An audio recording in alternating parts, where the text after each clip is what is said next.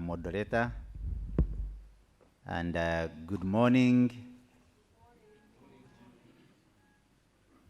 I will not go into protocol because the moderator has not yet indicated to us how we will proceed with the protocol. And I want to assume that you are all colleagues, and I want to welcome you. It has been a wet morning, and I'm happy that you've been able to make it. Onesimus Mujenyi is my name. The professor prefers to call me doctor because I hang around doctors, and I have done so for many years. Now he prefers to call me a doctor, maybe by association, but I'm still a mister. I'm happy to be here this morning, and what I'm going to do in a very few minutes is basically to account for what we promised, because we know that this convention has been happening annually, and every year we make commitments, and when the next event or convention is coming, we have to account. And you know, one of the roles of citizens, one of the roles of civil society is always to ask the duty bearers to account. And therefore, accountability means that you have the mandate, and you are counting how you've executed that mandate for the benefit of citizens. Now, you may want to ask what civil society has to do with accountability, but you know that civil society also has mandate. It's a watchdog. It complements the work that government does. And most of the time, those who don't appreciate the mandate of civil society normally ask, whom do you represent? Who is your constituency? And my colleague used to say, I don't need a constituency. I can even represent myself. But we have the mandate, and at the last convention, one of the things that we promised were to support the process that enhances transparency and accountability in the management of extractives. I hope, Professor, that is not too much English. You know, some of these things, at times you find a lot of difficulty in putting them in a very, very, very simple manner. But the assumption is, and rightly so, that there is a lot of opaqueness globally. This is not about this country per se. There is a lot of opaqueness. There is a lot of secrecy in the management of extractives. And here, basically, we are dealing with minerals and petroleum, oil and gas. The flow of information is always limited. The participation of citizens and other actors is always limited. And that's why there is always this urge to enhance transparency and accountability in the management of this sector. And that is the note, the story here has not been different. While there are a number of initiatives that are intended to make the sector more accountable, more transparent, there is still a lot that has to be done. And one of the promises was that we would support such kind of processes. And you all know that one of the key processes is the Extractive Industries Transparency Initiative, or that process that Uganda decided to join to open up in the way minerals, petroleum are managed. And I know that at a later stage, we'll be discussing that in detail, because I know that the Secretariat that is responsible for taking that process forward is fully with us here. So what we've done is that we've supported and informed the two reports that so far the country has produced. But now I could be talking about the second EITI report.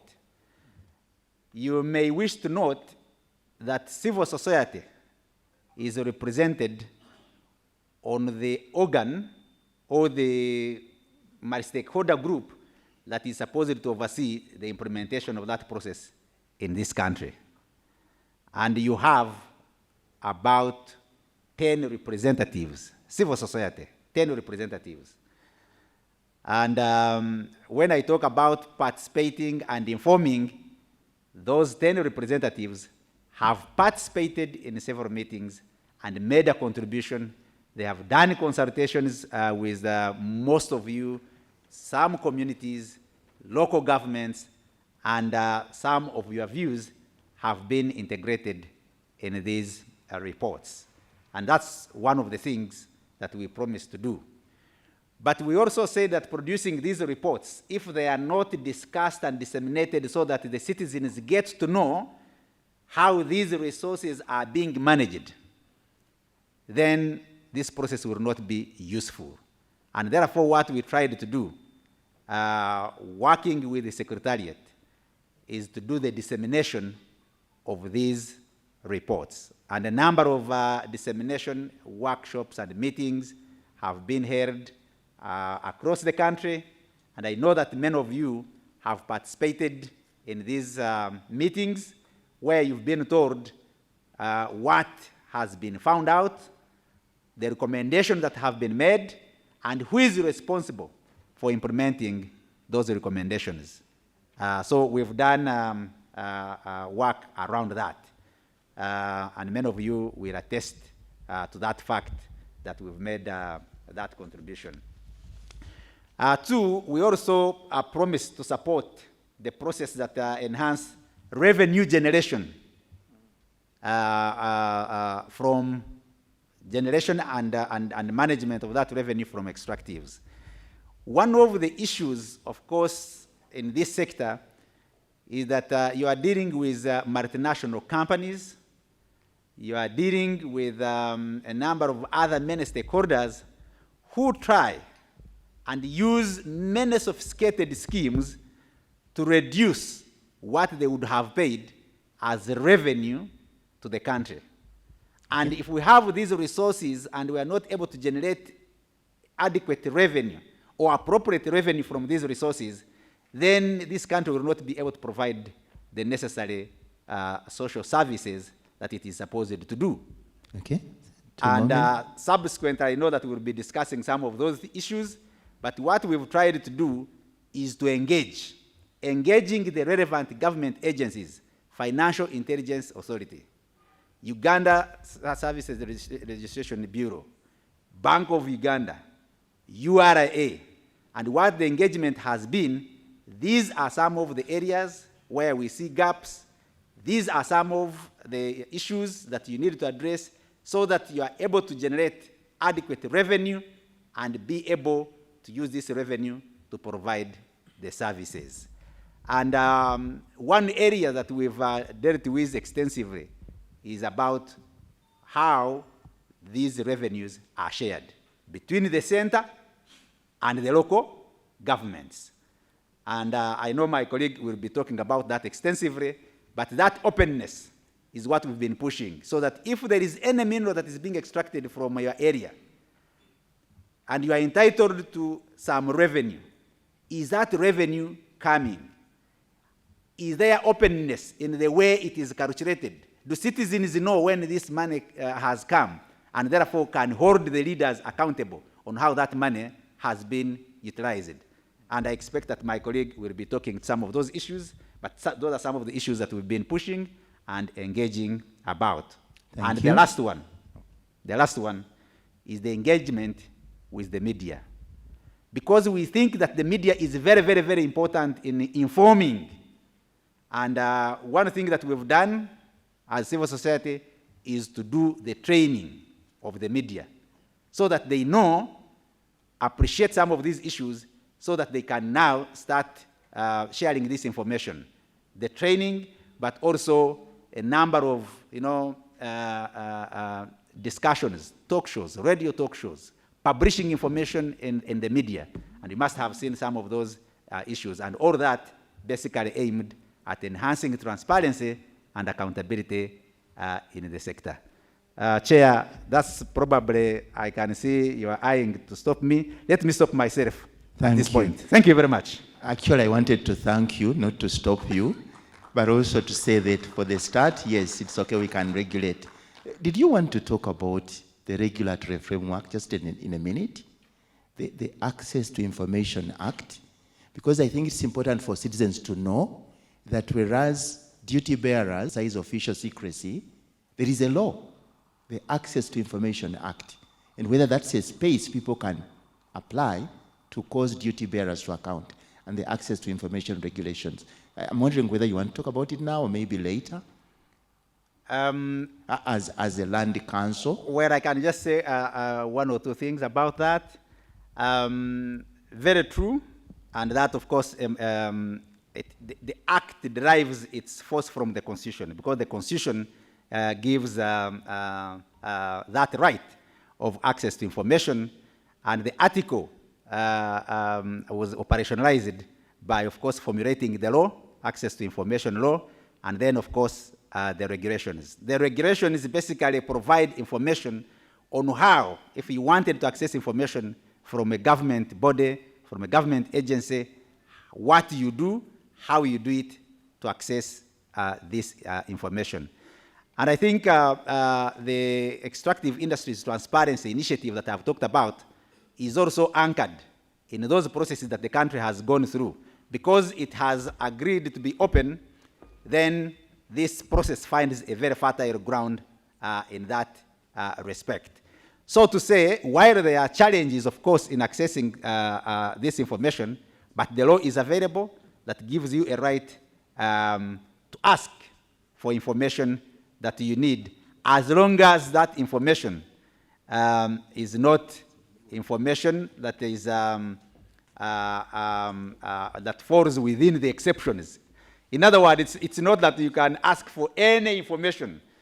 There is some exceptions to that, as long as that information is protected in terms of business interests, if it jeopardizes the security of the country, or if it relates to business information, or it is likely to cause a breach of peace, you may not be able to access that information. So for now, that's what I can say, but I know that more information will be coming in as we get opportunities to hear from our other colleagues. Okay, please put your hands together, and we thank Mr. Samjenyi for communicating in a language that's accessible, with the exception of the use of the word extractives. Maybe the artisanal and small-scale miners. And I'm requesting him to come and amplify the voice of these critical stakeholders in the theme of today. Is the question of why in pre-colonial Bunyoro Kitara, which included Mitiana Mubende, and Kabanyoro, and Masaka, and Rebitakuli. Masaka, we have people called Abahesi. Now they say Bawesi. In a place called Kihesi, but they changed it to Kiwesi. These fellows were able to extract as artisanal miners, to go to the kilns, to add value, deepen these value chains and make iron implements.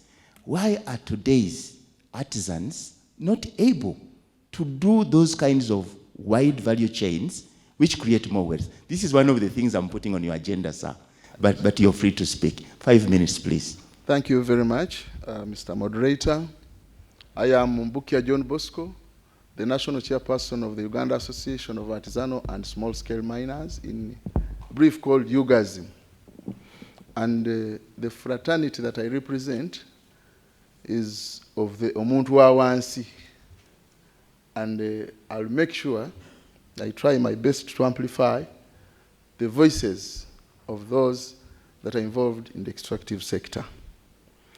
The Uganda Association of Artisanal and Small-Scale Miners is an umbrella body of the artisanals and small-scale miners in Uganda that are involved in the mining sector. We have 5 clustered mining regions in this country, and we have namely Central Region, Eastern Region, Western Region, Northern Region, and Karamoja Region. During our last Citizens Convention on mining, there are quite a number of issues that came up. And most of the issues were hinged towards the legal framework in the mining sector.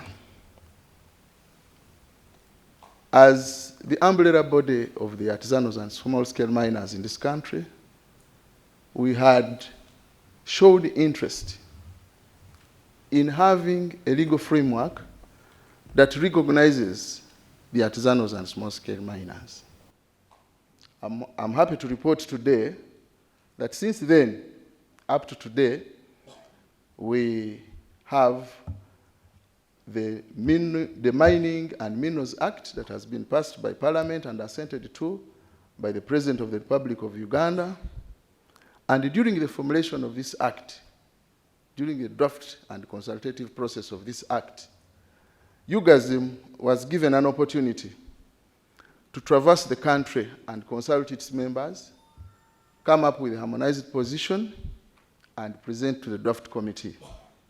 I would like to further report that we consulted throughout the country, our colleagues, came up with a harmonized position that we presented to the draft committee, and more than at least 40% of our issues were absorbed. I would like to appreciate government for the recognition that was not there before. Getting involved in formulating a law that is going to regulate you was quite good for the artisanals and small-scale miners fraternity. During the time after the last convention on mining, we have also had the regulations from our regulators, which were launched last year in August. That means our new law, the Minerals and Mining Act, is functional because we even have the regulations. And this had been our cry, and it is one of the issues that had left us lag behind because we were not anywhere almost in the previous Minerals and Mining Act. Despite the fact that we have now an improved legal framework, the Minerals and Mining Act and its regulations, there are still some challenges that we feel we should amplify to government for consideration. We are aware of the dangers of much reuse in the mining sector, and also cognizant of the fact that our government is a signatory to the international protocol, the Minamata Convention, that bars much reuse in the mining sector. We now have a law that bans the use of mercury in all mining sites in the country, and we feel this was long overdue because of the dangers that we are very much aware of. But it is a challenge to the artisanal and small-scale mining sector because there is no alternative that has been provided. much as we recognize all those dangers and the rest, but what is the effective alternative that has been provided? We request government to intensify either on research or on acquiring appropriate technologies for us that do not require the use of mercury. What have we done as UGASM? As UGASM, we have partnered with the academia. We have a working partnership with the Bustema University in research and innovation. We are trying to see if we can develop an alternative that can help our people. Because this law might be very hard to implement in the absence of an alternative. We have also partnered with Uganda Christian University, Nkozi, in the same areas of research and innovation. And there is some research going on, but at a slow pace because of funding challenges. We'd like to request government to take the same path, work with us, and see how we can get alternatives of mercury use for our people. The Minerals and Mining Act that has just been passed by government leaves us with some challenges. Much as we are recognized in the law also provides for progression, which was our dream. One can move from artisanal to small scale to medium scale and large scale, because all those types of licenses have been provided for in the law.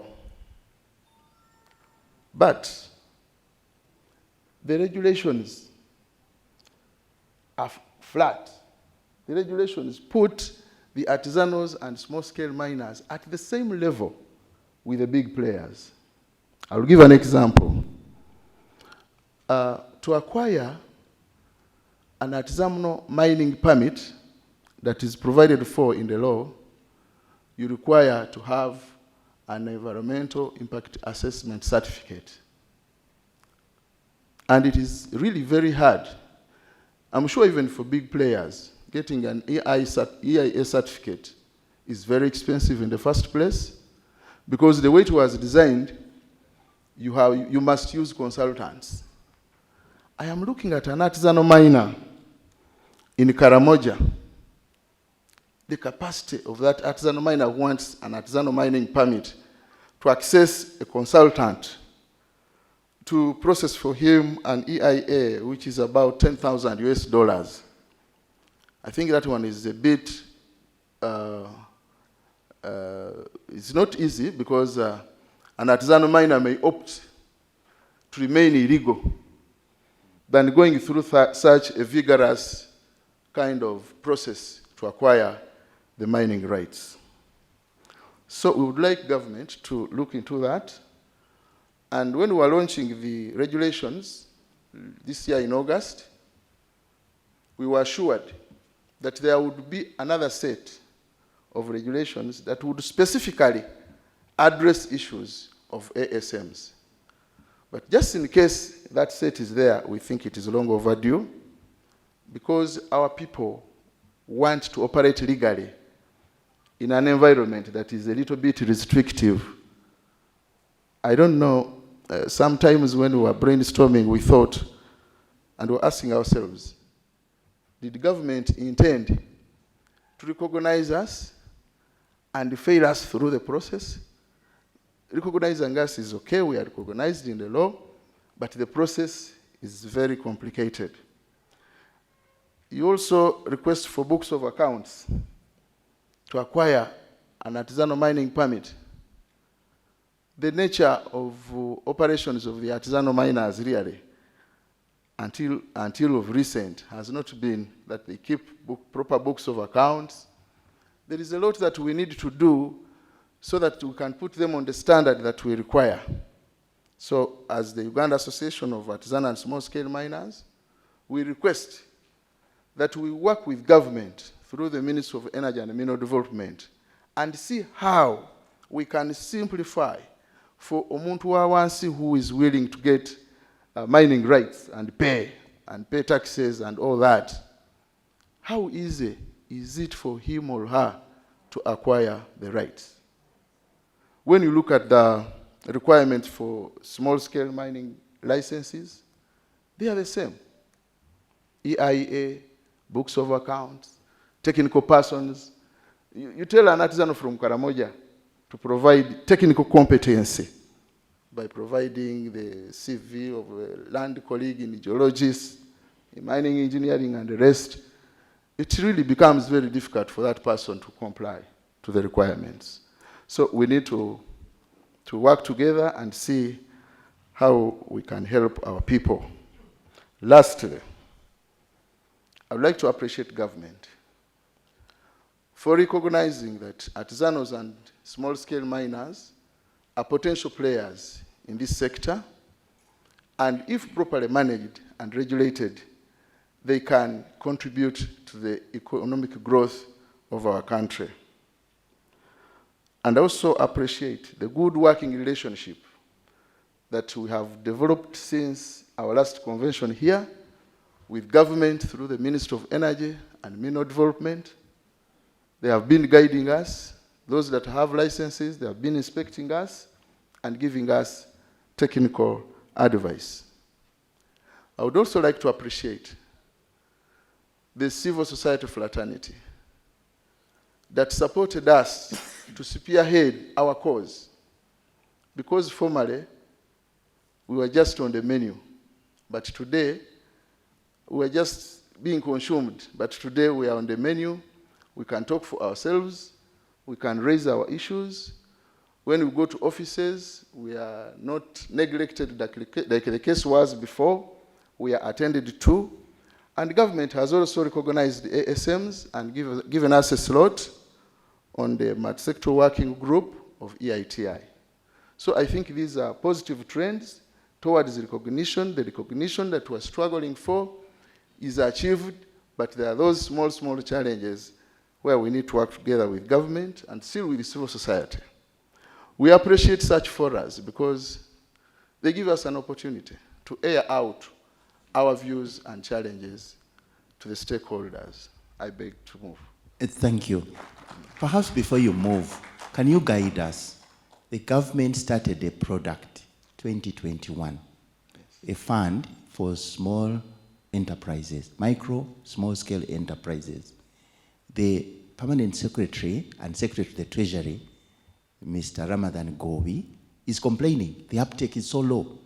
So as a mouthpiece, as a voice of Omuntu Wawansi, what stops these businesses, small-scale artisanal miners, from borrowing this money?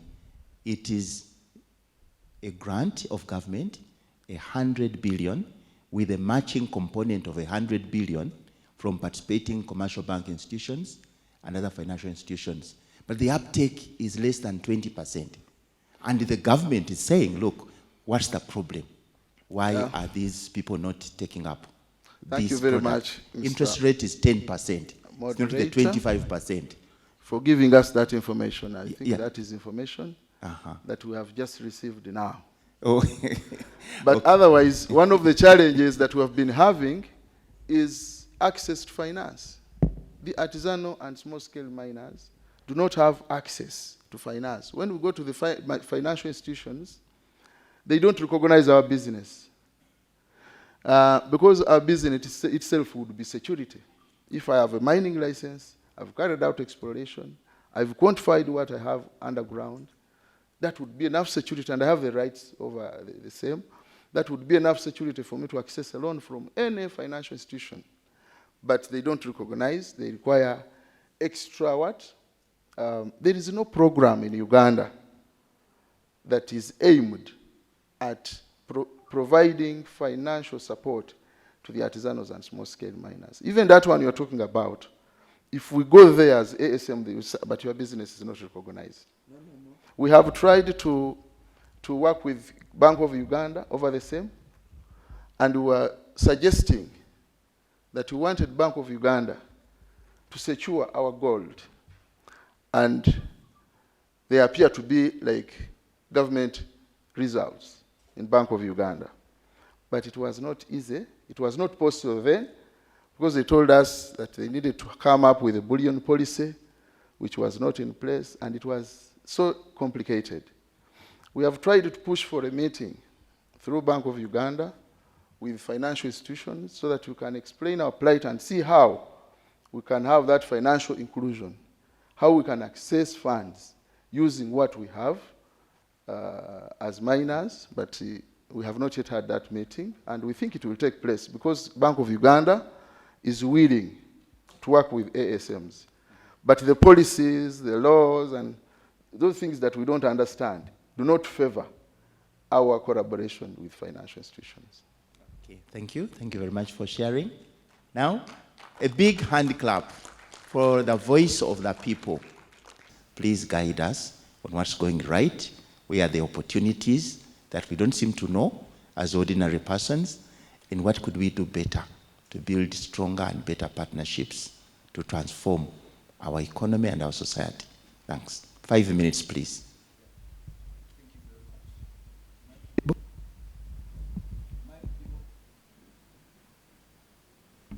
Okay. Yeah, thank you very much, Mr. Moderator. My name is David Sebagala. I'm a Senior Inspector of Mines, working with the Directorate of Geological Survey and Mines in the Ministry of Energy and Mineral Development. I want to start by thanking the organizers of this convention for inviting and involving government. And I want to give a status of the affairs in regards to accountability within the mining sector. Mainly, I'm going to look at what has government been able to do since the last convention that was in 2020. So, and to start this conversation, I will say the role of government usually is to create an enabling environment for the mining sector. And in that regard, as the Ministry of Energy and Mineral Development, on behalf of government, we have been able to enact the Mining and Minerals Act of 2022. This act has solved a lot of lacunas, all loopholes that were in the Mining Act of 2003. And the Mining Act of 2003 mainly looked at exploration and mining, and it stopped there. It had very limited provisions on value addition that has become an agenda of many African countries in their agenda to add value and maximize revenues from their minerals. So the new Mining Act of 2022 that was recently passed provides for the entire value chain, for regulation of the entire value chain. And what do I mean by the entire value chain? It provides for regulation of prospecting operations, exploration operations, mining operations. It goes ahead to provide for smelting operations, where if someone is interested in doing a standalone operation for maybe smelting, refining, or even mineral processing, all that has been brought into the Mining Act. Those provisions for value addition were not part of that. Secondly, we have also made provisions for artisanal mining licenses. These were not specific. There was a provision for a location license that was intended to be used by locals that were participating in mining operations. But now we have come up with an improved set of provisions within the Act that looks at artisanal mining. And in line with that, the Act has also made provisions for the government to zone out areas for artisanal miners. And this is a work in progress. Very soon we shall be publishing which areas have been mapped out for artisanal miners.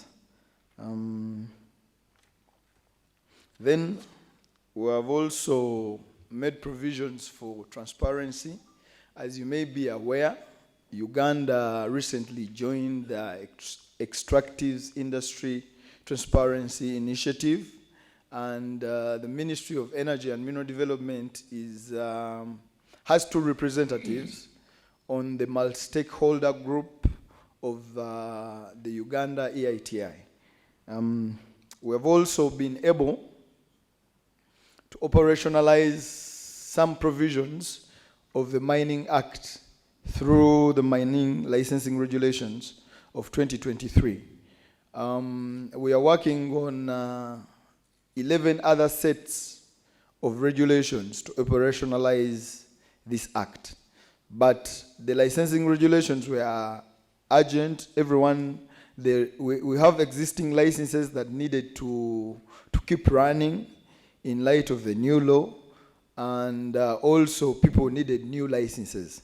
So we fast-tracked the mining licensing regulations, and they're in operation at the moment.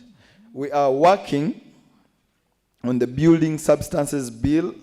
If you can recall, the initial bill that was presented to Parliament had provisions for regulation of extraction of building substances within the country. But this was expunged by Parliament when the law went to Parliament, and Parliament requested that we prepare a separate bill for building substances. So we are in advanced stages of completing that bill, and it will soon be presented to government. We have also been able to work on the regional certification mechanism laws that intended to operationalize the implementation of the International Conference on the Great Lakes regional certification mechanism regulations within Uganda. So we have an act that was passed some time back, and the regulations that operationalize the RCM Act are also in place at the moment. They were signed by the minister a few months back. We are working towards launching the ICGLR export certificate for Uganda, which will be late in November of this year. And this certificate is for the 3 TGs, for those miners that are working with the 3 Ts, that is tantalum, tungsten, and tin. And G stands for gold in that.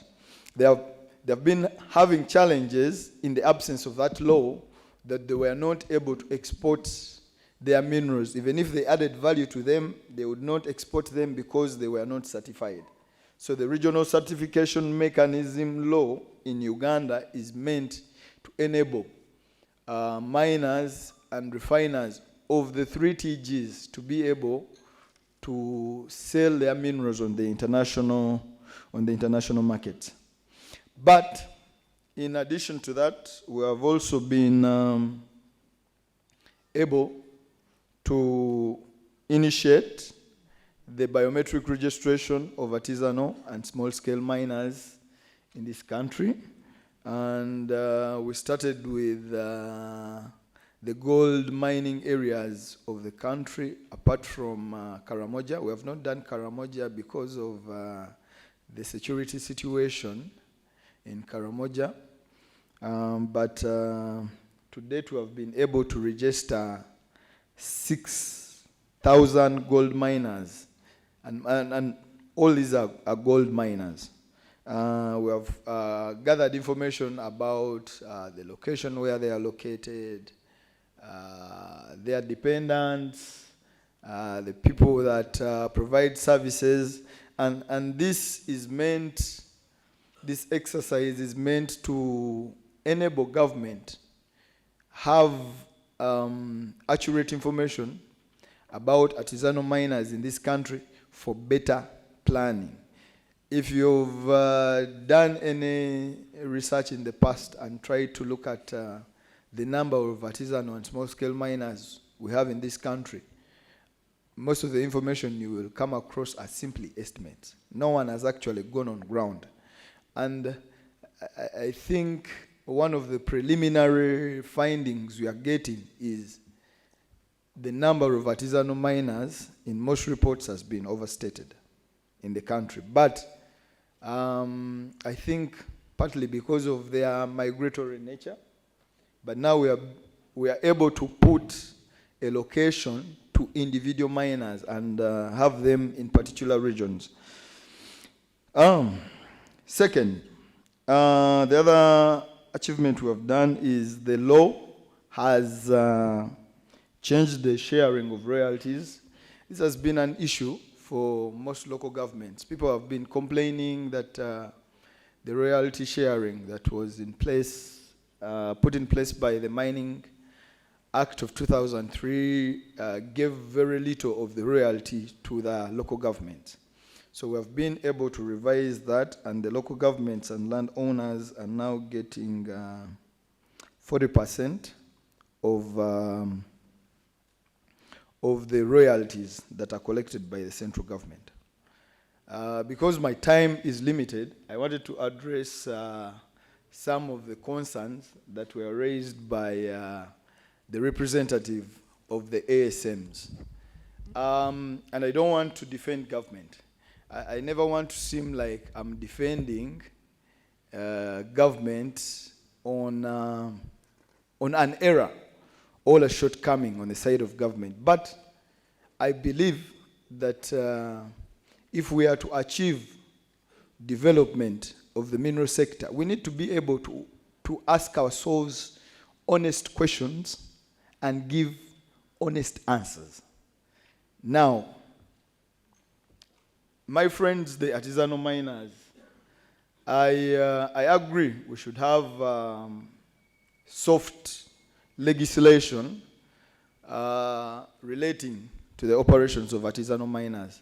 But also when you look at environmental degradation statistics in this country, the artisanal miners are one of our largest environmental degraders in this country. And that is why we thought initially, because their licensing did not require the environmental legislation to be applied to them. That is why they were able to dig up holes and remove the gold, sell it, and then walk away and leave behind huge pits and holes. And these holes, during the rainy seasons, they accumulated water, and it became difficult for government to now address malaria issues. So we need to be honest. If the artisanal miners do not want to be subjected to environmental legislation, what is the alternative? You are not going to produce gold, share the benefits of producing gold, and then you don't want to be environmentally responsible. I think we should all be responsible. We share in the benefits, but we should also share in the costs that are associated. So that is one of the things. We can't want recognition and not want to be accountable for our actions.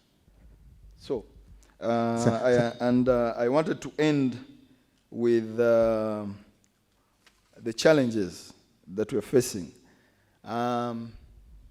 Like I said, if we are to see development in this sector, we need to ask ourselves honest questions and give honest answers. And in my opinion, the biggest challenge that the mineral sector in this country has is funding. If you look at the budget for this year for the Ministry of Energy and Mineral Development, the Mineral Development Program has been allocated less than 10% of the entire allocation to the energy and mineral sector. And then, but we expect it as spelled out in the I think in the budget. The budget prioritized the mining sector, and they said they are looking at it as one of the sector that can fast track the reversing of the effects of COVID on our economy. So in the wording within the budget, very good, prioritized. But when it comes to the funds allocated, it is the same amount of money that was allocated in the last 3 financial years. So I think we need the same approach we have taken for oil and gas, and the same approach we are taking for energy infrastructure in this country should be the same approach we take for development of the mineral sector in this country. And lastly, I want us, as we deliberate on issues in this convention, I want us to always keep this question in mind. Are we in position to ask ourselves the hard questions and give ourselves genuine answers to see this sector go forth? Thank you very much. Thank you very, very much. Thank you for appreciating, but it's rare to have a senior officer present in our meeting. And I wanted to request, because he's an expert, an engineer, I wanted to request you briefly to highlight on the alternatives to mercury in the mining sector, especially for small-scale and artisanal miners. It's very important that an expert coming to us must share information freely, disclose. These are the alternatives. Number 2, the small-scale and artisanal miners appear to be shying away from Makerere University. All these other universities are important, but they are our babies. So you're going to talk to babies. Are you sure that you don't want to talk to the judge who produced these young universities? You work with the Faculty of Technology at Makerere University with our researchers. I'm not saying don't work with others, but I'm saying we do have infrastructure, perhaps which is better, at Makerere University. Why do you think you can't partner with Makerere University? Number 3, I would request the engineer to comment, because you are a voice of government, at least in this meeting. How do we make the fund for the small businesses, the Small Business Recovery Fund, how do we make it more accessible to our people, the artisanal miners, the micro businesses? The rules were revised. The initial provision was that you are eligible if you have a business that employs 5 people to 49 people. Over time, it has been revised. Now, 2 people is the minimum. And I'm sure many of these people have 2 employees. So what needs to be done? Because the government is still concerned that the uptake of this fund is still low. You're free to comment on these 3 little questions now or later. But thank you. Thank you very much. There are alternatives to processing of gold, actually recovery of gold, and one of them is borax, and then there is another one which we call leaching, and this is done with cyanide. Now, the challenge here is not that the artisanal miners don't know the alternatives.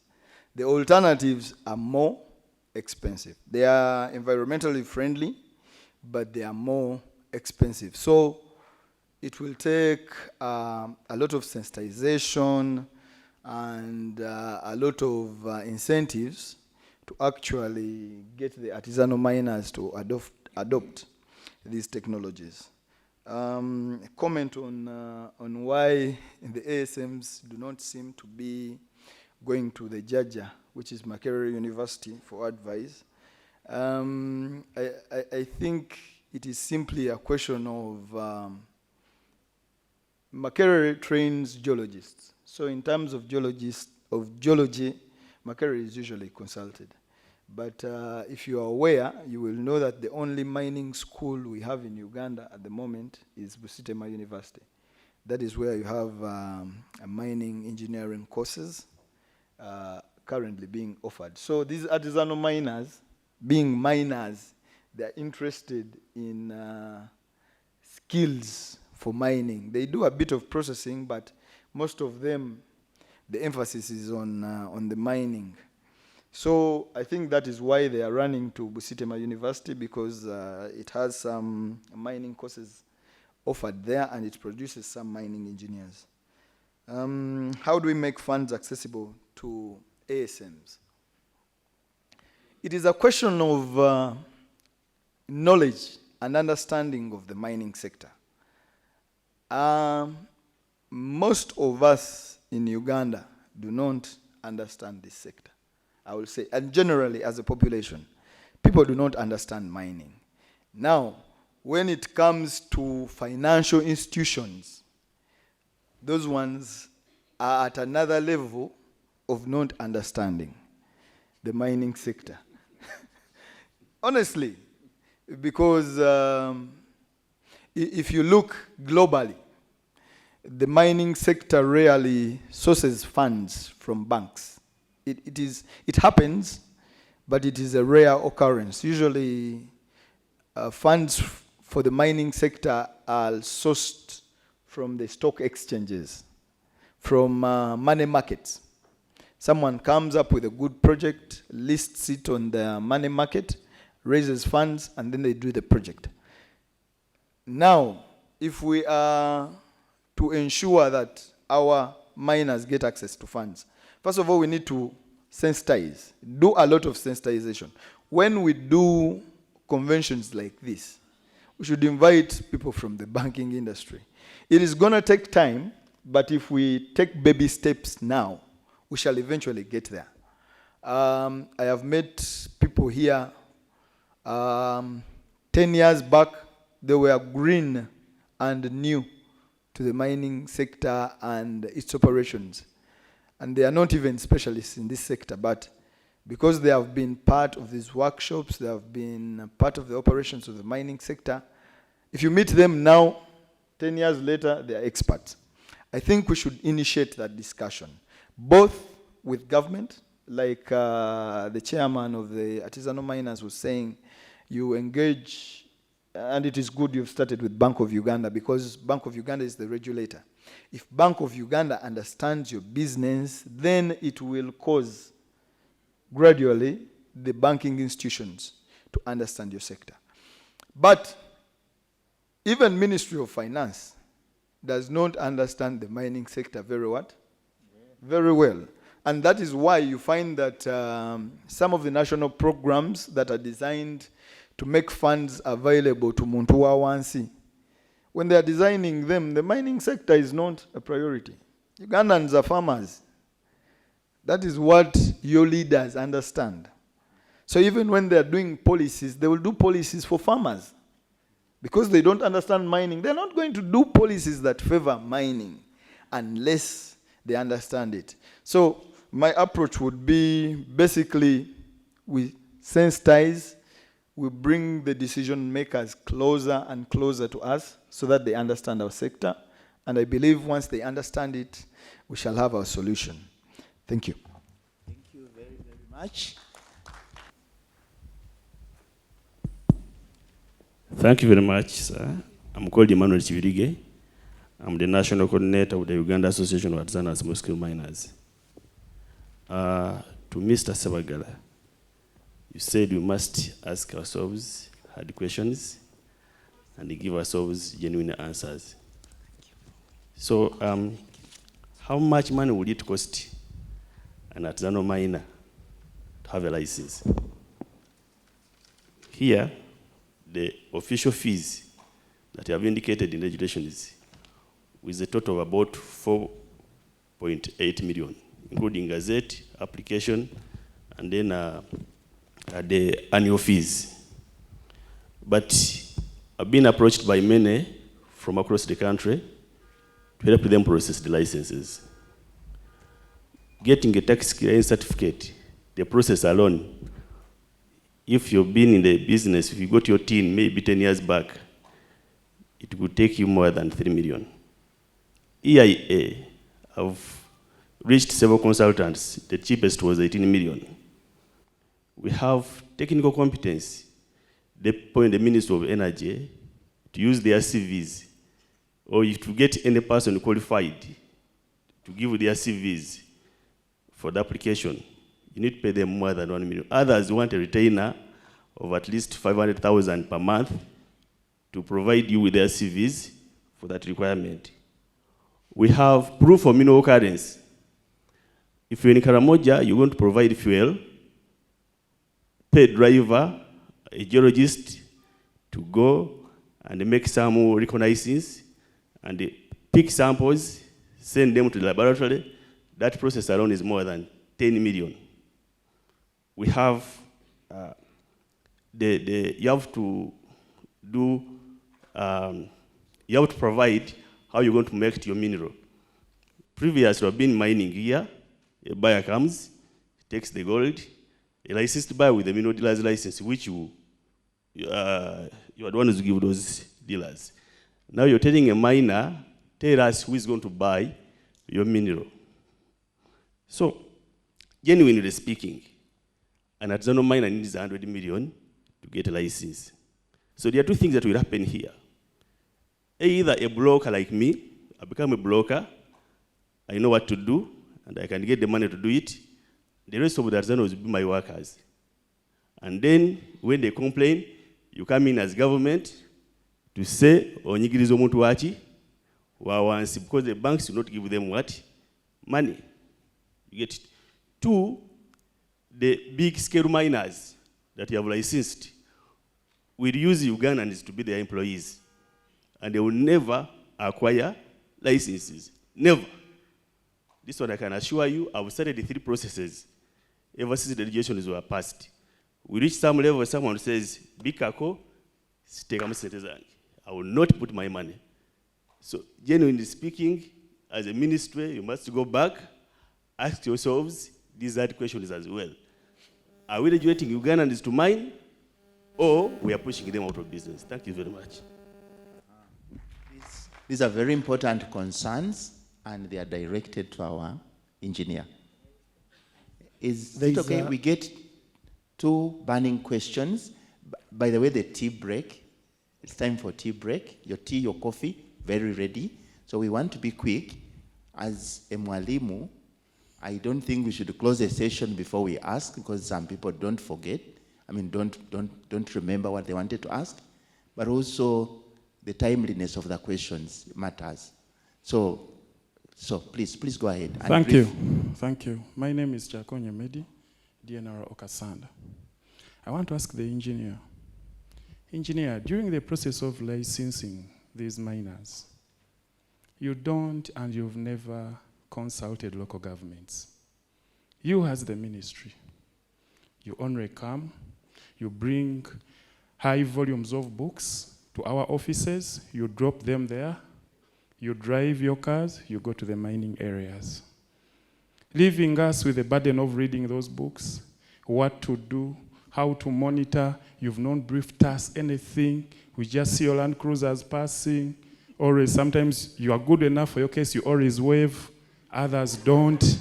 Kwagamba, you see that the mining sector is in lacoons only. You see, those people, these miners need help. These miners need help. The Mumas, those miners in Mubende, they need hope, and they are anxious to be hoped.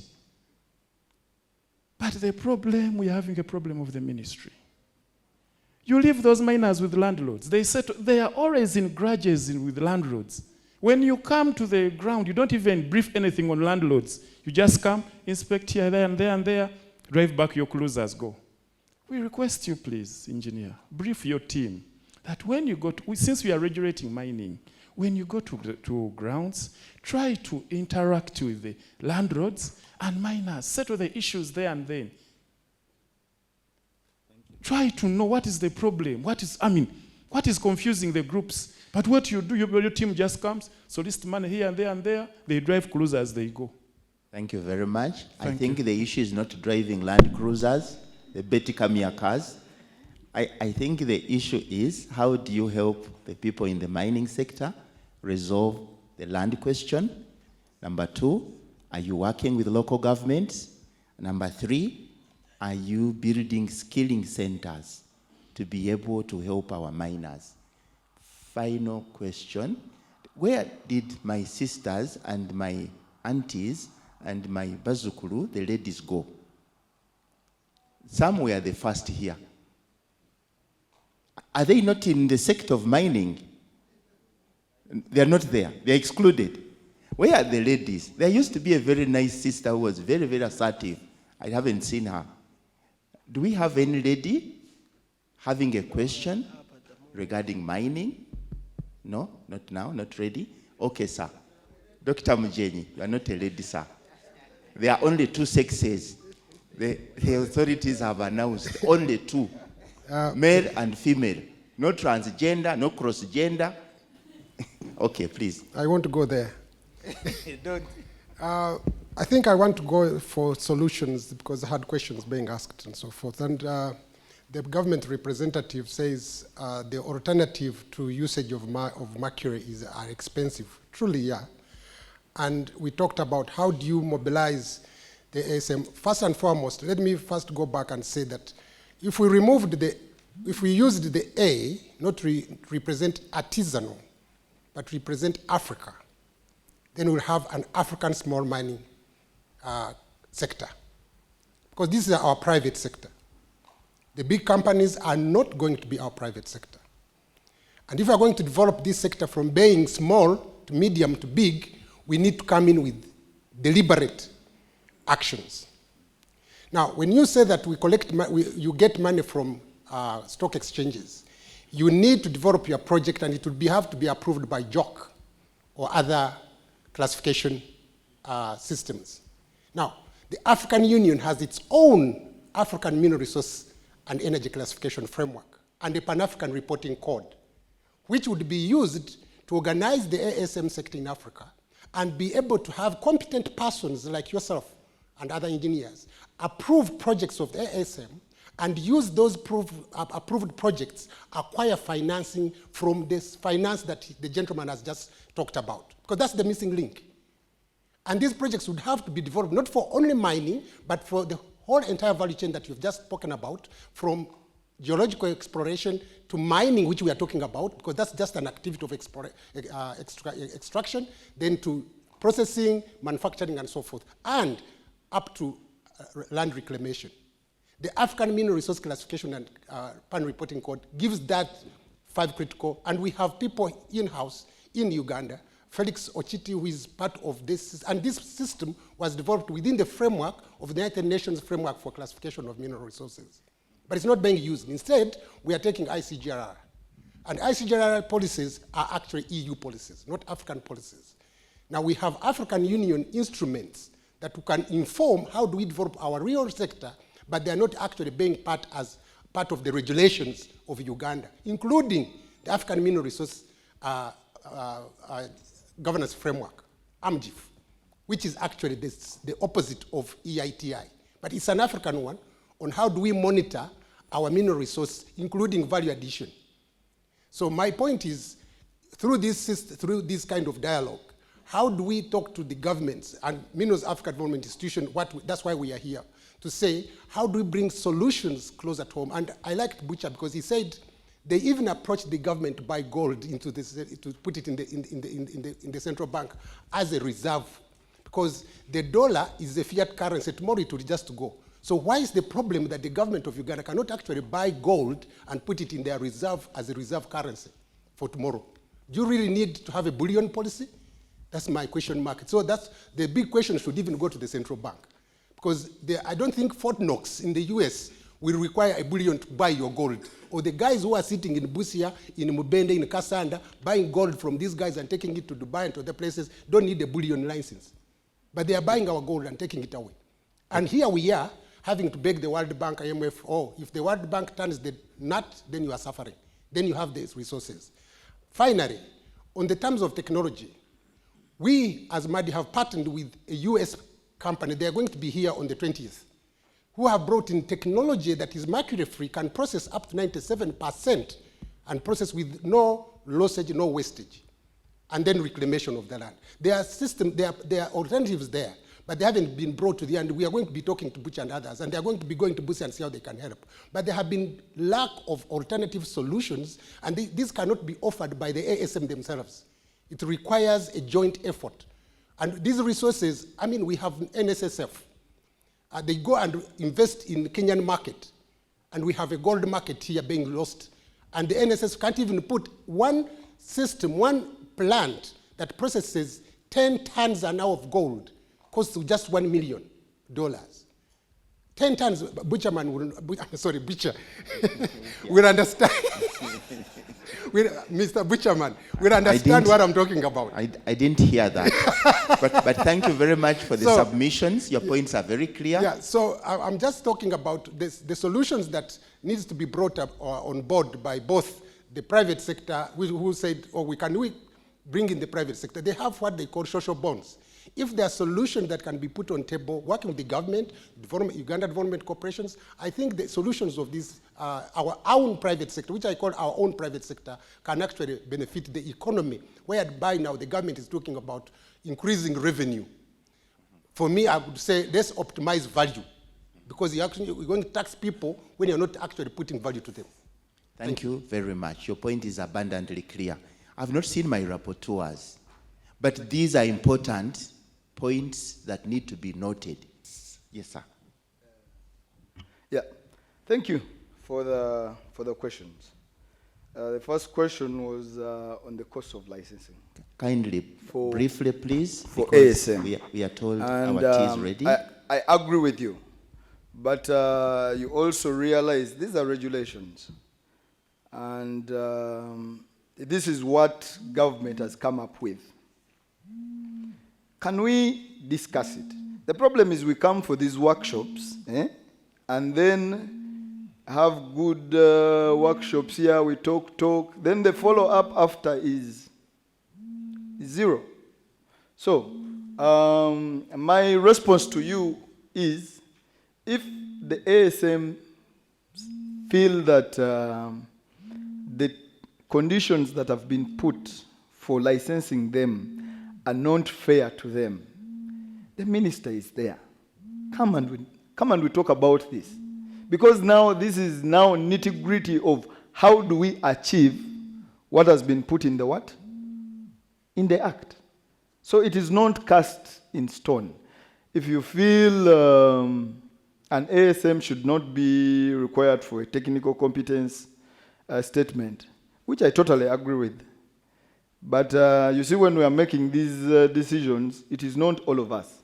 We are not, and we have different competencies within the ministry.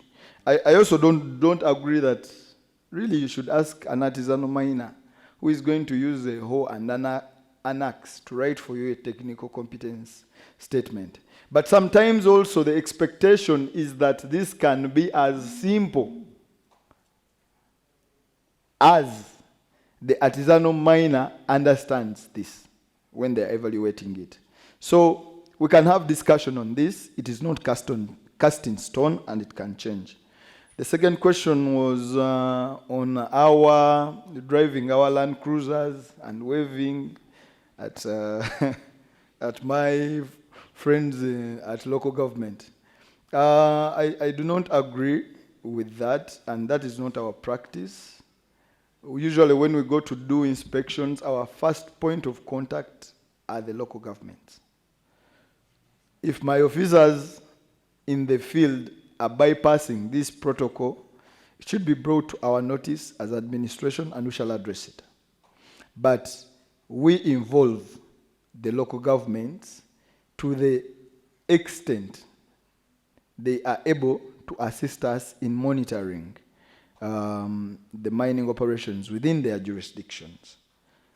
And lastly, to make a comment on the last speaker's submission, I agree with everything he has said.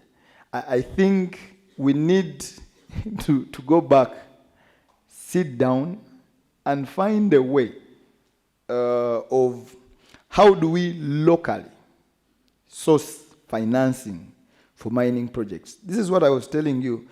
If a big percentage of our population understands mining. We don't need to even look for money in banks. Some of these artisanal miners have billion-dollar projects. But because the people around them do not understand, you find people investing in real estate, they invest in agriculture, because that is what they understand. But if Ugandans understood the mining sector, we can use our own funds to develop these projects. And then also our institutions, like he said, if you went to Australia, the largest shareholder in Rio Tinto, Australia, is actually the Australian NSSF. It is the largest shareholder. Because the country and they are taking, and they are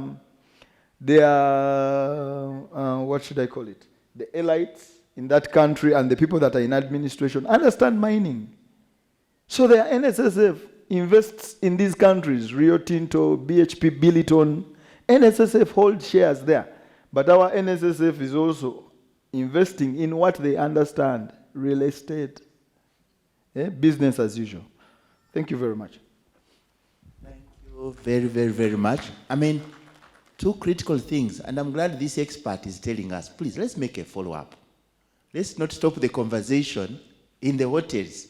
We need to get a team that will make a follow-up. The minister and other officials are available. These technocrats will help us package our messages so that the messages are buyable by the minister. But the other thing you're mentioning is that there's a lot of education we need to be doing. A lot of skilling and training and also sensitization. But that's largely on the side of government. So government needs to disclose this information, have clinics for dissemination of information, so our people can know that mining is big business, perhaps more profitable than some of the things we are doing. Saloons, supermarkets. You ask somebody selling bread, how much do you make on each loaf of bread? They hardly get 2,000 shillings. Soap. So kindly, as government, could you tap some colleagues in government so that we can actually make people know that here is serious business, more serious than peasant farming? The voice of the people wants to clarify something in 2 minutes, and then we go. The issue is about mindset change. Because our technical people still have a mindset that does not believe in Ugandans pushing forward this sector. And they are the designers of the policies. Yes, they should be also asking themselves hard questions like they are advising us to. What incentives have you put in place for an artisanal miner in Karamoja to come running for a license? How easy is it for him to get one? Because we want to regulate our Ugandans, our Africans, and we want to see these Africans benefiting from their God-given natural resources, those that can.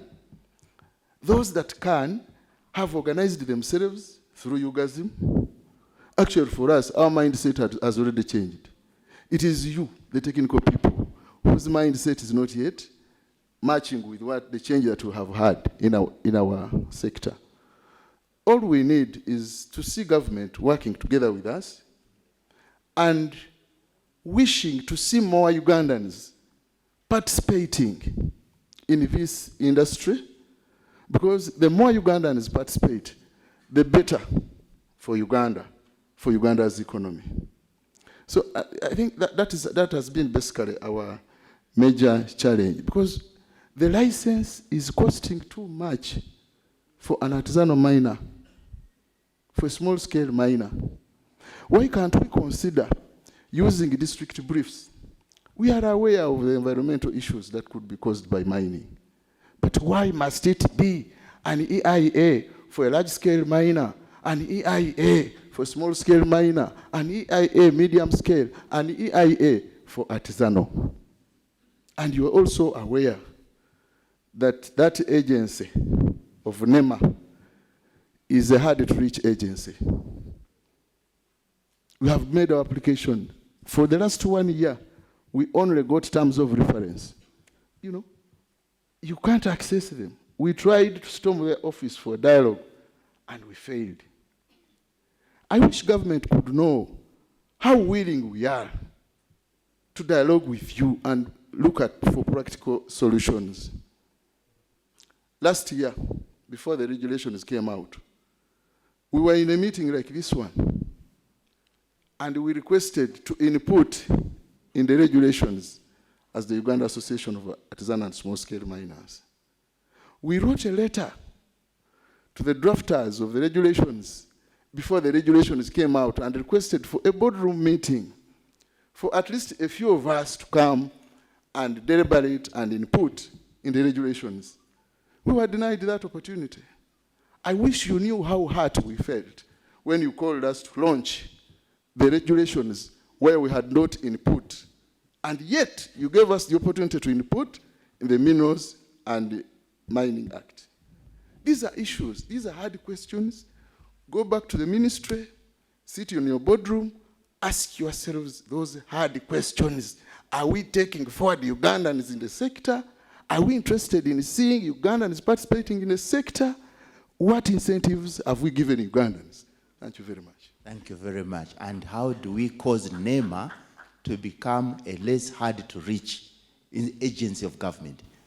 Do we need them on board in this conversation? Now, next to me is a senior lawyer. Did you want to invoke some laws that we can tap so that we cause these duty bearers to behave, so that we promote our people's development?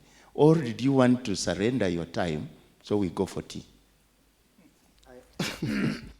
I won't surrender the time, but advise that we need to document some of these issues, because there are also other stakeholders that can support some of these positions, but because they are not documented, either they are not shared, then when you are denied an opportunity, it ends there.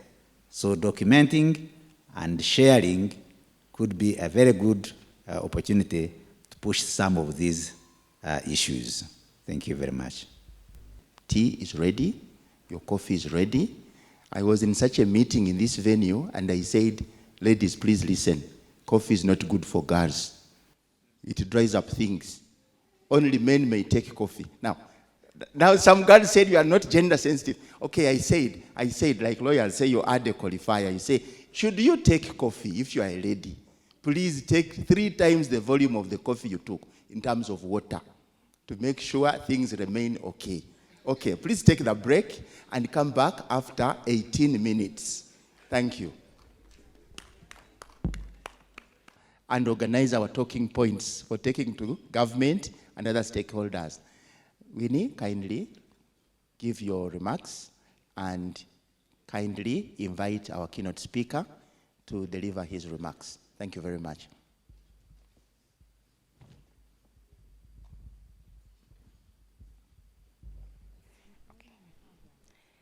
Good morning, ladies and gentlemen. Hey, people, good morning. Good morning. How Nabo. are we? All right, thank you. My name is Winfred Ngabirwe, and I work with Global Rights Alert, and I'm here to welcome us all on behalf of the organizers of this year's Citizens Convention and Extractives. We used to call it Citizens Convention on Mining, and then we decided because we need inclusivity, we need to look at our sector as a whole, we are going to call it Citizens Convention on Extractives. So the CCM that you have known for the last 5 years is now replaced with the CCE. And I felt good because I used to be in CCE at Makerere University. So I was like, yay, my hall. So we are happy to see you all. You're welcome, and we hope that you're enjoying the discussion and the conversation that we are yet to have.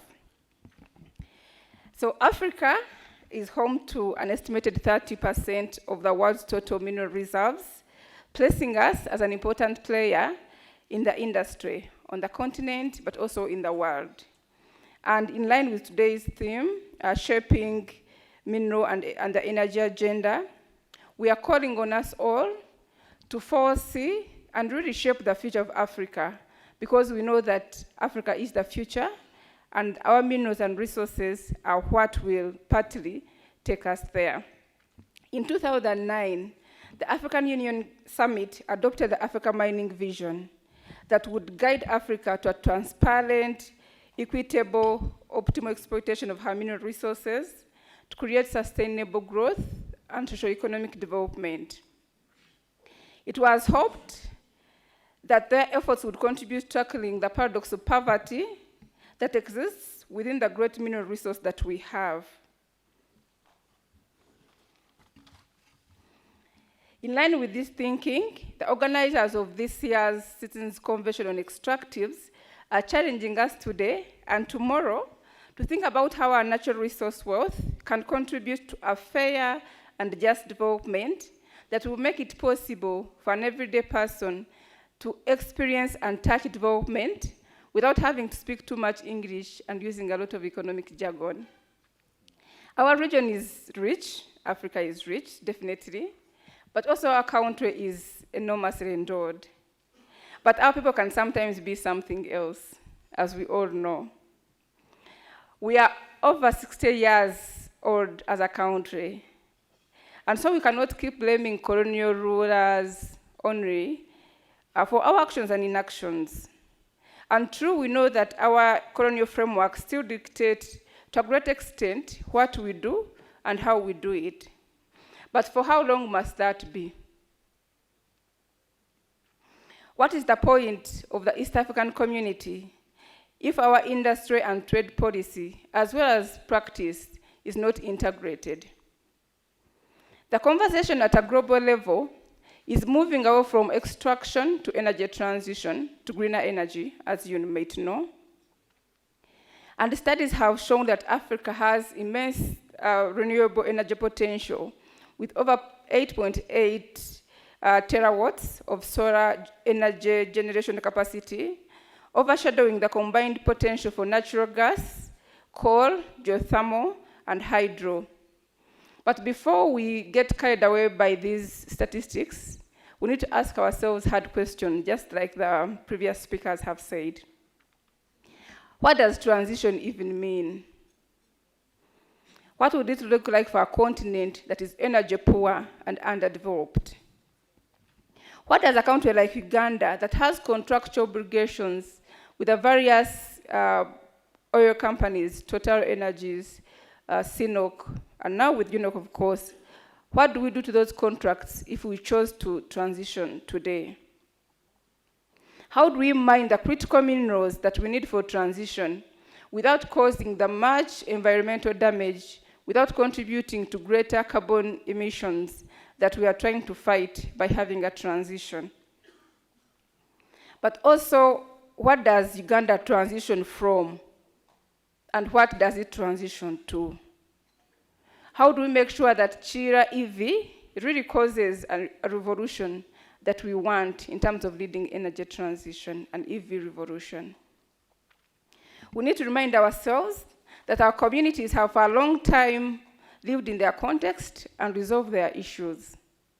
But when external forces come in, like in this case of Uganda, the discovery of oil and gas, as well as the continued discovery of minerals, we know that we have a lot of rare earth minerals that have been discovered.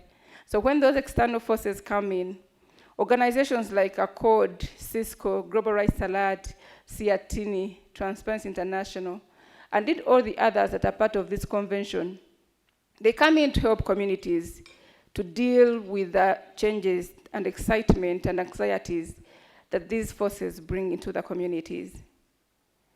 But we know that in most countries, and as we have seen, the space for civil society actors to work, whether they are individual organizations, whether they are coalitions, whether they are civic groups, the space can sometimes be difficult.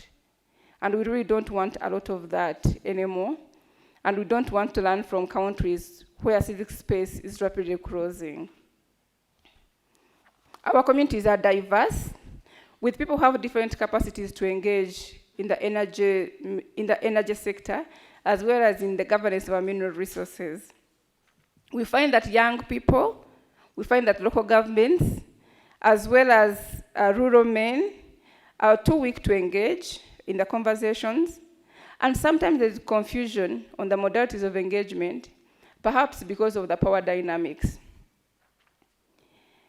Our business communities, up to now, majority of them are still asking how they can be part of the database that has potential suppliers of goods and services to the oil sector. Those questions they ask us, and so we are here hoping that government officials who are here with us today and tomorrow would perhaps give us answers. Continuing to build the power of the community, as well as shaping our regional and national agenda, requires that we support ourselves, support our governments, and support the communities for an extended period of time. But our planners most often plan for 5 years, as if 5 years is long a time. It is such a small time. We can't be planning every 5 years and undoing our plans every other 5 years. I think we need to be long-term in our thinking and in our planning, as well as implementation. So I would like to appeal to us that whether we are addressing climate change, energy transition, EITI, gender mainstreaming, civic engagement, or corporate accountability, we must respect the progressive norms and customs of communities, but also harness the indigenous knowledge that has shaped us for many centuries. I think they are positive things that we can pick up. And with that, I also look forward to seeing you all in 2024, in October, for the 8th Citizens Convention on Extractives. But before I sit down, I would like to invite the co-organizers of this event so that they can wave and can also be recognized. And I'll start with Advocates for Coalition and Development, Advocates Coalition for Development and Environment, ACCOD, represented by Onesimus Mujenyi, who was here on the panel. Onesimus, if you're around, please come forward. ACCOD is a think tank that works within Eastern as well as Southern Africa. We have Center for Budget and Tax Policy Africa, which is also a think tank that works on budget and tax policy. It is represented by Mr. David Warakira. Please come forward. The Civil Society Coalition on Oil and Gas, which is a loose coalition of over 60 members that work to make sure that our natural resources are sustainably governed. It is represented by Mr. James Opito. Where are all these men? I just want you to see how men-loaded the sector is. Please, James, Onesimus, David, James, please come forward. David, come forward. Onesimus, come forward if you're still around. Global Rights Alert is the host for the Citizens Convention in Extractives, and it is represented finally by a lady, Miss Joy Akol. Please come forward, Joy. Mineral Africa Development Institute, MADI, which is a unique innovation social enterprise, an independent African think tank, represented by Mr. Frank Mujenyi. The Southern and Eastern Africa Trade Information and Negotiation Institute, CIATINI. It would have been represented by a lady, but I think she had another engagement, so. Is there anyone from CIATINI, apart from Regina? Aloysius is here, oh my God, it's another gentleman. Aloysius, please come forward. We have Transparency International Uganda, represented by Peter Wandera. We know Transparency for its work on anti-corruption. And we have Uganda Association of Artisanal and Small-Scale Miners, UGAZIM, represented by Mr. Bosco Butcher. Please come forward. We have the Uganda Extractive Industries Transparency Initiative Secretariat, UGAITI, represented by Ms. Bronia. We have the Ministry of Energy and Mineral Development, represented by Mr. Sebagara, David, who has just stepped out. We also have Ministry of Energy and Mineral Development, represented by our friend Clovis. Please come forward. The ministry is represented, so we can say we have no one from government and ministry. We have Ministry of Finance and Economic Development, which has also supported this year's convening, not with a budget, please. They didn't give us any money, but we hope that they will give us money, supplementary budget, to support the recommendations from this meeting. Clovis comes from Petroleum Authority, but very close associated with the Ministry of Energy. So thank you for coming. Ladies and gentlemen, this is the team behind this convening, and we look forward to having you again next year. I wish to recognize your support as Global Rights Alert that you have extended to us over the years, and particularly for this event. Your support, your trust, your money, your ideas, we cannot take it for granted. So thank you very much, and you are welcome. Thank you, can go back. Thank you. I thought you'd join them for a photo. That's an archival material for this kind. Very, very archival, very significant. If only to illustrate the male dominance, but also to show that the voices of the people are increasingly voices of shining and healthy-looking people, not necessarily people who are poverty-stricken. Okay, but this is a very, very important archival picture.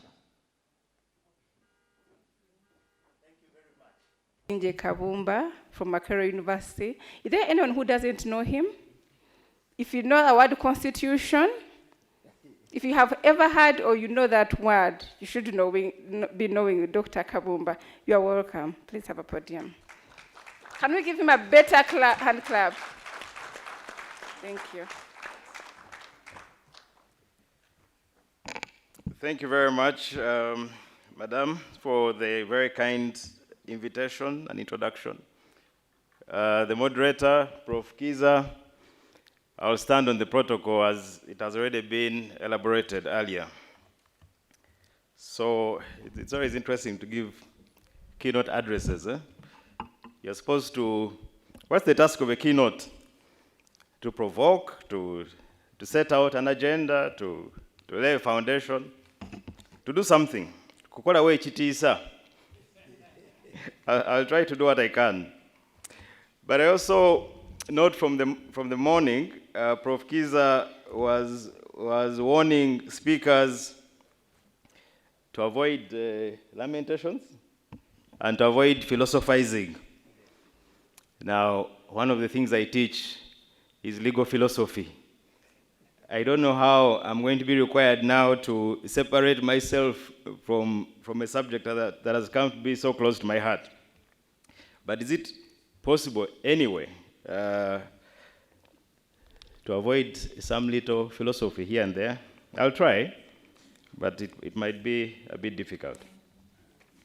But let me start with two little stories before I go into the philosophy. 2003, I was an intern at FHRI. And I remember a colleague there asking me, said, but why don't you go and study for a master's? Why don't you go and study oil and gas? This was 2003. And I remember telling her, I said, but why? Why would someone in Uganda, where there's no oil whatsoever, why would someone in Uganda go and study oil? It's only, I think, after 5, 7, 8 years, I say, oh, that was the reason.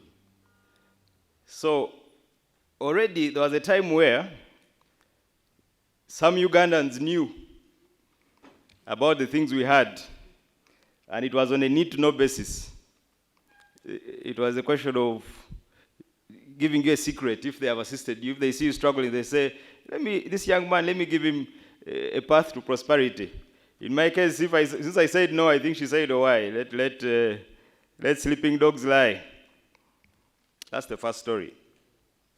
The second is it was now 2005. I had finished law school, and I had performed a little bit well, and there came out in the New Vision, the Central Scholarships Committee, saying Ugandans apply for these things, and so I went to take my application. I think it was one of those towers somewhere. And I found there an OB of mine. And he looked at me with sadness. He said, I could see in his face, he said, are you sure you want to apply? In my mind I said, but why is this OB, why does this OB want me to put in my papers? So I proceeded to apply, expecting at least to be called, and you fight it out at the interview stage. I was not even shortlisted. I never heard from them again. And it seemed that was the practice. And I understood again why my OB had been sad. He was pitying me for all the time I was putting into a process that he knew was where the people for the scholarship had already been identified, and then the call goes out. I think after some time they even stopped pretending. The call even stopped going out. The title for my brief presentation is Extraction and Constitutional Reconstruction. So, Madam Winnie, I found a way to put there constitutional things. Extraction and constitutional reconstruction. Are these things related? I think the convention is an important one. It's a timely one. The theme is timely.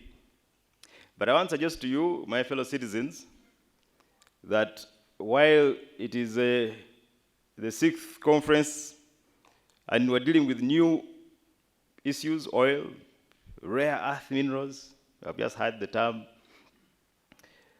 and that you in the sector are grappling with the question as to what to do with these significant resources, and the government is scrambling to pass regulations, and sector players are trying to respond to the new issues. That definitely they are new issues. But I want to suggest to you that much as they are new, they are also old questions. And that any new answers that you might want to come up with must be situated in that older paradigm. I think it's the Bible that says there's nothing new under the sun. Part of our sun here is the nature of our state. And I want to suggest to you this morning that the very foundation of the modern state, the so-called Westphalian state of the 17th century, the very crafting of what a state is modeled around extraction. Extraction, economic exploitation,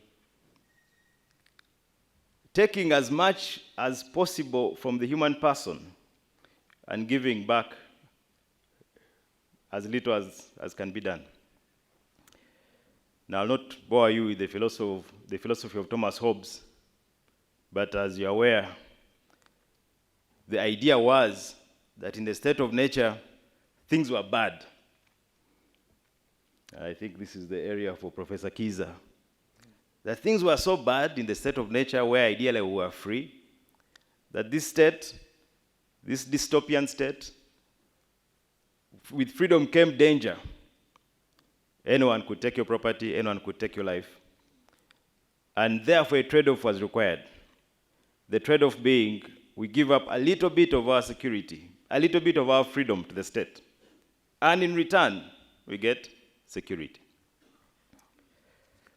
But relatedly, we also have John Locke. His was a little bit different. He conceived of a society, a state of nature, where things were very good. Utopia. There's freedom, yes, but the challenge there was, how do you secure property? And again, to secure property, we come up with the state. And one of the foundations of the state is to secure life, liberty, and property. so that it is in the very nature of the state to extract. That the state is founded in very many ways on economics. In fact, one of those documents that we think about and talk about when we think of law and freedom and constitutions is that famous American Declaration of Independence. But and the famous words that we hold these truths to be self-evident, that human beings have certain inalienable rights, that among these are life, liberty, and the pursuit of happiness. So these are foundational words that give us some kind of foundational creed about how to think about law and how to think about justice and rules. But it turns out that at the very same time as that text was being debated, one of the drafts, the Virginia Declaration of Independence of 1776, one of the drafts that informed that declaration would have had life, liberty, and property, the draft of George Mason. So as part of the discussion, they said, okay, maybe property may not look so nice in a constitutional document, let's leave it out, and then instead of property, let's put pursuit of happiness. But in fact, really, even that state that was being constructed at that moment, what they were thinking about was property. We can't run away from the reality of the state and the nature of the state, the foundation of the state, as extractive, as exploitation. But in that same document, and in that same moment, from which you get some of the highest ideals of human imagination and human striving, lay the same tension that we grapple with today. That while the talk was about human beings having certain inalienable rights, including life, liberty, and pursuit of happiness, those same gentlemen that were writing those words all kept slaves. All of them, slave owners. So how do you reconcile the words on the paper, the ideals being constructed, and the reality of slaveholders talking about liberty? Now, the only way to understand is also the very way that land, that they describe themselves as the land of the free and the home of the brave, the United States. Its very occupation was founded on displacement. Its very occupation was founded on the displacement of some. People who were found there, who were an inconvenience. I'm talking, of course, of the Native Americans. And to deal with that inconvenience, legal theory had to be crafted. And the legal theory was manifest destiny. The idea that that land has been set aside for the civilized people who can use it better, who have a right to that place, and that there are some inconvenient people who are there who have to be, it's not just the right of the higher races, but their duty to remove those inconvenient human beings. And remove they were, including through genocidal measures, such as blankets containing smallpox to kill Native Americans. Justified, legally justified. And this was not just one example, it was not just one small thing happening in one place. It was a doctrine in international law that was fashioned around that time. Spain, with De Vittoria and others, had to think about similar issues. Whether it was Australia or New Zealand, any place where the higher races engaged with people who were on land which they wanted, international law fashioned itself to make that possible. So while before that there had been a doctrine of discovery, the idea that once you discover land, it's yours if it's empty, the doctrine of terra nullius. They were struck with the problem when they came to the America, the so-called new lands, Australia, New Zealand, Africa. What do you do with those people who are there? Who are living peacefully on land that is full of resources, minerals, oil, things that you want, gold. And they're playing with them. I think in the Aztecs, for instance, the people are putting on these minerals, using them for purposes of adornment. In South Africa, the Africans were playing with diamonds as pebbles. People are enjoying their life, playing around with minerals, but you want them. So you have people who are living there, who, according to you, should not be there because the land is useful. So international law changed. The rule was changed. And the rule was changed to say that if you find land, and on that land there are savages, barbarians, non-Christians, that land, for all intents and purposes, is empty land. So that the rule was changed, and the actual text to show how that rule, letter writing, and those who wrote textbooks of the time, the professors of the time, wrote books justifying this to say that if the land is occupied by savages, uncivilized people, barbarians, unchristian people, for all intents and purposes, that land, there are no people there. You can take it, you can use it. So that you can extract, you can use the land, you can extract whatever is inside that land and externalize it, take it back home to the metropole.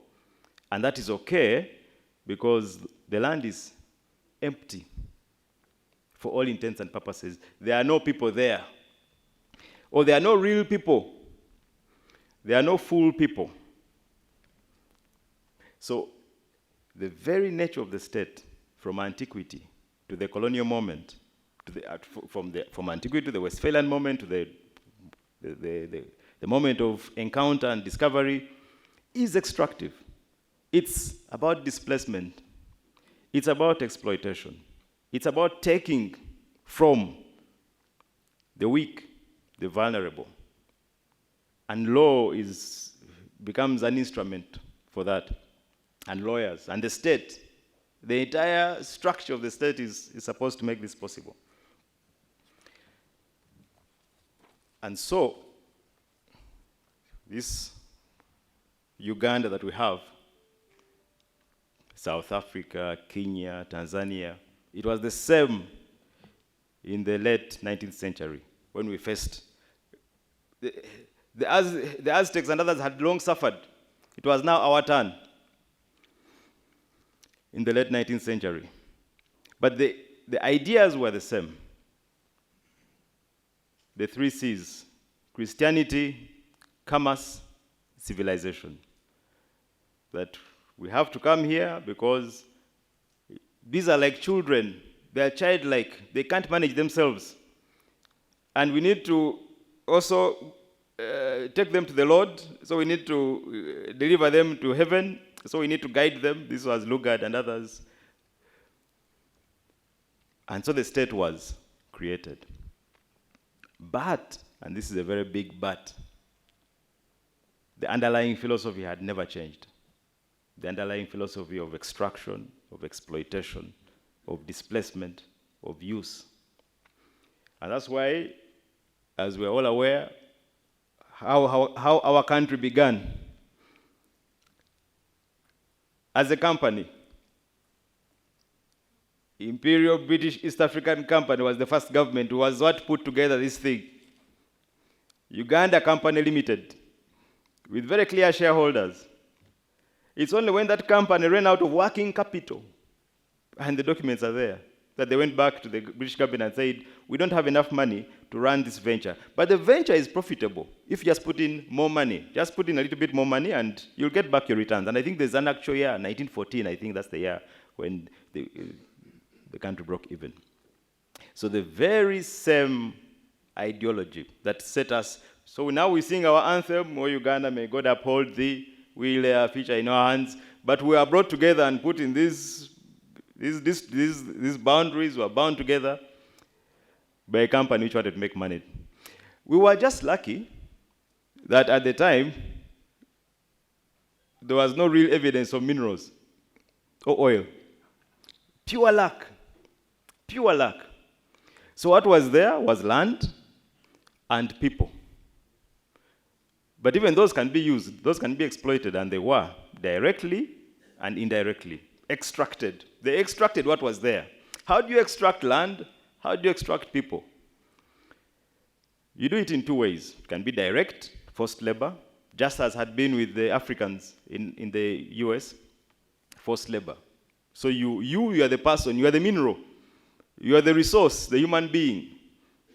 So your labor, through growing cash crops, whatever else, becomes the unit. That is what is extracted. You are the mineral.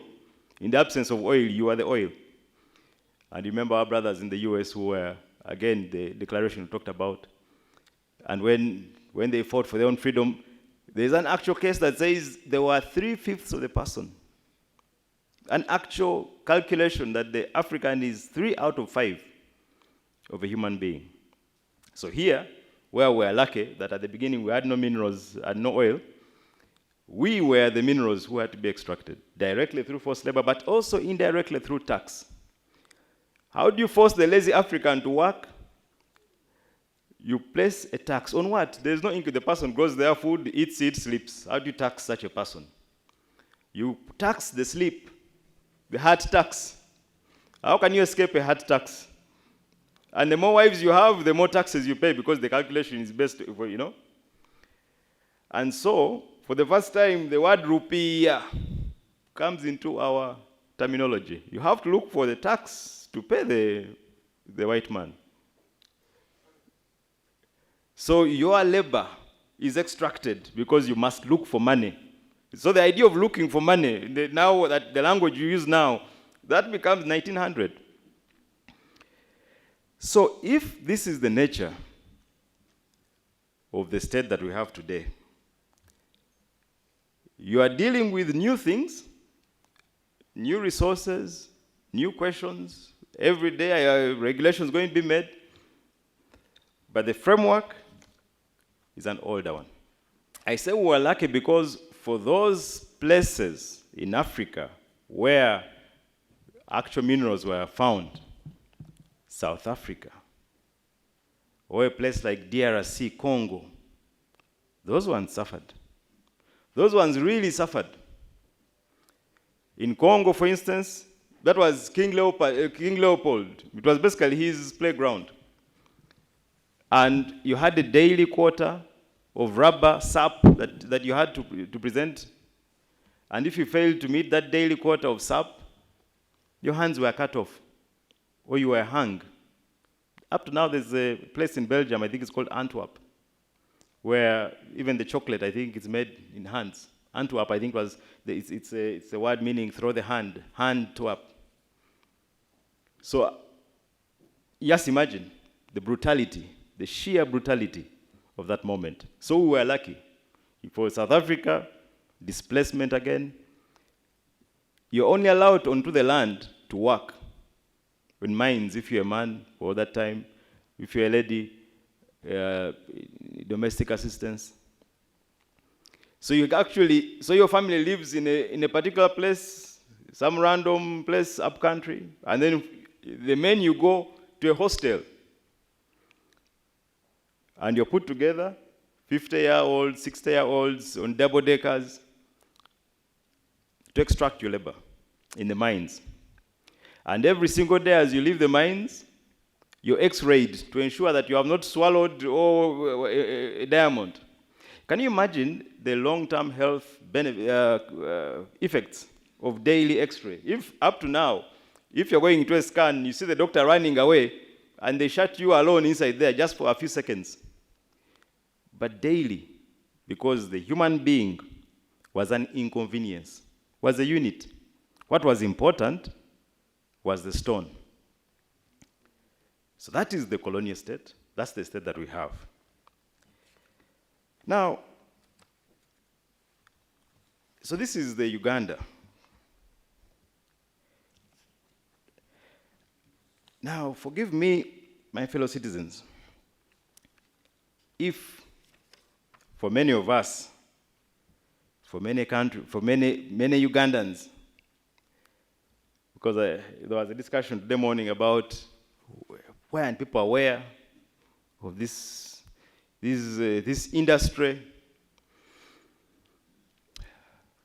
Now I speak for the Muntu Wawansi. or let me say I speak for omuntu wa bulijjo, the Ugandan who doesn't know much about minerals or energy. But I have news for you. For many of us, the Ugandans who are outside this sector, we're not very excited about this sector. We're not very excited about it. In fact, we are scared. In fact, we are scared about this sector. And the reasons for that fear are quite simple. Let me explain. So, in 1962, we have our independence. And you know what has happened since then. When I mention the years, all of us in this room know. 66, 71, 79, 80, 81. Had it been a room of non-Ugandans, I would have had to explain what each of those years mean. But I don't have to. Because I just have to mention the year and we know. 80, 81 to 86, 1996, 2001, 2006, 2011, 2016, 2021. We are in a very difficult relationship as Ugandans. This Ugandan identity, as you all know, is a very superficial one. Very superficial. They are actual societies, organic societies. But the Ugandan identity, once in a while, when there's an athlete who wins a medal, we come together as Ugandans, we're very happy. And then for those brief moments, you can see almost an identity that is Ugandan. But at Christmas, we go back home. At elections, sometimes we run back home. We don't trust each other very much. We also fear each other. There's also quite a lot of resentment. I think 2 or 3 days ago, I saw a clip where the Operation Balalo must go. Operation kick Balalo outside what? The place. And you can see the real resentment. But the Constitution says all Ugandans have a right to reside in any part of the country, isn't it? So the theory, the constitutional theory is one Uganda, one people. That there's a Uganda, we have a flag, we have an anthem, we have all the things that appear like nationhood, isn't it? But you, my fellow citizens, you know the reality. That is a very thin one. When I was still studying 2001, there was the question of the Bafurich going somewhere and being elected somewhere in Bunyoro, and the Bunyoro realized, but how can this be? That this non-Bunyoro has won elections and that was settled, he was convinced to stand down. But evidently, the reality is far from one Uganda, one people. And once in a while, that flares up. Now, how are we held together? We're held together and I see James Nkubi, who has done work in this area. We're held together very thinly by force. Just as the colonialists did it, force is how we're held together. What holds us together is the army. We fear it. And the army is not UPDF, by the way, because the U there stands for Uganda. Uganda People's Defense Force, but surely, again, we know, we are Ugandans here, so we know that the U there is not really the U. It's to defend the people. It is, well, there's an army. It holds us together. Not many Ugandans don't like them very much. I'm not sure they like us very much. Is the army representative of all Ugandans? I'm not sure. Whoever tries to inquire into the nature of the Army High Command runs into trouble. Andrew Mwenda tried it long time ago. Monitor tried it. They were charged with sedition, promoting sectarianism. So if you ask those questions now, again, about Jimmy Spire and others have tried the exhibition, isn't it? If you try to ask too many questions about who heads the parastatals? I haven't gone into the mining sector. I'm not even asking those questions. But if you try to ask any questions about parastatals, or even the army, or the police, prisons, the reaction you will get, Jimmy Spire got an inbox in his Twitter warning him, and Bambi, my brother, kept quiet for about 2 or 3 weeks, maybe even a month. Then he said, nah, then he came back. So there are some things you're not allowed even to ask. I hope I'm expressing why many of us are neither excited by these new things you guys are discussing, or are in fact fearful of this thing you people are discussing. Why? If we have had all that trouble, 66, 71, 79, 80, 81 to 86, 1996, 2001, 2006, 2011, 2016, if we have had all that trouble without significant resources, now, how much worse will it be? How much worse will it be when there is no incentive to leave power? When the longer you stay and your connection to power determines how rich you are. Our army already has brought us problems. DRC versus Uganda. The World Court found us as a country guilty. Guilty. All of us. My children, your children, yours, all of us must pay through our taxes. Because there was a sentence, there was a fine, $325 million. The court was kind to us. They allowed us to pay it in installments over 5 years. $65 million per year. What did we do? We went to Congo, went to the DRC. Initially, we had an invitation. Afterwards, the soldiers who were there found that there are minerals there. They decided to stay there longer. So actually, there's an actual breakdown of the 325. 225 million is a fine for loss of life, the Congolese who were killed by our soldiers. 40 million for damage to property. $60 million for damages to natural resources.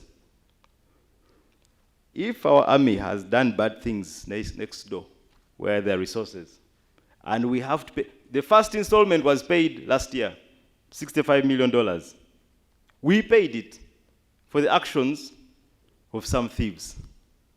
Actually, some of the evidence that was taken to the ICJ, the International Court of Justice, was a commission, our own commission here, the Justice Porter Commission, where all this evidence was there. Incidentally, that commission report is yet to be, it's not one of those public documents as such. So in the 8 minutes I have left, I think you can see why those of us who are not in this sector are neither excited about it very much. We're actually fearful. Some of us wish we had never this heard of minerals, rare or otherwise. We wish there was no oil here, because if, without significant resources, thieves are managing to steal the little that is there, Odongauto has a point. I saw some of the clips you are saying that for you, who is cutting timber here, where do you come from? And then someone answers, why don't you cut the timber in your place? There are real issues of identity, of nationhood, of theft of resources. I think, was it NBS or NTV? As we sleep at night, people are there cutting down Mavira. As we sleep. As we sleep, there are people who have decided that these forests must be privatized, who have awarded themselves actual acres of land. They have divided up forests. People are stealing fish. So people who can steal fish, people who can steal trees, what will they do to rare earth minerals and oil? So, I think, my fellow citizens, I think that we have, the conversation is an important one, but I think the sequence, we have gotten it a bit wrong. I think before we talk about extraction, I think we should seriously discuss state and constitutional reconstruction. The issues have already begun coming up. A few years ago, the Banyoro have begun asking about the oil in their place. I already referred to the question of northern Uganda and the questions about ownership there. The questions are related. Until we resolve the way we relate to each other as societies, until we resolve the way we relate to each other as citizens, until we find a real way of living together peacefully, not here as hostages, hostages of the Uganda People's Defense Forces. You know, a hostage, you may even pretend to smile at your captor. What can you do? Because if you don't smile, I mean, you're in trouble. The person governs what you eat.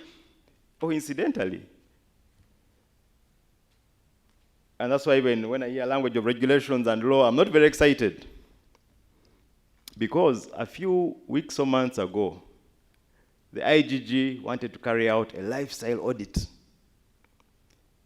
And then we were told, audit everyone else, but do not touch, don't inquire into the army. Do not dare. Don't audit now. Tulikuchi. So why would you say don't audit? Because you know what's there. You know what you're going to find.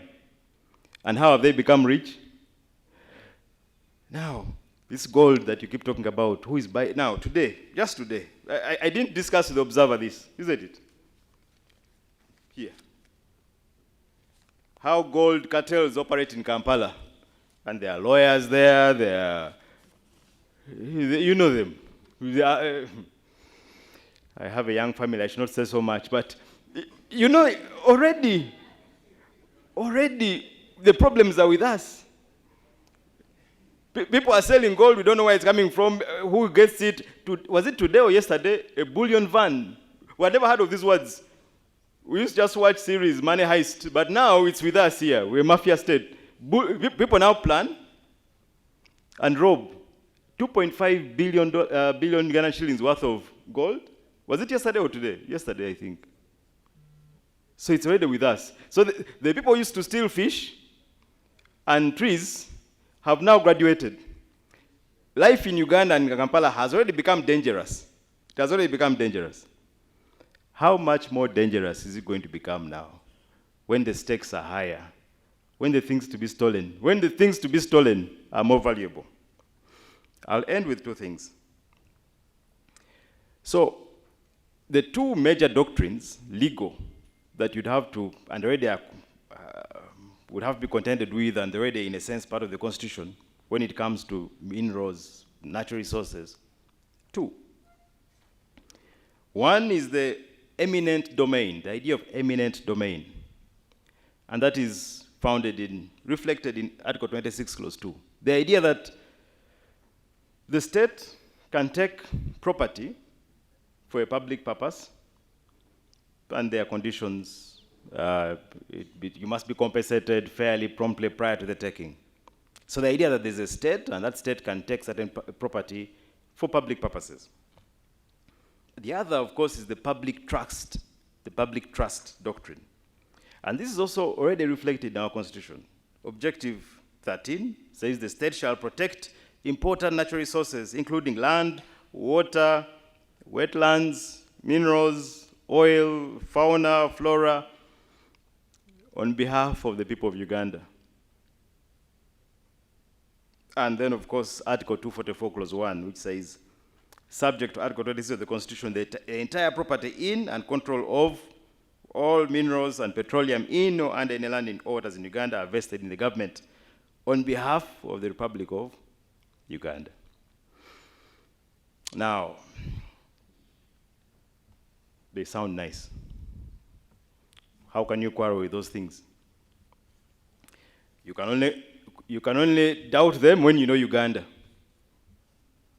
How can you talk about the eminent domain when the question as to dominium itself is up for, it's still an open question. It's still an open constitutional question as to ownership, as to statehood, as to citizenship, as to identity.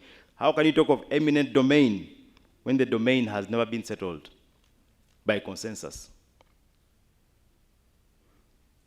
How can you talk about public trust when there's no trust?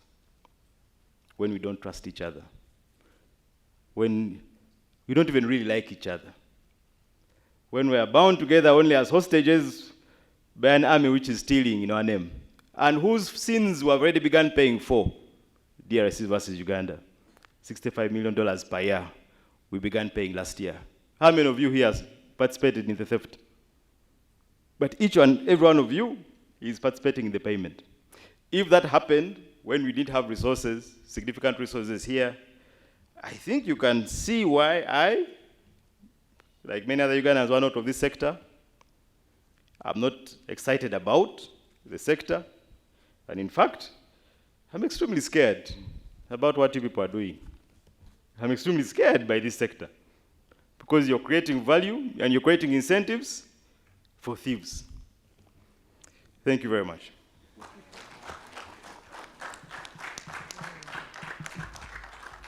People who know legal knowledge fear. How about Omuntu Wawansi? If the people who have attained and read all the books, attained all the wisdom, are fearful, how about us, the ordinary children of peasants? So that is a little depressing. But I think the question we need to be asking is, what needs to be done differently?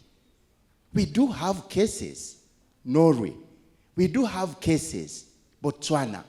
We do have cases of countries that have used their mineral wealth, resource abundance, for productive purposes. So why wouldn't we invest in that positive conversation? To say, yes, we can. Twaweza ni sisi. Yes, we can build a better conversation. But this legal professor started off by inviting us to reflect on extraction and legal reconstruction. I'm going to invite my friend to let us know whether or not the Land Council has done justice to the subject. When we listen to the story of the historical state being a state constructed to extract, either in form of revenue or in form of rent for the ruling elites, is there a positive story to that? That we actually do have certain states that have historically been developmental, therefore using public revenue and public resources to serve the public cause. Do we have stories like Korea? Do we have stories where mineral deficient economies like Japan have been able to extract revenue but also build a public cause?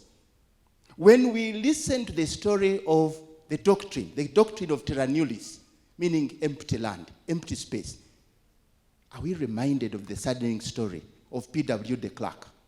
Namely that the fact that blacks look human doesn't mean they are human.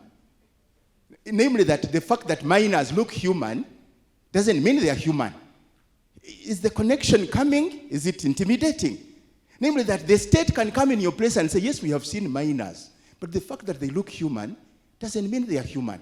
In other words, we can gazette, we can grab, we can use this land as we wish. But the Constitution says land in Uganda belongs to the citizen and may be appropriated by the state after prior and adequate compensation.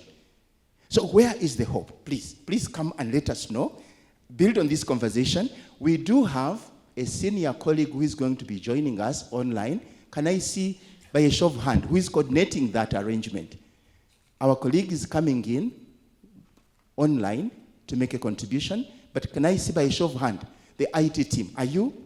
Okay, when you're ready, because the other time in a different time zone, the other gentleman, is it a gentleman or lady? A lady is on different time zone. When you're ready, kindly. Thank you so much. My name is Frank Mujenyi, and I've spent the last 18 years working on African integration. I came to Uganda in 2005 to start my own life as a diaspora and see how our resources could contribute to sustainable development. And I was whisked away by UN to give me a job that I could not refuse, and sent me to Comesa, where I spent 8 years. And then the African Union, when I spent another 8.5 years heading the mineral resource development for Africa. I'll start with on the notion that our Land Council has actually depicted the phobia or that we all have about the mineral resource. And it's not a joke. Even phobia means a strong hatred. We said not speaking in tongues unless you can translate. So no, phobia means extreme hatred, extreme fear. Even India itself, you go to all countries that were colonized, you talk about the mineral sector, the mining sector, please don't even talk about it. So the fear is not about my Land Council, it's actually broad. But let me put it this way. The oldest mining entity, the oldest mine, 43,000 years ago, is in Africa. Ngwenya in Swaziland, Eswatini now. And it started mining red ore, which is our paint. The paint you see here is from oil, from iron ore. And it was closed in 2014. 43 years ago. It was just closed recently. So mining is not a recent phenomenon. It's been an African phenomenon as long as the human life has been on Earth. When you got Stone Age, which is very common to Africa, Stone Age, because minerals are stones. Iron Age was mining. We had to make spears for hunting. We had even invent fire. So mining has been as an African phenomenon as it may not even have been any other person's phenomenon. The people who came looking for that land that has been depicted were looking for the livelihood. How do we live in the rest of the world when we don't have this and that? But in Africa, we had the abundance. And we still have it. Because Africa has two key resources, natural and human. And our 1.4 billion people, 75% are below 35 years. That's a resource that you cannot equate anywhere on the continent, in the world rather. And the natural resources that we are now, that is creating this fear, which is genuinely so. But I also put it to our Land Council here, that the 1900 agreement that said everything that is found on the land, underneath the land, would be belonging to the British government was negotiated by our land councils. And our Ugandan constitution took from that the reference in the current constitution that when you find a mineral under your soil, it doesn't belong to you. Were put by the land councils. And this thing was negotiated in 1995. Went all over the country, but we could not remove that article. Why? But let me not put that fear that we should get worried. The American Constitution that we are referring to is 250 plus years old. Our new Constitution is from 1995, so we are not even anywhere close. So the journey is just starting for Africa. But then let me also put it this way. Minerals are borderless. Minerals don't have borders. It's only when the people who knew what they were looking for in 1864, 84, 85, 1684, the Berlin Conference, those who have the Bibles, you can research. They sat in Europe and say, okay, me, I want this area, me, I want this. They put a 5-foot African map on the wall and put dotted lines along it. They didn't know where the line would put. Then they brought their surveyors. This is for Europe. This is for England. This is for France. This is for this and that. Now, we have a situation where Uganda has been taken to court by DRC for so-called stealing, but couldn't take Belgium, who under King Leopold killed 15 million people.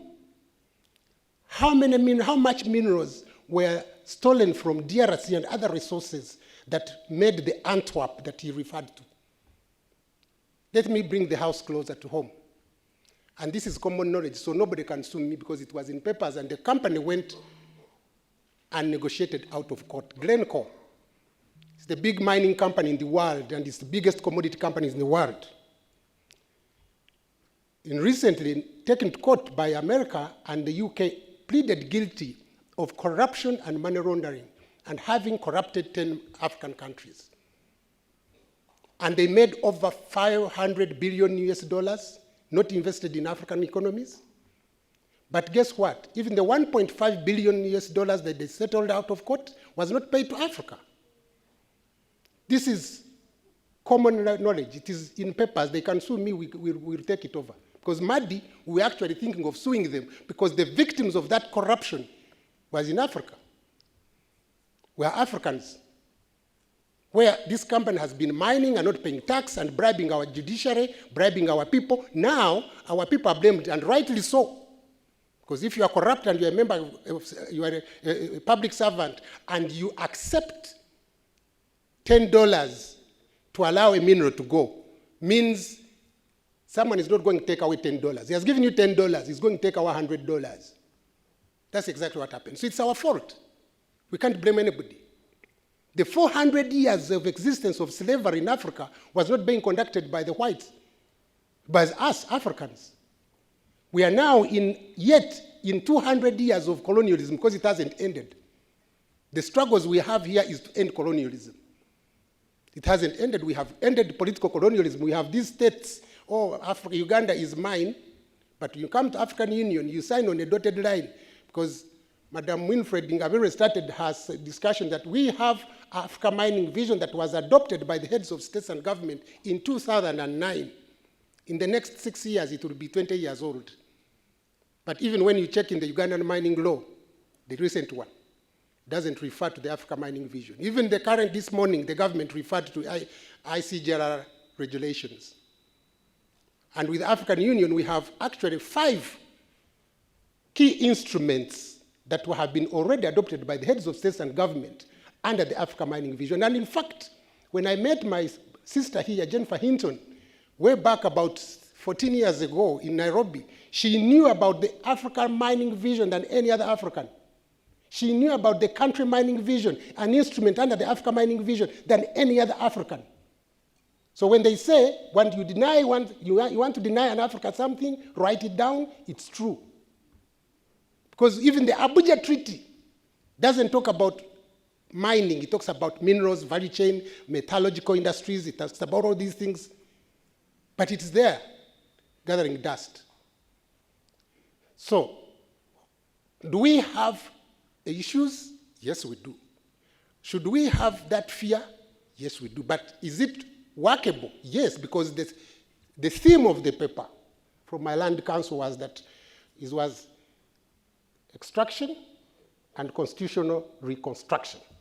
That was a clear-head theme that actually it's actually the conclusion of his paper. If we want to move forward, because in Africa, we don't have indigenous people. I mentioned 5 instruments of the Africa mining vision. I will name them. 1, we have the geological and mineral information systems strategy, that all the extraction and mineral information that can be gathered on the continent, whether you want to host it in the cloud or anywhere, should belong to the African institution, should be an African institution. If you should have information that you can actually use to bargain, to negotiate, with any, how would you sit with any private sector from anywhere in the world when you don't know what you have underneath this soil? You can't actually conduct your own exploration as a country. Uganda is a unique one which has just done an aerial survey of the whole country and on high resolution. But that's aerial survey. If you went to UK or EU, Europe or America, they would know on every foot what is underneath, and they cannot extract it because the regulations there are manned by the people themselves. We call them double standards. No. The ESG, the environmental and social governance rules and regulations that are governing our mining sector are the same that is governing EU, America, Canada sector. But the people there have the power to engage with the mining company and say, you are not going to mine here, because they have done their asset mapping. They know what is underneath the soil. They can negotiate. You don't have any position to start negotiating when you don't know what you have underneath that soil. So we are called the mining communities. No, we are citizens of Africa. Because we are not indigenous. We have not been extinct like the Red Indians or the Aborigines or whatever other groups that have been extinct. Africa remained intact with the people. So when someone comes to mine, you found me there. I've been living there for thousands of years. What's the best way forward? For now, we have social license to operate. Do people know about it? Do you know how to negotiate? Whose fault is it? So it's up to the government and our land councils to come up and help our people to understand. It's not, I'm not going to talk about government or army or who has been there. That I won't, because for me, if you ask me about whether our army went to DRC or didn't go to DRC, we have foreign army bases on African continent safeguarding the interests of those who send them here, not safeguarding interests of Africa. Different army bases, Japan, China, whatever. I don't want to mention so many, America and so forth. You know? Kindly, as you come to the close, can you guide us on what needs to be done to promote constitutional reconstruction for a better conversation and for our people's development? What do we need to put in our legal instruments, like in the case of Uganda, whether at the level of the primary legislation, which is the constitution, or secondary legislation? That's what I'm coming to, because I think for Uganda there has been some good roadmap, and I think our land council will also help us to move forward on that constitutional reconstruction. Let's talk about, we are here, and these are good dialogue forums. Let's talk about the ASM licensing process.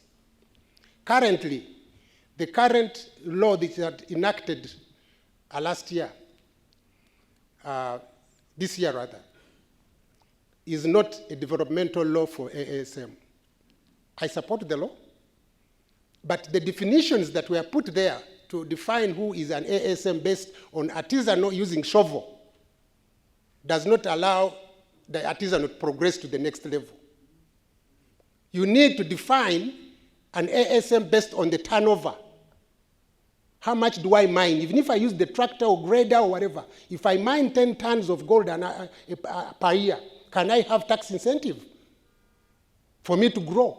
I want to grow and become a member of the Chamber of Mines. I want to grow and become an exporter. I don't want affirmative action because mining is business. So we need to relook on how do we develop our own business sector. So we redefine our minerals within the Constitution, because the laws are based on the Constitution, sir. So if the Constitution says this is not a mineral, the law would not define it as a mineral. And in fact, even in the morning we had, we removed construction materials from the law. Clay is a mineral, sand is a mineral, water is a mineral, all these are minerals. Minerals are defined as anything solid, liquid, and gas. But the terms of development of those minerals are different. So you need to consider them differently in the law. But the Constitution needs to recognize them first. This is what we are missing. Secondly, there should be a room for discussion. And again, I want to pick the picture of the current Uganda, because I think the Ugandan government has been, reaching out. We have a private sector, which is the Chamber of Mines and Petroleum. We have this forum, which is civil society and plus. We have the government. And in the terms of dialoguing, this is very important. I've sat with Jennifer Hinton on the private presidential investors roundtable. We go to there, we discuss, and then the president says, go back and agree. Not so, madam. Until you agree, you don't come back to me. He wants people to agree. But Jennifer is not going to tell you what to do. She's here on her interest. She wants to make money. She's been investing in this economy for many years, and the law is saying you must add value, but her business, her core business is mining. So look for investments for value addition. Look for regional value chains. Let's remove the borders. We say minerals are borderless. Let's remove the borders, we improve economies of scale. So rather than saying that anybody who comes in my territory as Uganda must add value, at least let's say in East African territory. So which means that we have, when you go to COMESA, there is a common market investment area, which means that if you come to invest in Uganda, you can go and invest in Tanzania, the same law, but that doesn't apply. That's why I've said the integration in Africa has failed this sector.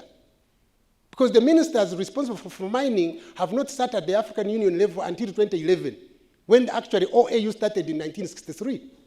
So they have never met as ministers to agree or disagree on how to harmonize their laws. So we shouldn't blame the private sector that comes to us, but we should be thinking of what would be calling a developmental state. In fact, in terms of how minerals, when I say developmental state, people may think, oh, authoritarian. We already have authoritarian governments everywhere in the world. But how do we make sure that they are not dictatorial, but also they are helping everybody who comes in the territory to benefit? Right now, the law may be good for Uganda, but it may not serve the companies. That's why now the government has got what they are calling stranded licenses. If they can open up, sit with, we are trying as Madi to bring the Chamber of Mines from East African community to sit down and advise their government to say, look, we are not going to be enforcing laws individually. We need in isolation. Let's have one common law that works in Africa. East Africa, at least 3 or 4 countries, much as it might be difficult at the continental level. So in conclusion, my thinking, and my colleague has some questions, who is far away in Australia. We are thinking that we need to rename our ASM sector, to call it a business sector for minerals, African business sector, so that they start thinking business from thinking the affirmative action, because even the affirmative action hasn't worked for women. Because women who go to parliament have become more powerful than men, even when they go there on an affirmative action. So you are not going to attract business in the mineral resource sector, which is white male-dominated. Sorry to say that, madam. It's white male-dominated. And you are going to push black female-dominated, who are good miners, to be able to use it and benefit from it. The law must help them. If you are creating a law, let's not look at the mineral resource sector as these are our local miners, illegal, informal, everything, nonsensical. Let's look at them at the proper business sector. Someone said in the morning that if you're going to generate more money and the tax revenue, don't look at trying to tax Jennifer. Look at optimization of value. Create more businesses with these small entities. You create more businesses with them. Then you lift attention from those who are bringing their capital to invest in your economy. You create your own capital within your economy and you grow your own businesses. Then you get more tax, you may get more revenue. That's what Africa Mining Vision talks about. So, sir, I leave there. Thank you very much, Doctor. Thank you. A bigger hand clap, please. Please allow us to recognize the presence of Dr. and allow us to recognize the presence of Mr. Goffin Azuma, who is a board member, Global Rights Alert. Kindly wave. Thank you very much. Thank you for coming along. Now, our colleague who is online is ready. Can we please listen to our colleague online for roughly 6 minutes? Then we will have inputs from 2 other colleagues, and we allow counsel and kindly briefly introduce yourself, briefly, and then dive into the conversation. Thank you very much. Thank you so much. And thank you so much for such incredible insights. I've heard so much about, in terms of life, in terms of history, and how we are always a product of a history that goes before us. My name is Jackie Coombs. I am living in Australia now. I grew up in South Africa, and as you could tell, I have the responsibility of having lived a privileged life. And coming with that responsibility is making sure that no matter what I do, no matter what I touch, creates a wake behind me that is creating opportunity for others. So this is the mindset that I approach everything I do. And I'd like to just thank Dr. Kabumba for a captivating and stimulating presentation, his philosophies about displacement, about inequity, and how this perpetuates throughout the world and throughout different regions. Just this last weekend in Australia, we had a referendum to recognise the Aboriginal people in Australia. Terra Nullius example was very much alive, and for many of us, we are heartbroken by the outcome, because along with that is a psychological stress. It is a fundamental absence of understanding about what it means, what is the impact of Terra Nullius and the impact on people. So to hear the stories of how this perpetuates itself around the world is, I think, enlightening and something that everyone around the world should listen to. So thank you very much for those insightful views. And the understanding, too, that not everybody wants the minerals industry. That concept of the Sustainability Development Goals being, and I've noted this in the Sustainability Goals, which are very Eurocentric in their perspective and in their intent. And what is clearly missing for me when I look at those is, what about the preservation of community, the preservation of culture? And you articulated it so well in that consideration of how to, what's the balance? What is the real balance here in the world? And looking at Uganda's history, I was not aware of the mix of cultures within Africa. I've often spoken about the borders in Africa being colonial borders, not necessarily the borders that relate to the real communities and the real infrastructure and cultural infrastructure in Africa.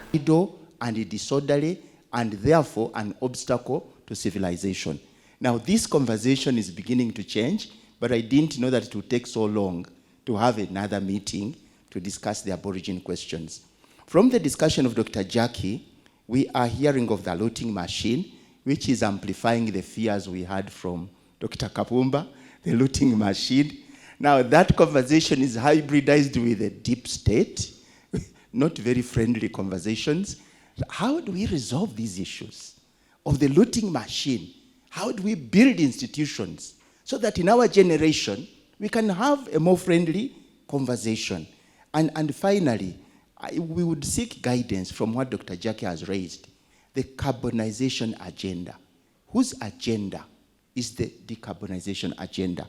The idea that if you export minerals or products thereof, such as aluminium or iron or fertilizers, which are deemed to be rich in carbon, then you export these products to the European Union, you have to bear a tax.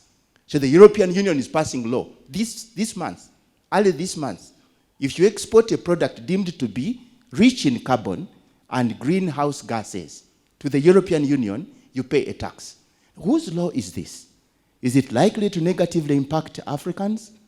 I think we will request this to be added to the agenda of the council, the senior council, so that you can guide us and help us know what to do differently. Friends, we do have online several important stakeholders.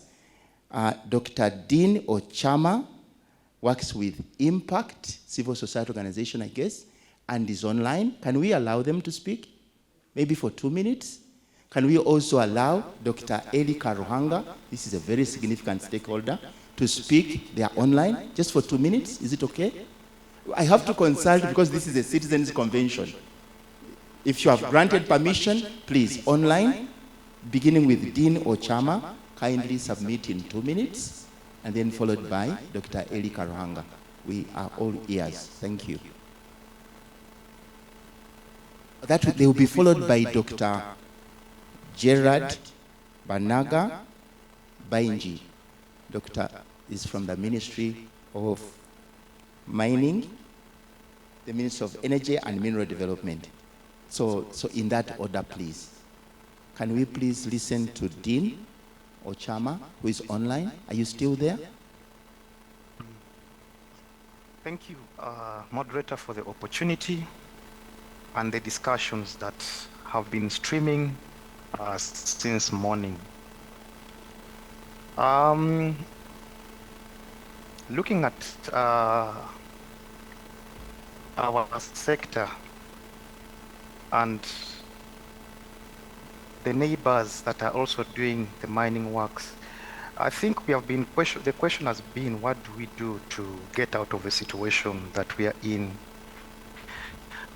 Which I want to believe all of us, the elites here, know the solution. Our heads are the problem, then it's our obligation to change them and have things run in a proper manner. Because from some of the submissions we've seen here, we want our ministers to participate in international platforms, which they have done. We've had benchmarking visits, which people from our key sectors have really done. But the question is, what is wrong with us actualizing what we see out there?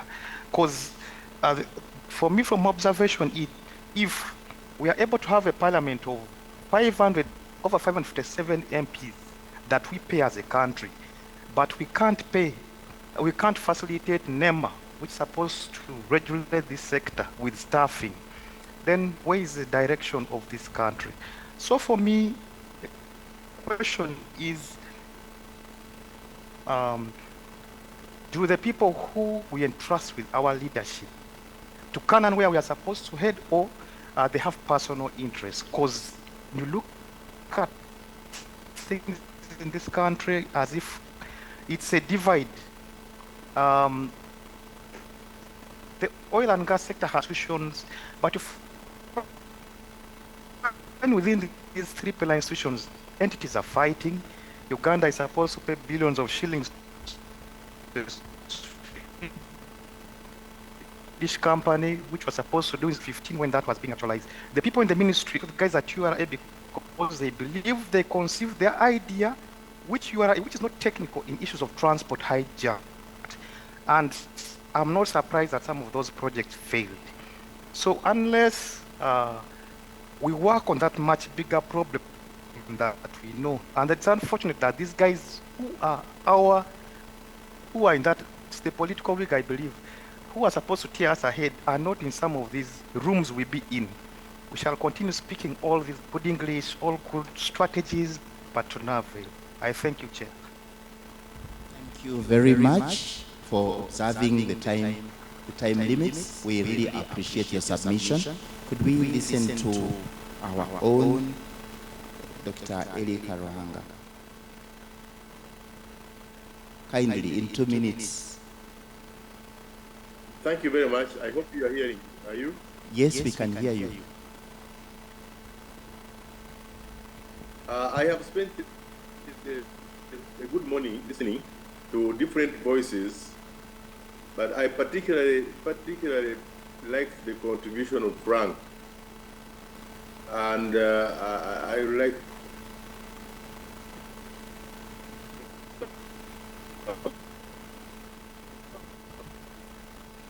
Our IT team, kindly help us. Dr. Eli Karuhanga, we are missing you a little bit. Our IT team is helping us to fix the communications problem. Because, and make me okay, good. Can you hear me now? Yes, we can hear you. Yes, I was saying that I have enjoyed listening to you this morning. Now, I was happy with Frank's contribution, very happy. I know that the change of our life in Uganda and in Africa is going to be through the exploitation of minerals and this energy transition story. We have to exploit our minerals. It's the countries which exploited their minerals that Happy is originally, she said, from South Africa, if I understood her. South Africa doesn't have much water. But the rush for gold that brought white people into South Africa, that I don't know whether it's Professor Kavumba,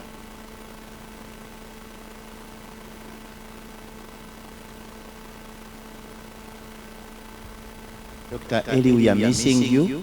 And kindly, when you raise points, clarify. If you say South Africa doesn't have much water when it is surrounded by an ocean, what does it mean? Please clarify your points. Thank you.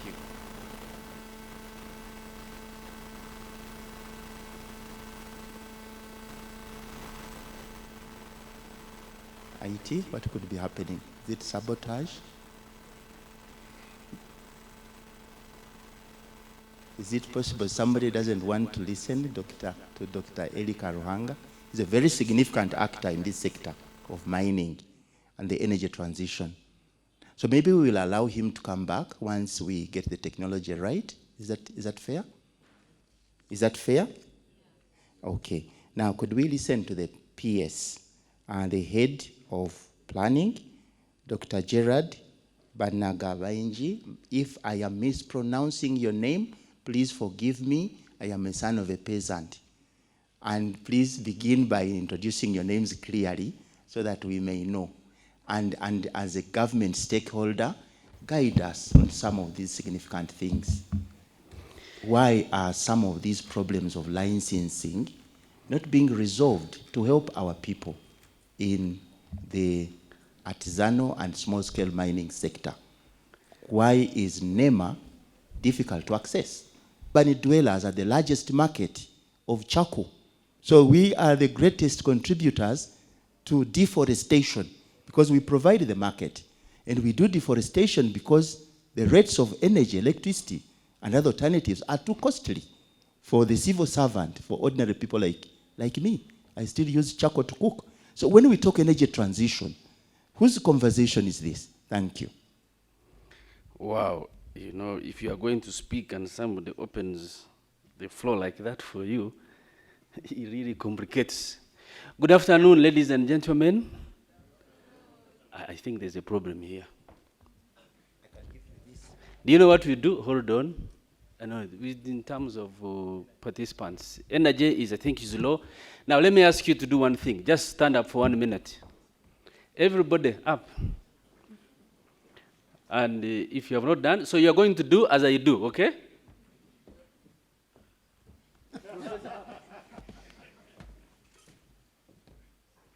So you keep the lower bolt down, then you turn. Then it's okay.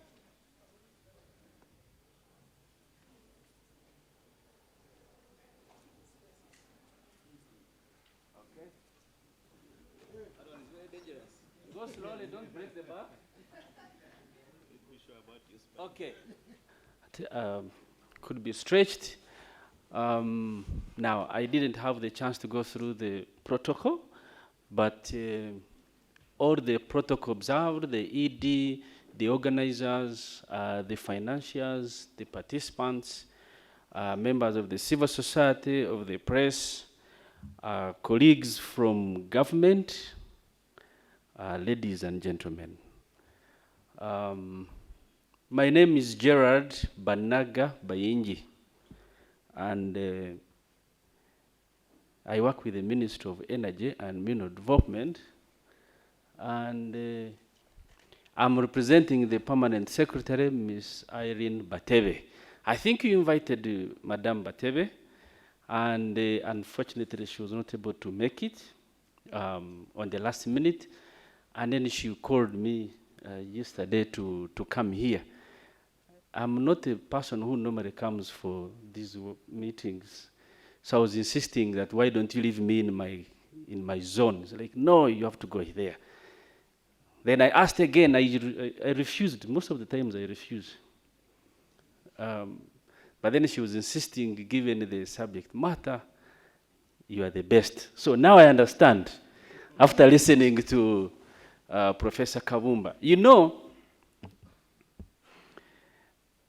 when after Jesus had risen, most of his disciples were all worried. They had actually conquered the message of Christ. So they were locked out somewhere in the room. And Jesus appeared to them. What did he say? Peace be with you. And I said to you, peace be with you.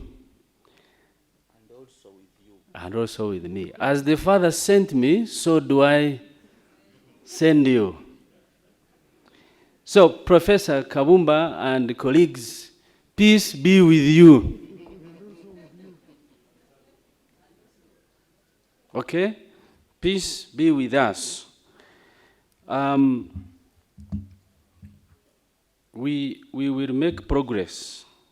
I asked the ED to tell me some of the key aspects that we should have touched on, and I said, okay, issues of policy, local government, instruments, energy transition, and financing. Now, as I said, I've been heading technical planning now for a short while. I have been around North for a long time, but I've been in this place for about 25 years. In oil, in energy, and minerals. Actually, my doctoral studies are in energy economics and finance. So, and I'm probably one of your best trained officers. So, yes, you can clap. I've gone to Makerere first degree, and I've gone to almost most of the best universities around the world studying these subjects. What pushed us to study this? That every time you face a challenge, you've got to address it. Now, the economics of resources, the economics of value addition is a different ball game. And I also want to thank Frank's comment. So I associate myself with what you submitted, and that's why it is. Let me start with you, for instance, on the policies. Energy. What's the focus? The focus is to achieve energy access, and not energy access, but universal energy access. The SDG 7 says 2030. And that's our target. To achieve that, it will mean undertaking some extra activities, not the business as usual. We want by 2040, our consumption should be about 52 pentajoules of energy. We want clean and modern energy. We want productive use of energy. Every farm, every household to have a productive use of energy. Now, when you move, there are some households, which are 100 meters off the grid. But you still have a farm, and he employs 10 people, and they are powering and lifting water and supplying. Energy security. And when you talk about energy security, it means all the liquid fuels, or the clean energies, including the affordability.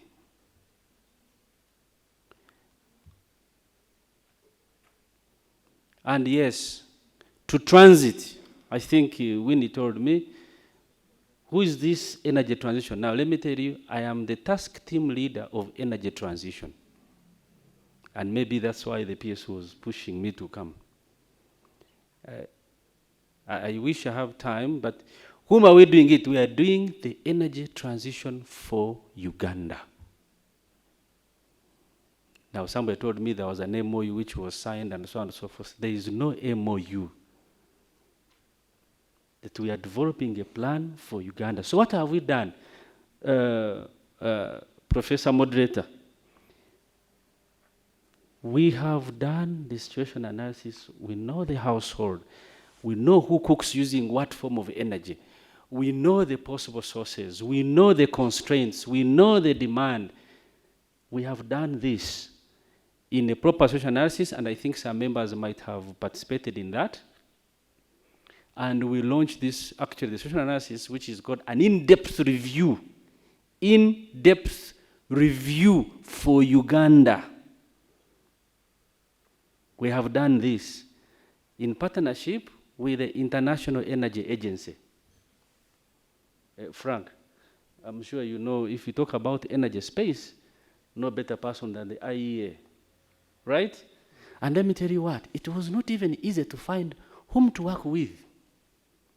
When we are defining an energy pathway for the next foreseeable future, up to 2070, to find a partner in Uganda whom to work with, taking the worries of Professor Kabumba, these are real. How do you find an impartial person with whom to work with or to define a plan for the country? And I will not tell you the details, but I can tell you so many of your partners said, we can help here, we can help here. I said, no. For 6 months, we're evaluating who is the best person to deal with until we concluded with the IEA. And I said, we are not going to have something done in Europe somewhere, okay, in Paris. No, I must have a team of Ugandans working on this. So I took a team of 25 people, 10 of them, trained them. Those who have worked with me, you know, the first thing is human capital development. Don't embark on an assignment that you don't understand. Train them into modeling, boot camp, took them to Seychelles, Italy. After 4 months, I said, you are now good enough to join the table of men. And women. Yes, and women. So I'm leading a team of about 28 experts, national and international experts, to develop the energy transition plan for Uganda. And this you will see by the end. And as I said, the in-depth review has been done and will be launched on the 10th of November. It is the first South-Sahara outside the IEA member states. I think all those who are in the energy space, you know this document we call the Global Energy Outlook.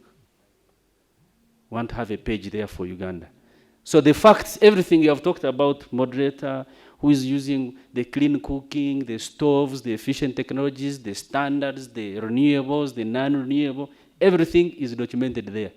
I think when we have that report, I'll be able to engage. You will see that you can use that for planning. And then the next, you do the energy transition. The energy transition will have up to 2070. The energy transition is just defining your energy pathway. How you provide sustainable energy,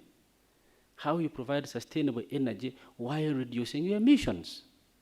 The emissions have been entered into, the targets have been entered into by this country under the Paris Agreement. We have the conditional and the non-conditional. And so the modeling, as soon as I leave here, I go back to the room for calibration, is looking at the targets we have set as a country. Now, you see, Professor and members, when we are doing the right things, I mean there is nobody doing the wrong thing. I mean, don't say somebody there was, when I come to minerals, there was a bullion van, somebody stealing minerals. There is a span of control. That may be outside, and that's the challenge that you have explained. But the point is, we'll have the energy transition plan, and after that, we don't stop at the plan. We put it into action. Most of the countries which have defined the plans and you have no plan of action, you don't realize the intended results. It actually remains like a mischief, like Mishkin says. You know, a vision with no particular implementation and actualization is just a wish way. You see? So we're going to do an integrated energy resource master plan, defining and putting all the pipeline projects, and I'm going to set targets for each sector. Those of clean cooking, you must have this target. Those of renewable, you must have this target. Those of solar, you must have this target. Wind, you must have this target. Next time, don't call me here just for remarks. You call me to present, then I show you how much I expect from wind, from solar, clean cooking stoves, how many people should be connected. This idea of a line passing through and people looking at it and they don't know what is contained in there. Develop a business line along the transmission line. And then people can increase access. How do you explain a 98% connection and access is about 58, 60? There's a paradox there. These are the issues we are addressing. And of course, the legal framework, Uganda is very good at doing legal frameworks. You know, we have revised the energy policy, haven't we? We have made provisions on how to increase investment and accelerate access. That's energy. Oil and gas. Oil and gas. You see, as the moderator said, this country is blessed. You know, you don't talk about oil and gas if you never had oil and gas. So the first thing to do is to thank yourself that you are lucky. We are lucky our country is blessed with these resources. And oil is one of those resources that we have got. Discovered in 2006, isn't it? And the process has been on for development. Now, let me tell you, developing oil is not easy. The first time there was a lack of understanding and the capacity and the framework. And so the country had to take an approach of making sure we have provided sufficient frameworks to exploit the resource. Otherwise, it can just go through. You have heard of the oil curse. If you had left, Dr. Karanga will tell you what happens. But we've studied these curses. We've studied Nigeria. I studied in Norway. That's why I studied my petroleum. And I see on the program, you have discussions, and I see my colleagues, so they will discuss more on this subject.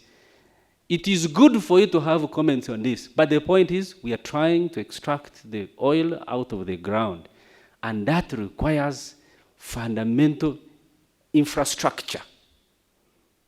You don't get oil unless it has a destination. No. There was someone who said, oil is going where?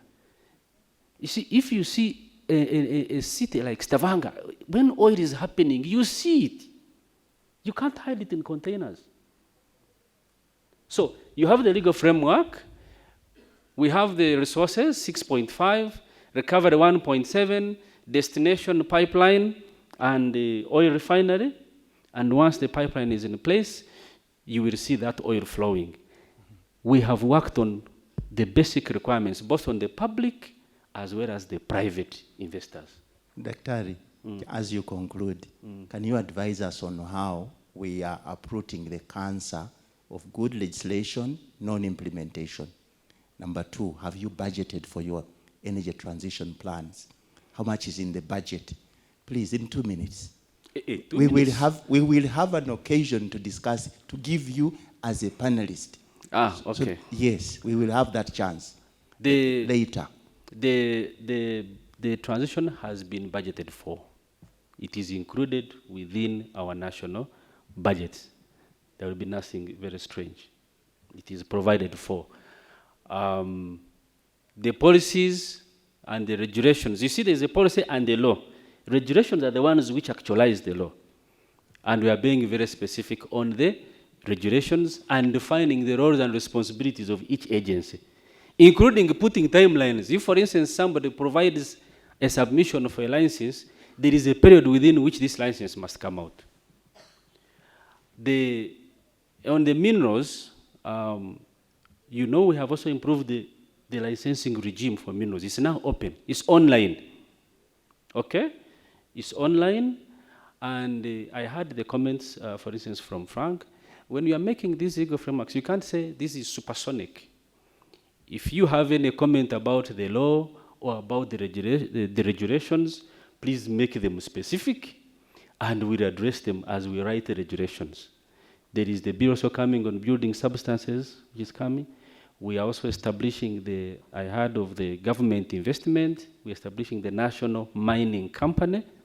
As I speak, we have finished I think the registration. So this company should come into place. This will provide a mechanism on how the government can intervene and support the mining sector without distorting the market. That provides a framework. Plus increasing the investment in these resources. Frank already told you the first thing was to understand the minerals you have got in the country. And we have done those area surveys. And then we are going to go further and refine this data and make this data available for investors. Once you have those, then you are able to discuss with investment. You don't discuss with investors unless you know what you have. Now, in there will be challenges, there will be shortfalls, but I encourage you, if there are specific comments, like I had the comment which Frank made, please bring it forward, we shall incorporate it. I think that's it. I had the issue of, moderator, the issue of local governments. I take note of that. I thought we had engaged the local governments through our program reviews. We have also put the regulations that there should be a standardized framework of operation with the local governments on where these minerals are extracted from. With that, I think I'm standing between you and lunch. But Winnie asked me, in the name of my permanent secretary, I would like to open our workshop. Thank you very much. Thank you. Thank you very much. When the permanent secretary is the highest technocratic office of government, so when they are speaking, sometimes they excuse us, we give them time because they listen and we want them to pick our ideas so that they can implement. So we are sorry about the time we lost some minutes, actually hours in the morning, but thank you very much. Thank you very much for doing a great job. And I'm sure Winnie is already thinking of an arrangement where we can have at least 30 minutes just to listen to a key stakeholder like this one. There are very few PhD holders in these sectors. So thank you very much. Now, I need guidance. This is a citizens' convention. It's not academic. We have two interesting moments. Edutainment. This is a new vocabulary. Somebody has to tell us why edutainment. And then we do have a photo moment. But is it okay if we ask Professor Musinje to give some closing remarks? I don't know whether Frank should be allowed. The issue is time. The ideas are there. We need your ideas. I know there is lunch and it's hot and it's great. Should we have only the keynote speaker or should we allow Frank some 2 minutes? It is a citizens' convention, my friends. I cannot dictate. I don't have the powers over the citizens. Please guide me. By a show of hands, how many want Frank to have 2 minutes? Aha, Frank, 2 minutes. And then Dr. Kavumba, 4 minutes. And then we come to edutainment. My friend, coming to do edutainment, where are you? Please, thank you, wonderful. And this is Muzukulu. Please, Muzukulu's things are very, very interesting. These are the citizens of today and tomorrow. Some of us are in the evening of our lives. I'm not insulting anybody. I'm stating the reality. But there is a future, and it is projected by our little children and our youth. Kindly, if you have any closing observations in 2 minutes. Oh, thank you so much. My concluding remark with what our gentleman from the government said earlier on, and it has been coming out all the time, that we have very little knowledge about what this sector is, the mineral resource sector. I've just visited the Uganda Development Corporation. They are the investment arm of Uganda. Their focus is on agribusiness. You talk about mining. We can't go there. SM. We as MADI, we are working with the Katwe. I've been working with Jennifer to see how we even get PPEs to those salt miners. And salt is the old trading commodity on the continent. Even during the Timbuktu trade routes, it was salt and gold. So these two things, salt is white gold. So we've decided that we go into helping ASM on how they understand the sector, but also using the African Mineral Resource, Africa Mining Vision instruments, especially the Africa Minerals and Energy Resource Classification Framework, where then we can organize the sector and then we can capture the information within the blockchain digital platform so that you can actually trade with the rest of the world using the minimum ESG standards. Then you can access finance. There is no way you're going to access finance, technology, if you can't mobilize yourself within that framework. But if we do understand the mineral resource sector the way it is, the fear of the unknown will end. Thank you very much. I mean, as a citizen and as a representative of the peasants, I find that the idea, the passion with which we push for African integration sounds great on paper. But you are not advising me, how does the integration address the needs of the struggling artisanal miner in Mubende, in Karamoja, in Metiana, in Buikwe? This artisanal miner is lacking competitive muscles. So when we subject them to the so-called African free trade and Africa's mining regime, are we not condemning them to death? How do we address the South African question in Africa? The fact that South Africa has powerful global companies, and yet we are having artisanal miners whose competitive muscle, whose knowledge, whose access to capital, record keeping are all terribly bad. Are we not signing their death certificate when we push the African integration agenda without preparing them with competitive muscles? This question, I wonder whether, did you want to respond to this? Wonderful. In a minute? Thank you. We had Professor Colestus Juma, the late at Harvard University, was my professor, and he said the value of death of the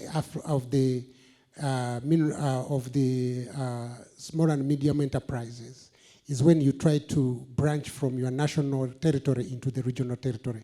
They call it the valley of death. But for the ASM, for the mining and minerals, it's different because we want to integrate the ASM into regional and global value and supply chains. If the sector is organized and we have common laws, we have now, DRC has signed an MOU with Zambia. If we can have DRC sign an MOU with Uganda and others, and then we have the issues of the economies of scale and the sector is organized, then the minerals can be traded through the establishment of regional value chains. And if we have countries come together to establish regional manufacturing and industrial hubs, because we have industrial parks for Uganda, for all other commodities. We don't have industrial parks for, well, unfortunately, because the minerals are sovereign, you can carry a bag of salt, a bag of coffee, no, even coffee is dangerous, a bag of maize, a bag of peanuts, and you cross into DRC, nobody will touch you. But you carry a bag of soil from DRC to Uganda, you'll be arrested on the border being carrying anything that is unknown. So it's only regional integration that can actually work for these sectors. Thank you. Thank you very much. The colleagues at GRA know the difficulty because you have to be very sure that by the time you come, you have something to say. And for some of us, normally what you say, it has the tendency to annoy. And so every time you step out, you don't know how many new enemies you're making. It's not a very safe thing to speak a lot. I appreciate the response from Dr. Frank, who obviously is an expert in the field, and also Dr. Coombs. It's clear that there are real issues in the sector and that those, the subject matter experts are engaged with those issues. I also appreciate the remarks by Honorable Eli Karohanga. I could see that he was preparing to abuse me. You know, when someone's going to abuse you, they start by saying, with all due respect, and they say, are you professor? Oh, I'm not professor, sorry, but you can really see the preamble, the setup. But that's where my God intervened. My ancestors came in and shattered the technology and wherever you are, Honorable. But you know, all jokes aside, I went to school with Honorable Eli Karanga's son, so culturally, I would not even have been allowed culturally to respond, if at all. So again, the ancestors did their magic.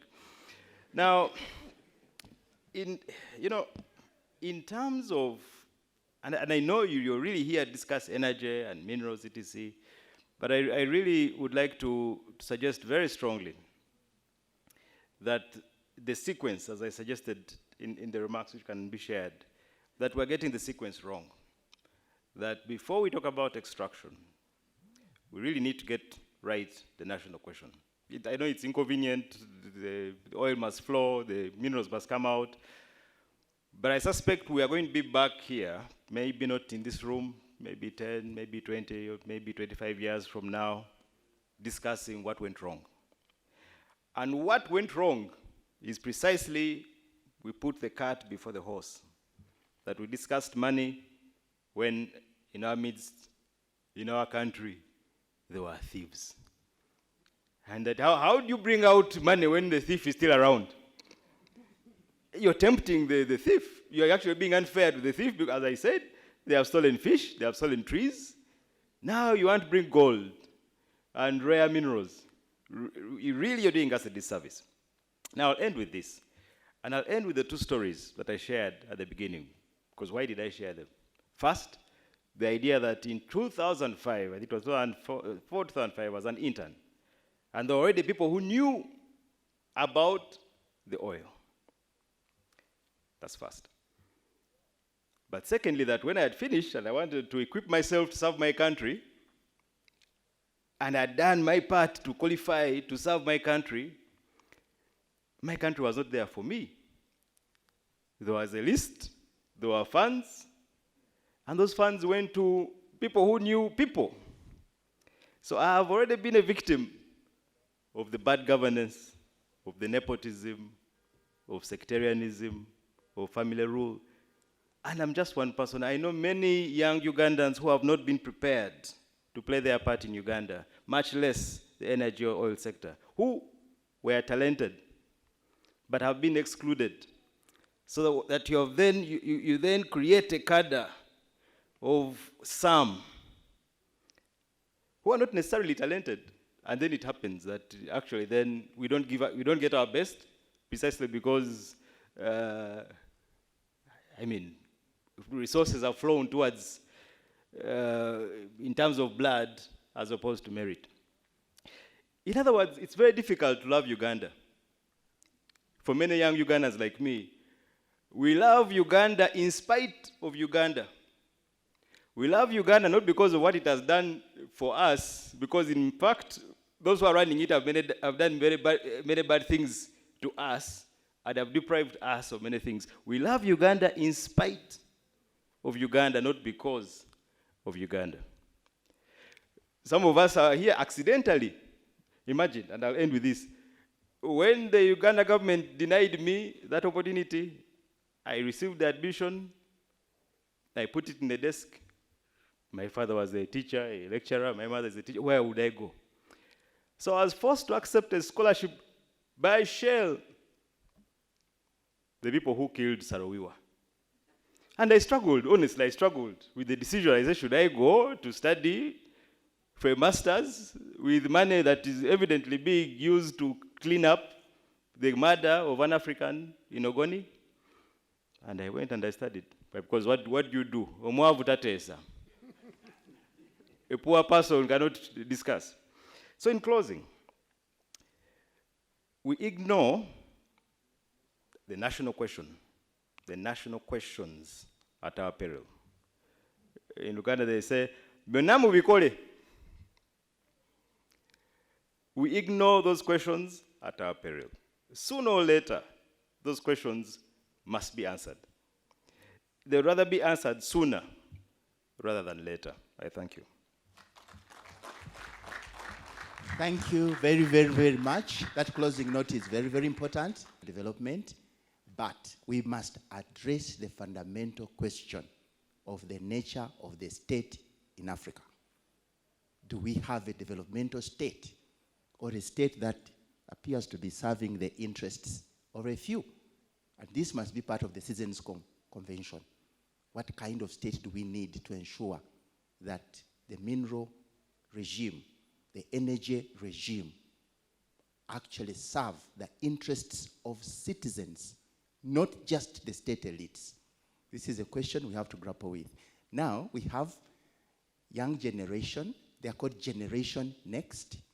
They are called the digital generation. Kindly, let's put our hands together in welcoming our young generation taking us through edutainment. And this is Miss Arinda Duffin. Kindly, the floor is yours.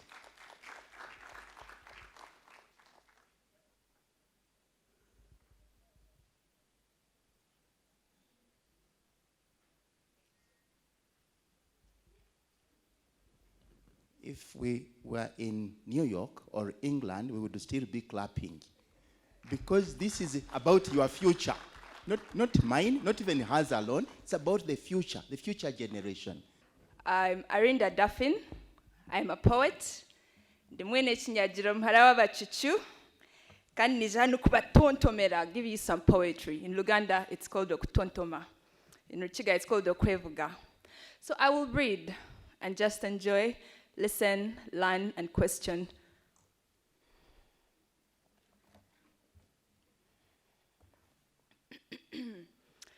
This is the Citizens' Convention on Extractives, to reflect, inform, share, and account for the wealth beneath our feet. The bowels of the earth are filled with gems and essentials for digitalization, and there we go digging and plowing for what is already ours, as though it might deplete, as though we might meet defeat. Let's talk. What is the potential of Africa's mineral wealth? Does it lie in the gold reserves that Gaddafi spoke of, in the oil of Nigeria, the forests of Congo?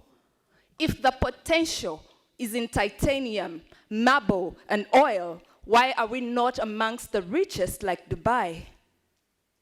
The elders, the chiefs, scholars, philanthropists, artists, women, youth have gathered to knock on heads, to awaken the ghosts of strategy, summon the spirits of collective organizing. They are here convening about sustainable continental development. Where does all the mineral wealth go? Let's think about it. Where does all the gold go? Since this earth was created, does it leave earth? It's probably still here. Gold goes back to the earth. Look into Egyptian pyramids and you'll find tons laying next to mummies of pharaohs and royalty. The greed for what was given in abundance is one of the most puzzling human behaviors the gods have encountered. The Chinese, they know everything, down to the number of sand granules in the radar, and every day they collect their loot, and every day the radar floods. When the earth pours forth liquid gold, petroleum, the scramble and petition for gallons knows no community, no corporate social responsibility, no justice. The elders say that this must stop. Senior inspector of mines, you've got something that's mine, value for money. The extracts of the earth are quite expensive, yet those who find them sometimes with bare hands are extra broke. Keep your ears fluttering like an elephant's. Pick up the sound notes in my voice, the music from my chakras. I am a poetess, a goddess, and I bear the scripts of divine inscription, the sayings of the ancestors of our gods and goddesses. Energy, give me energy. You give me egg. Energy, give me energy. Energy, give me energy. Mwenangwe. Mwenangwe. This is not an indaba. Ndaba ebibana vya Ugati, Global Rights Alert, Siatini, Ministries, Gender, Labor and Social Development, Finance, Planning, Economic Development, Ndaba ebibana vya makampuni, Total, Uganda National Oil Company, more visible than the oil around which it was incorporated. What is the potential of Africa's mineral wealth? Let's go back to history. The richest man ever in history is a black man from Mali. Mansa Musa. Let's say it. Mansa Musa. He's the richest man that has ever existed on the planet to this day from Africa. He was from Mali. He was an emperor. He had over $400 billion in gold. If one man alone could have all that gold, how much gold is in Africa? If the holy books, the Bible, the Quran, tell us of the legend of Queen Sheba and the talents of gold she gifted to Solomon worth $187 million, if all this gold was there before Christ, how much gold is in Africa? The potential of mineral wealth is so immense, it is reflected in the lifestyles of the rich and famous in Africa, ancestors and contemporaries. We all know about Mobutu Sese Seko. He lived like a sekeko, like a peacock, flamboyant, luxurious. He had 20,000 tons of marble in his Xanadu palace. To this day, there's still plenty of mineral wealth in Africa, yet they assume that we only have 30% of the Earth's mineral wealth. You know what? It's just dark in some places. So every month they discover a new depository of diamonds, oils, sand, and marble, and then the riots against land dispossession begin when corporate giants and government tentacles take over the wealth in our homelands. Energy, give me energy. Energy, give me energy. What you give me is what I give you. Energy, give me energy. Hey, okay, the Permanent Secretary, Ministry of Energy and Mineral Development, Community-Based Monitor at the local district, officers of the East African Crude Oil Pipeline. This is real. We have oil wells between our calves, between our hills and valleys, Hoima and Yonda. Naye, fuel, watano bitano a liter. Should we extract oils from our soils? Should the iron drills, should they reach inside of Uganda? Should the oils flow like El Nino? Climate Action Network, Accord, Global Rights Alert. Are you there? I can't hear you. Give me energy. Hey, like Wangari Maathai, we are called to be guardians of the planet, to replenish her wealth, to beautify and embellish her. It is our divine duty to sustain the wealth of the earth for generations to come. Hear my voice, a voice from up and below, the heavens and the bowels, the great space expanse. Hear the call to halt. Stop for a second and reflect. Have your fingers ravaged a fragile part of the planet? Have you shed the blood of others? Have you destroyed the sheds of cows, elephants, and lions? Stop and reflect. Has your greed had the better half of you?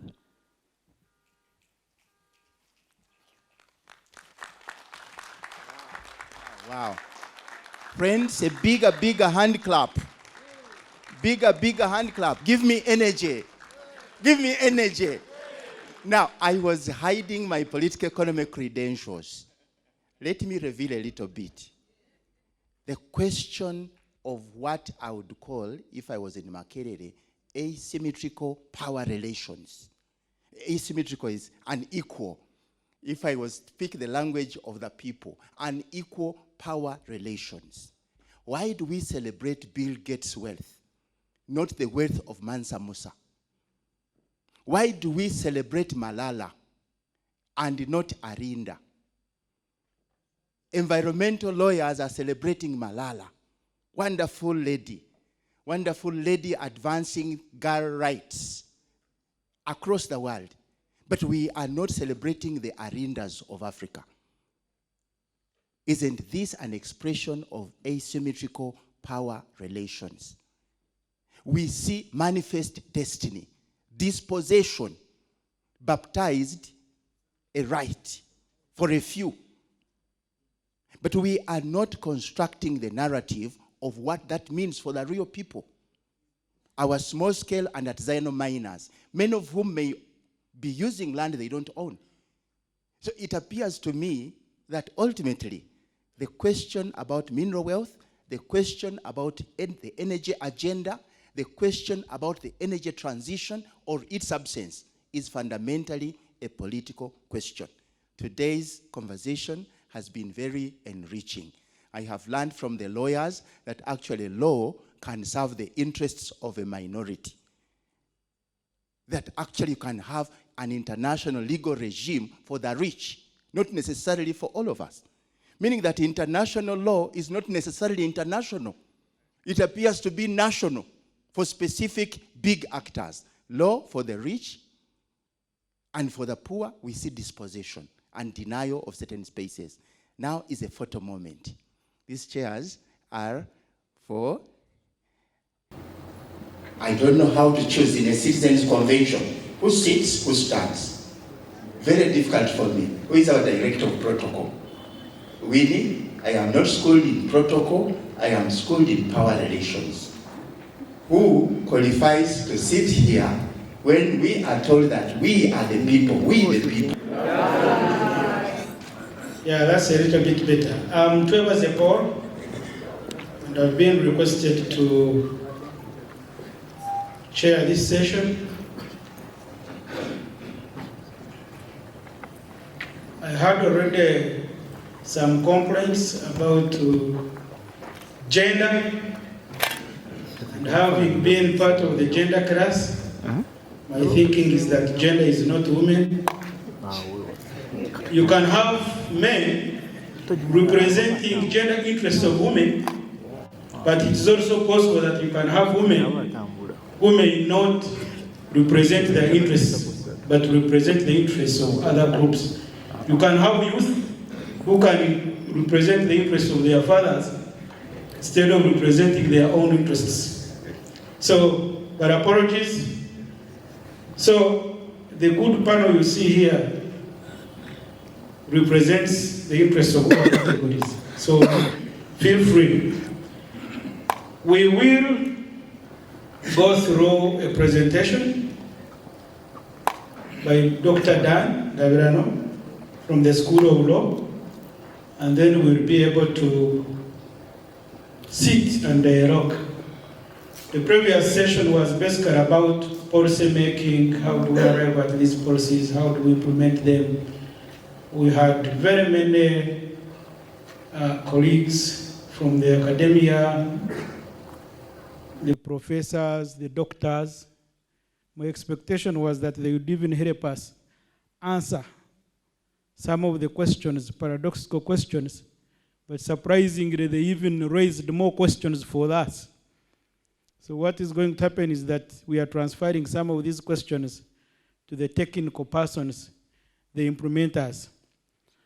With me, let's put our hands together to welcome Dr. Dan Gavirano to take us through a presentation.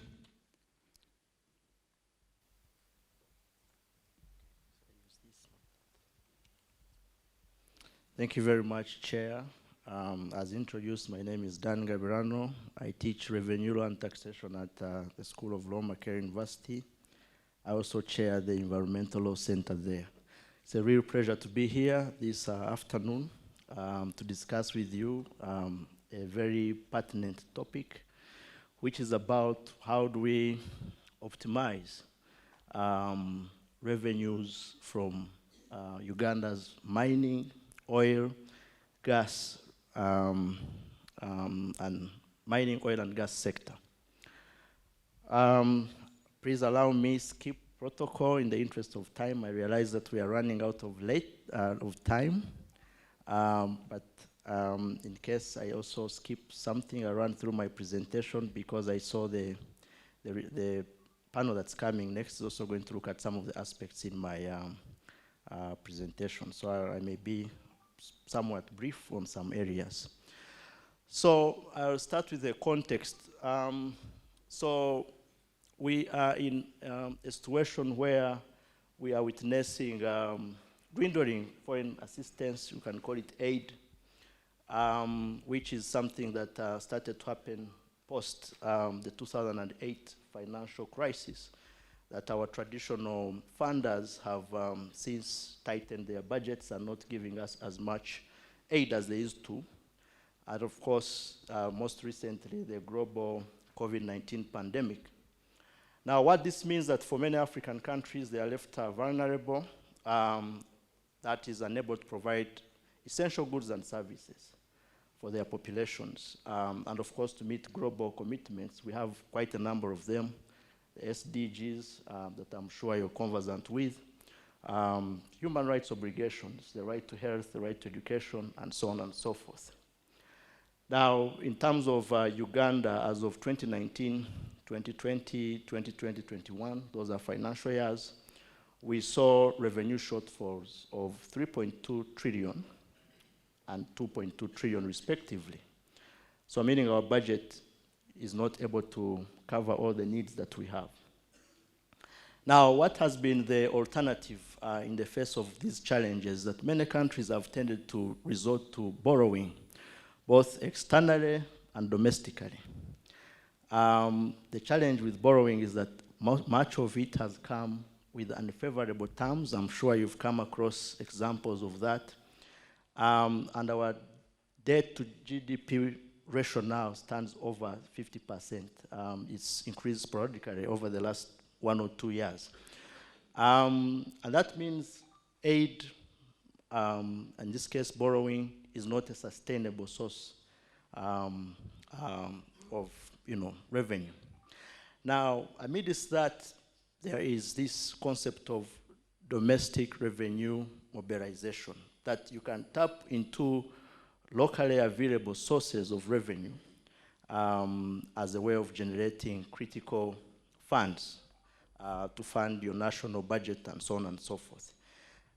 Uganda, of course, is known for being a front leader usually when it comes to design of these strategies. So in 2019, we had a 5-year DRM strategy whose objective is to lift the tax to GDP ratio from 13% to about 16 and 18%, which is sort of the average in Africa.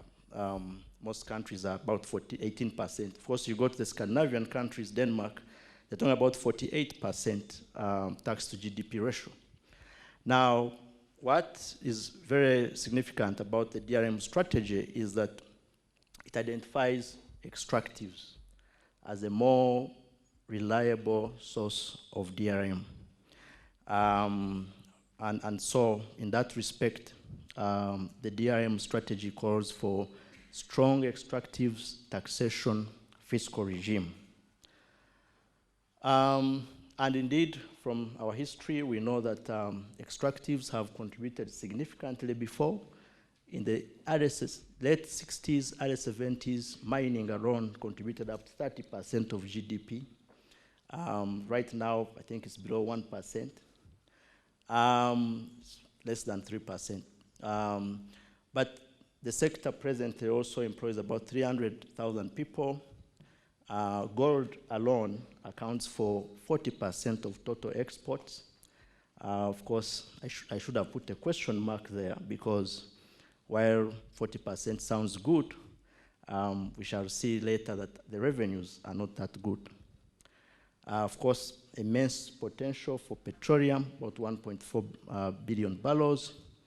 And from our petroleum endeavors so far, we've realized close to $1 billion.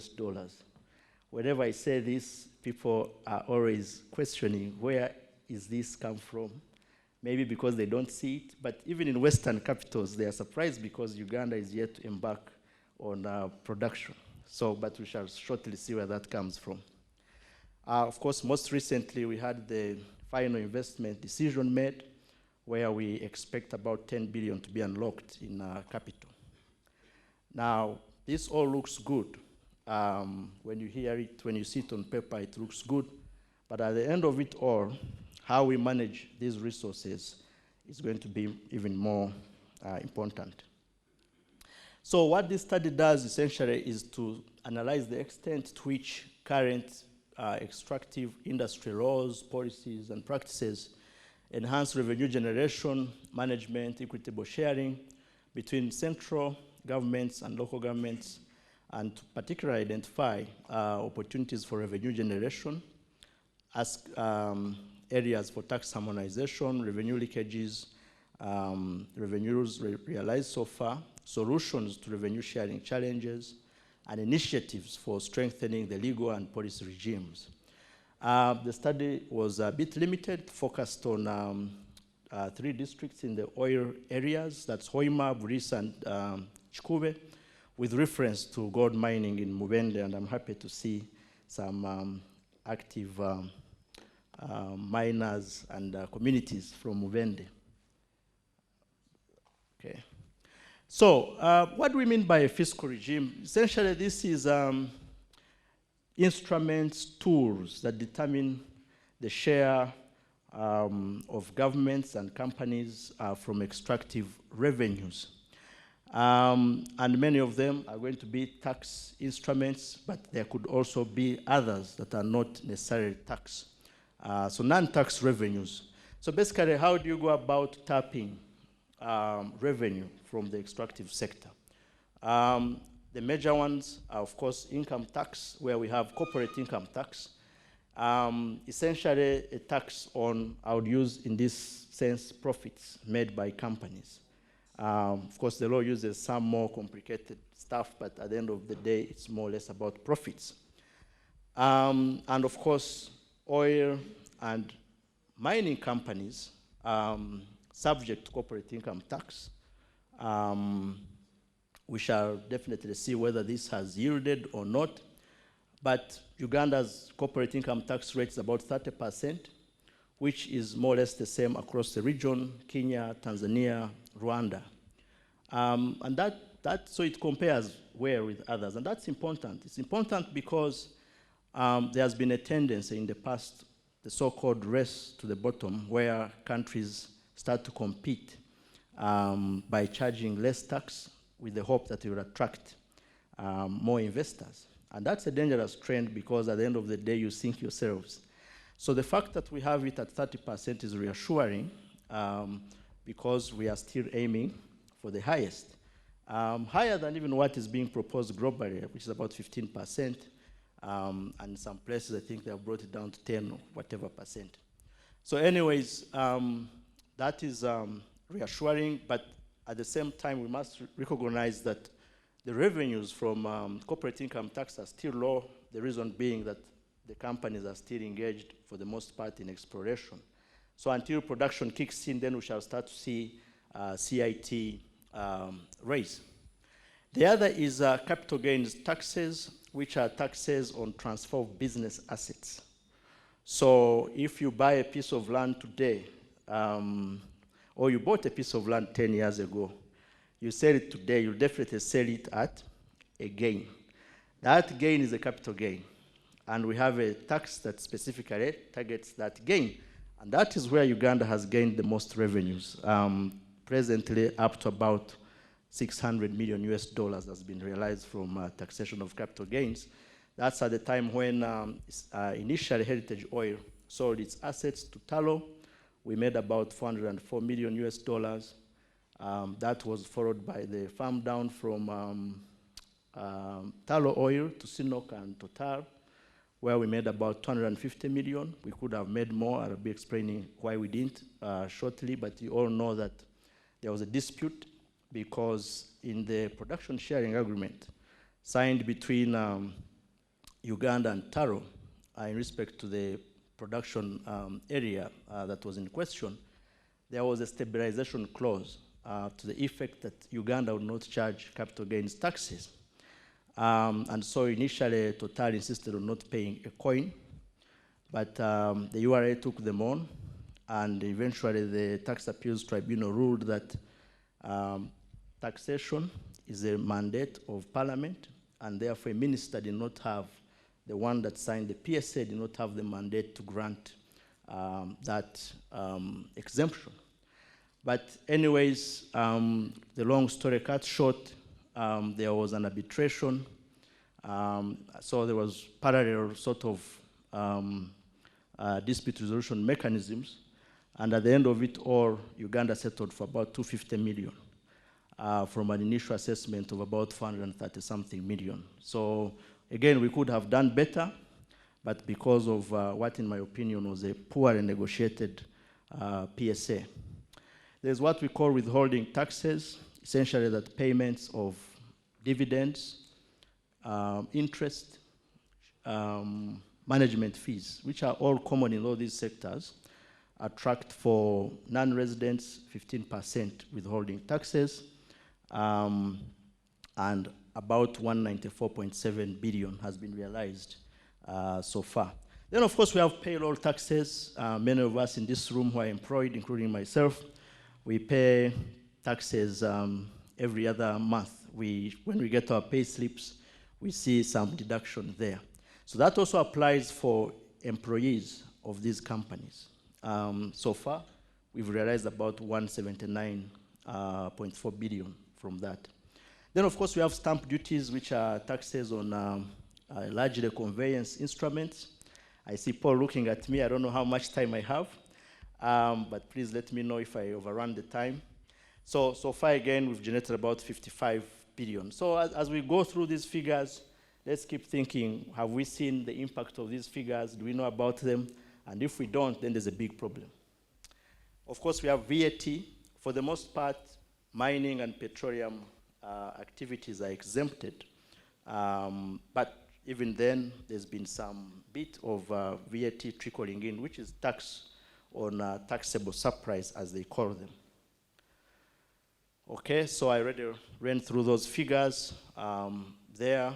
That's the capital gains taxes that we have earned so far, about $668.6 million US dollars. Quite a significant amount of revenue. And by the way, Uganda is one of those few countries that has been able to make this early gain. Not many have been as successful as Uganda has been. The question we should ask is again whether this has so far benefited us or not. Stamp duties are also highlighted there, so I won't go through them again. Now let's turn to non-tax revenues, that beyond taxes, there are also other kinds of levies, fees, and so on and so forth.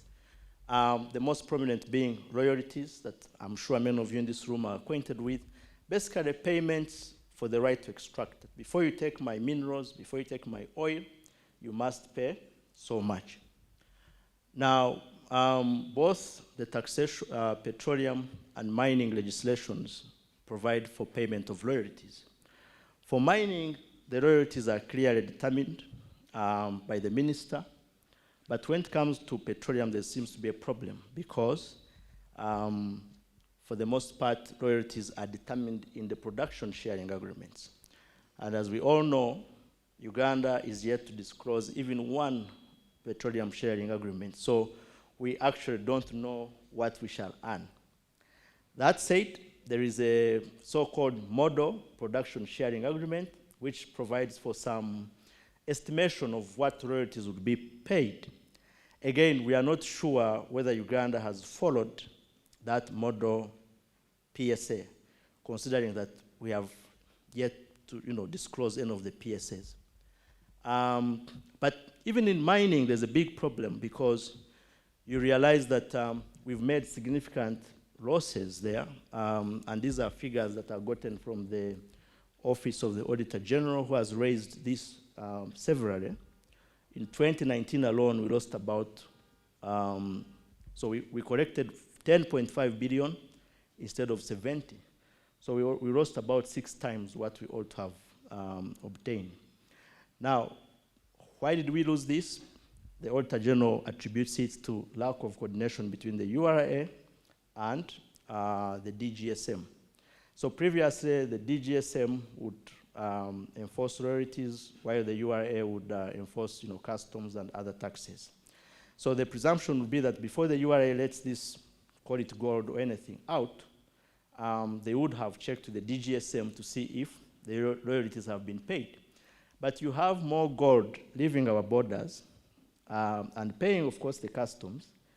But when you go to DGSM, they have a record of just about, not even a fifth of the gold. So much of it was leaving our borders without paying royalties. Okay, and then of course, we have bonuses, signature bonuses, production bonuses. Again, these are left to be negotiated by the parties in the PSAs, and we are not sure what has been negotiated with which company. Although there are reports that AMA Petroleum paid about 316 million, but those also remain informal reports. Annual fees, the figures are right there. State participation and state share in production is very important. participation means that the state is an equally active actor via the national, oil company or the mining company. That gives it a lot of leverage, first of all, in terms of information. The private sector also comes with a lot of experience, which is good for the state oil companies as well, or mining companies. And then the share is actually the actual amount of oil or minerals that the state company will take. Because as you know, part of the payment from the companies constitutes the actual resource. So again, while state participation has been defined to be about 15-20%, 15 in the mining sector, 20% in petroleum sector, we're not very sure of what has been negotiated. Then of course we have export levies. As I mentioned, we've lost so much there, about 720, that should be million US dollars. Okay, so those are the reported petroleum revenues, and these figures are obtained from the recent EITI reports, but also the Bank of Uganda reports. As you know, the EITI report starts from 2019-20. The Bank of Uganda reports go even far back. So even before the fund was actually put in place, they report on that. So those are some of the figures we have there. That's how I come to close to $1 billion US. Okay, so I would say that we have a fairly comprehensive and productive, I must add, fiscal regime in terms of generating. We have quite generated. But that said, there are a number of issues, one of which is unequal PSS, the so-called stabilization clauses. I talked about one in the context of tallow selling to CNOOC and Total. The question is, what can we do about them? We'll be coming to that in the recommendations. We have what we call BEPS.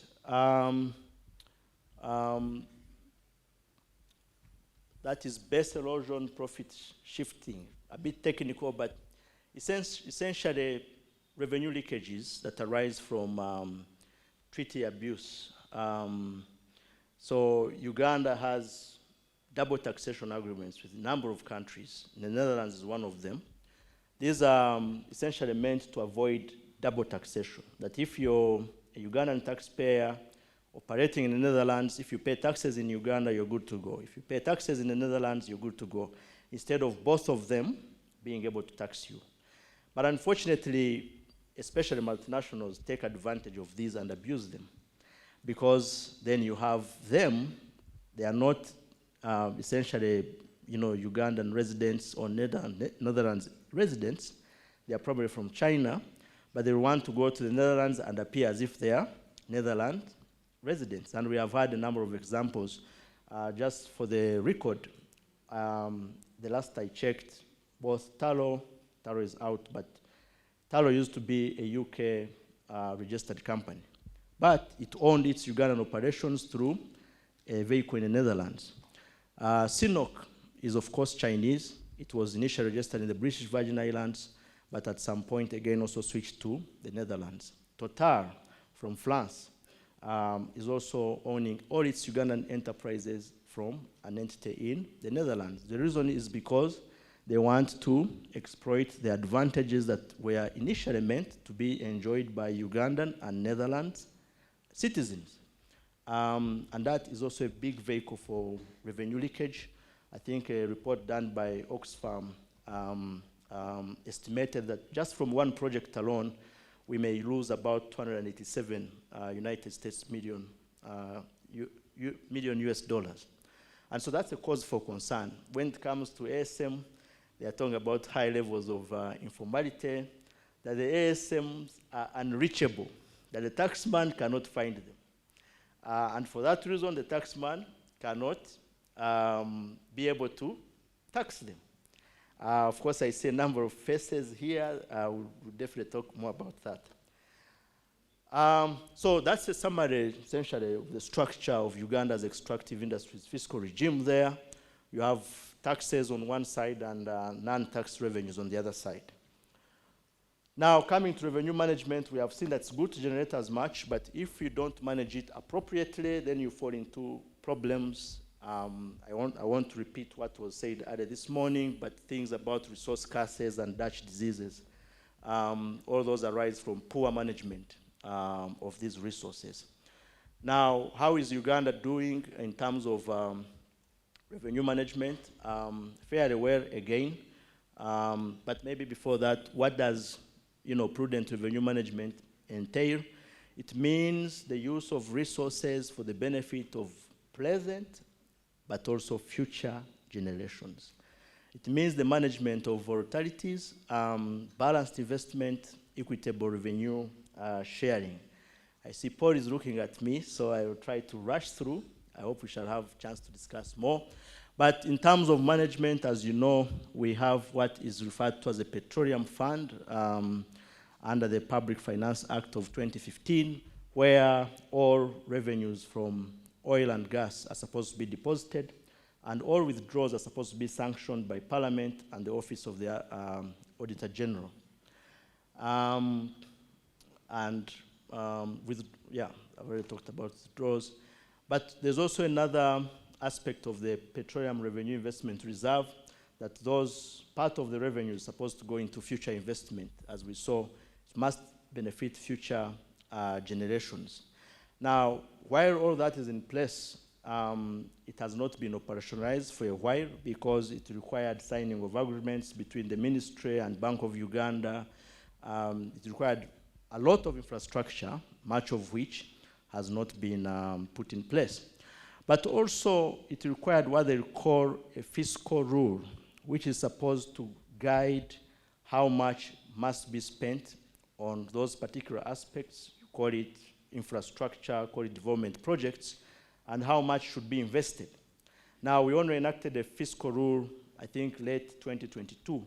So what that means that for the most part, it was the minister making the decision how much should we spend where. Don't forget that before the Public Finance Management Act came into force in 2015, the minister essentially had a leeway on what to spend on. So most of the monies are recorded to have been spent on budgetary support, but it's not clear which activities these revenues actually funded, and that's a big problem. Okay, again, the challenges, I think I've run through them already.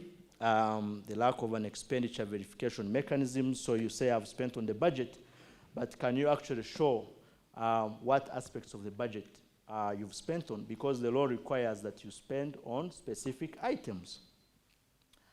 Okay, that's again a summary of inflows and outflows of from the petroleum fund. The figures are all there from the EITI report as well as the Bank of Uganda reports.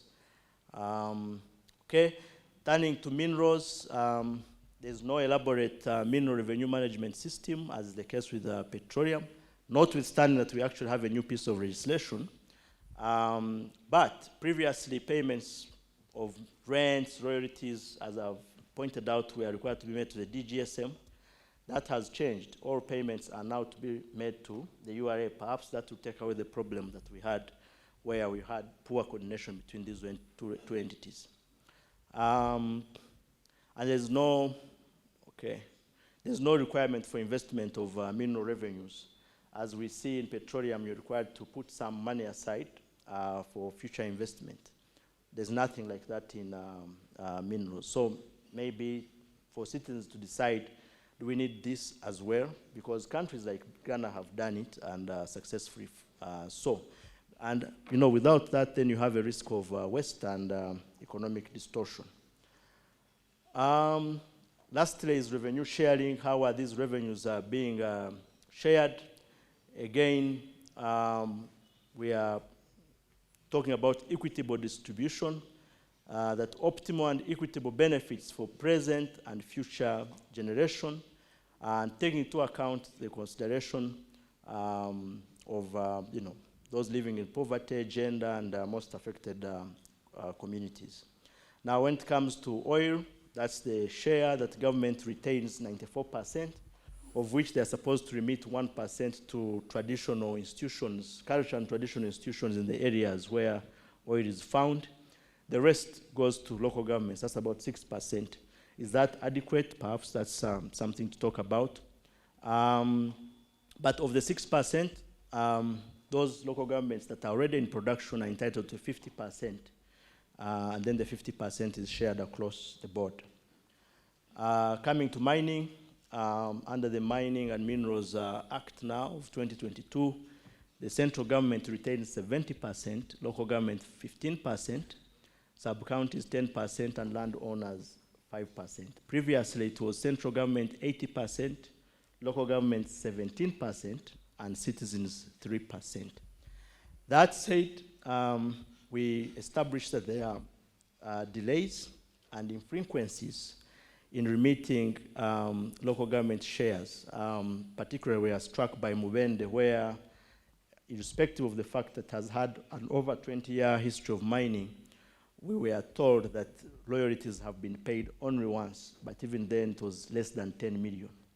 We'll hear from, of course, the plenary more about that. I know that sounds controversial, but that's what it is.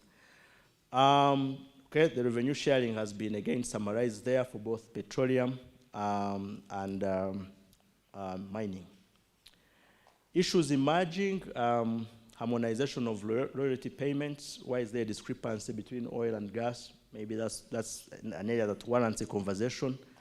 There's also need to condition royalty shares at critical sub-program areas like health and education, because most local governments end up spending on administrative expenses, allowances. So if you give them a blank check, most of these monies are going to go to that instead of going to things like health and education. Non-disclosure of royalty payments and resource agreements, delays and infrequencies, I've already pointed those out. Recommendations, follow the recently enacted fiscal rule to guide appropriations going forward. That means that some money will be going to investment. Finalize the petroleum investment framework, develop an expenditure verification mechanism, further build the capacity of the URA. The reason why these companies, partly the reason why they've been getting away or attempting to get away with not paying taxes is a capacity issue, and it's going to become even more complex as production starts. Renegotiate restrictive PSAs. People talk about PSAs as heavenly documents, but these can be renegotiated. Just next door in Tanzania, all mining agreements were renegotiated. There was fear that investors would flee, but they are still there. And many countries have done that, so Uganda will not be the first. Expedite negotiation of double taxation agreements. Again, this has happened in Rwanda. They negotiated their DTA with Mauritius. Senegal did the same. Zambia has done the same. South Africa has done the same. There's nothing that stops Uganda from doing the same. Publish past, present, and future resource agreements. So we are aware EITI talks about agreements going forward, but we are saying even the past needs to be opened up, because most of the projects now are being run on old PSAs. We also have the opinion that there should be a separate EITI law, but that's a conversation we can have. Enhance the amount of royalties to be paid to local governments affected by oil activity. We are also recommending establishment of a separate fund for management of mining revenues, frequent and regular disbursement of royalties. I've already talked about that, but also empowering local governments, both human resources as well as technical resources. Lastly, companies should embrace responsible business practices. We are talking about environmental social governance, but importantly, they should pay their fair share of taxes, because I'm sure me and you in the room are all paying our fair share of companies. There's of taxes. There's nothing special about these companies. They should equally pay their fair share of taxes. Thank you very much.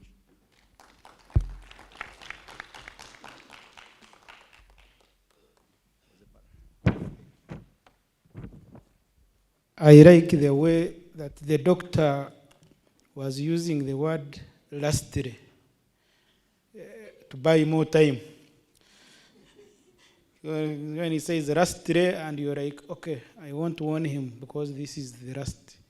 And then you realize there is another last. Now, here we go. Of course, since morning I've been discussing the paradox of poverty amidst plenty. And most of you know that this is exhibited even here in Uganda, even before we look at other countries.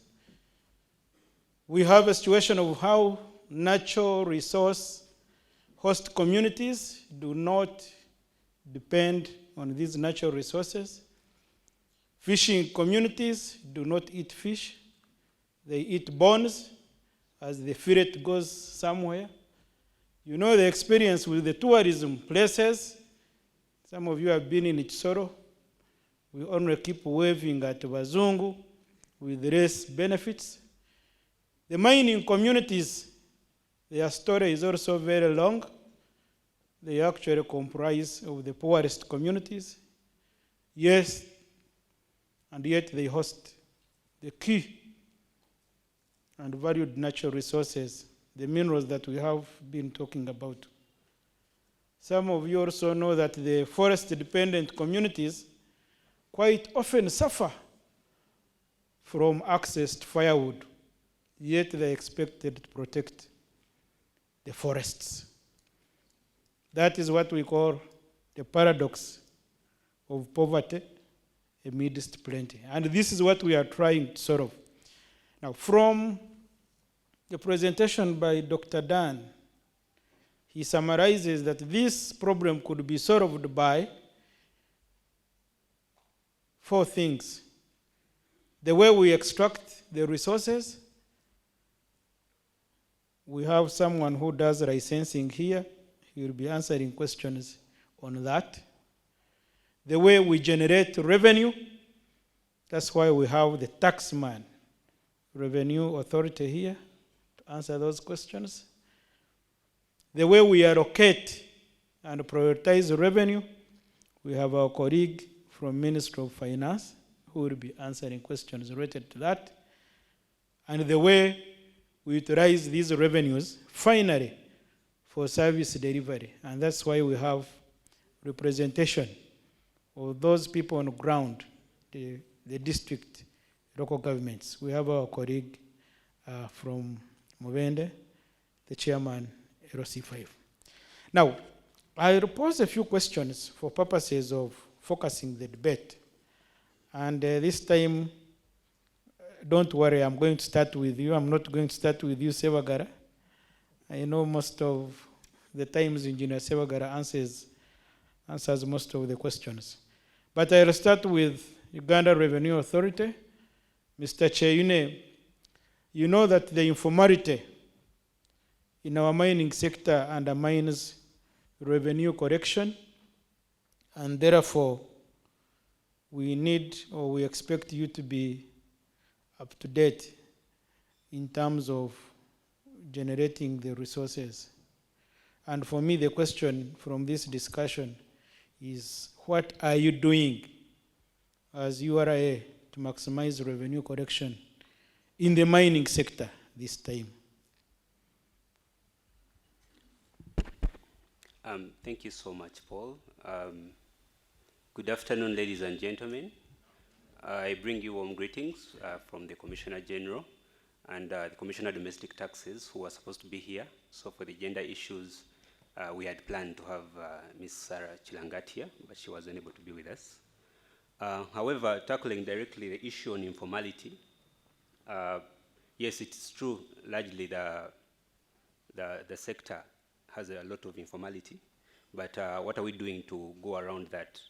We do have an enabling law already. The Income Tax Act allows us to, when someone is going to be licensed, to have a TIN number.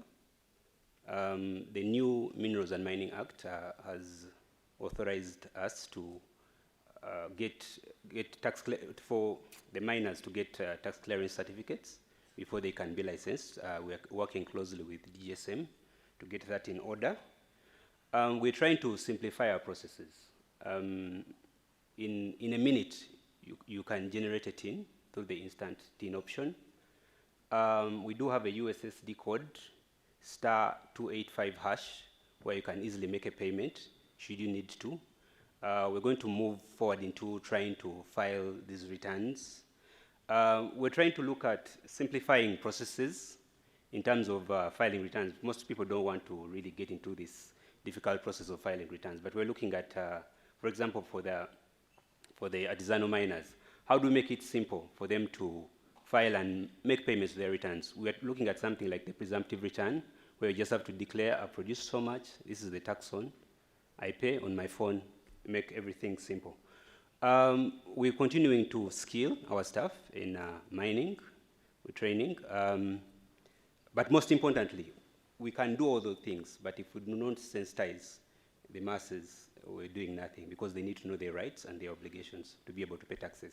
So we're working closely with DGSM, we move with them, we train at every opportunity, we come in, we train the masses on their obligations and rights and how they can make these payments. Thank you so much. Yeah, thank you. I'll be coming back to you, of course. You know, Revenue Authority here has, there are very many taxes: pay as you earn, pay as you what, pay as you think, very many, very many. So we know even in the mining sector, our colleagues are already thinking about taxation. But let me first go to Minister of Finance, Mr. Adio. The domestic revenue mobilization strategy, which is a very good strategy, and of course we know that through this you intend to domestically raise quite a lot of revenues in partnership with URA. But what is now the status of its implementation? Wonderful. Thank you very much, Paul, for your question. But before I answer that, allow me join the rest in thanking Dr. Dan Gabirano for doing justice to this paper on optimizing the role of the extractives in revenue mobilization. Perhaps to give some context, the domestic revenue mobilization strategy is a document that we put together after realizing that we needed to build our revenue effort. As many of you might be aware, our expenditure needs are outstripping our revenue generation. And as such, in 2019, the government, Ministry of Finance, decided to engage different stakeholders, including development partners, the academia, and civil society, and we came up with the domestic revenue mobilization strategy. And so the purpose of this was to re-engineer the tax policy development process, where we have wider consultation, and then to also bring about transparency and accountability in how, one, we formulate policy relating to taxation, and how we collect revenue, and how we utilize this revenue. So the twin objectives of raising revenue while also encouraging a healthy flow of investments, but not forgetting ensuring transparency, accountability of the tax system. So the status of the DRM, so to come home, the DRM recommended developing a strong extractives industries taxation regime.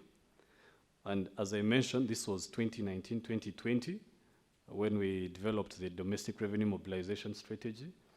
But no sooner had we developed the strategy than the global pandemic hit.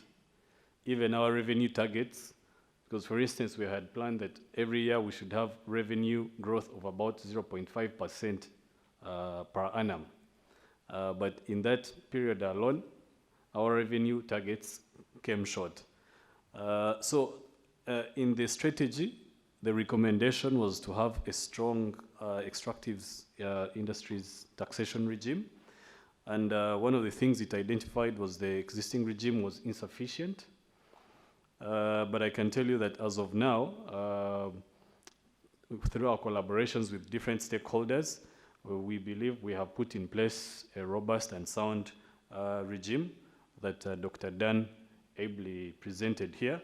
And even from his submission, he said it's fairly comprehensive. So it's a continuous work in progress. And we believe we have covered the upstream, the midstream, and also the downstream. So we're trying to see how we can continually capture the revenue streams along the value chain in the oil and gas industry. Then with regards to minerals, the recent Minerals and Mining Act provides for various ways of capturing these rents. So this has covered the breadth and depth of the minerals, including the small-scale miners, to be able to contribute to the resource envelope. I can tell you that as a result of having this strategy in place, our revenues have grown in spite of a number of shocks, both at the global and the domestic arena. In 2021, financial year 2020-2021, our collection was about 19.70 trillion. And then in 2021-22, we collected 21.79 trillion. So this was a growth of 2 trillion, 2.09 trillion. Our target was 22.36 trillion in 21-22, and our collection for 22-23 was 25.15 trillion. The gentleman from URA will attest to this. So,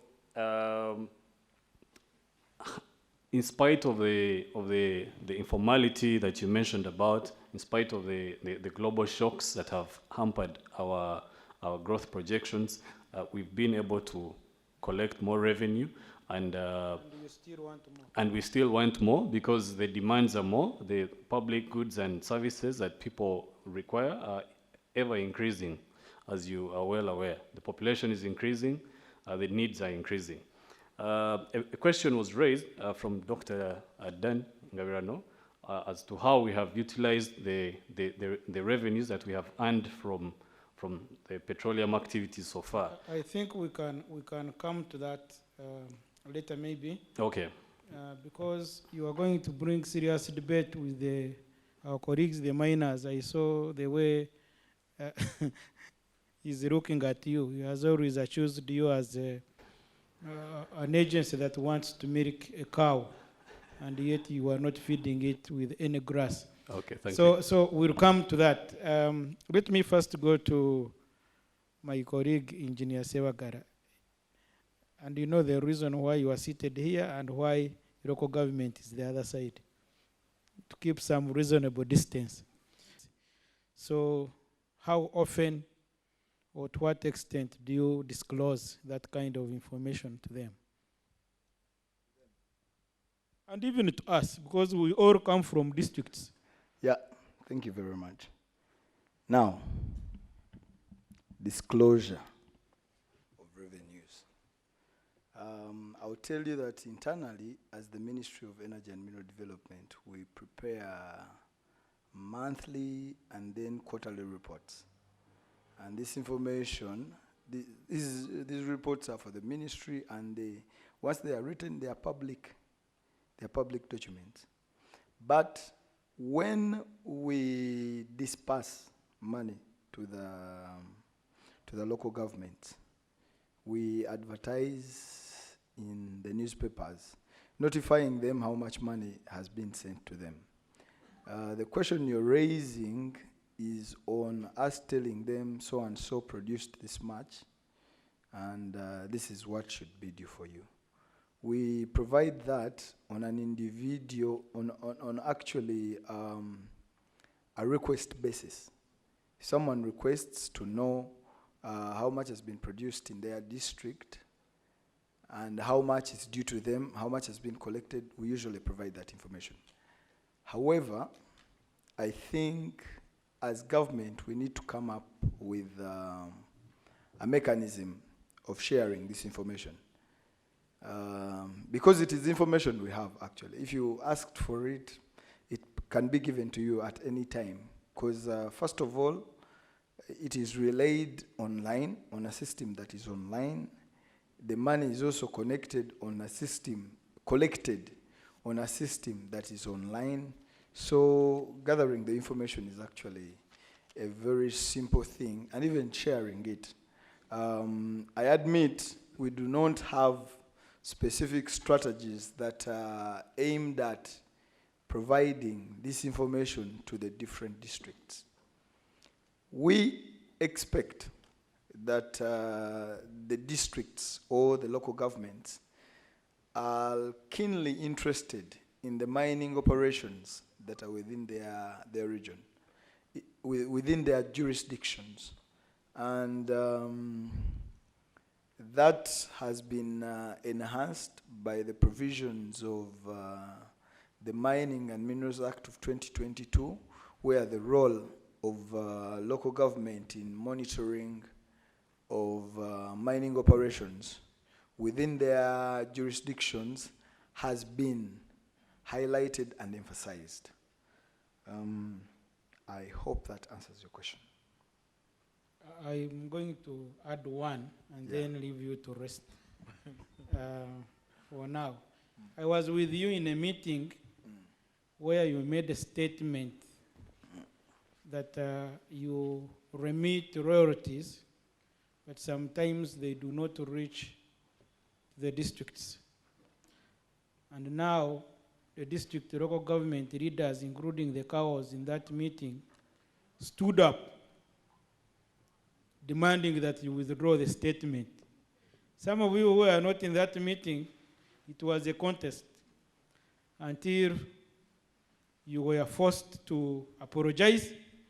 But then later the records came showing that actually some of the revenues, royalties, had been remitted. And for me, since that time, I've been thinking of what is the problem for DGSM to publish the royalties remitted to local governments, so that even us who are not in the district local government system, we can know that our district leadership received this much this year, so that we also hold them accountable in terms of the services we need. Yep. So actually that is something that we do. Whenever we disperse money to the local governments, we publish in the newspapers. We run a full page that shows which district, which landowner has been sent what amount of money. Now, the meeting you're talking about, if you realize the people that were really on my case to come up with the information and display it, in the afternoon when we are displaying the information, they disappeared. None of them was there in the afternoon. And when the record came out, it showed that we are sending this money to them. So for me, here it is not a question of whether money is dispersed to the local governments or not. And let me use this opportunity to try and address the issue that was raised on the consistency of the disbursements. You see, you cannot have a consistent disbursement because sometimes the production is not consistent. For districts that get royalty from industrial minerals, where there is a bit of certainty in the production volumes, like limestone, raw materials for cement, the districts that get that money, I think even in their annual budgets, they can include that money because they have a certain volume that they are used to, and these cement companies are consistent on their production volumes. But now for gold, sometimes the companies, they are mining gold,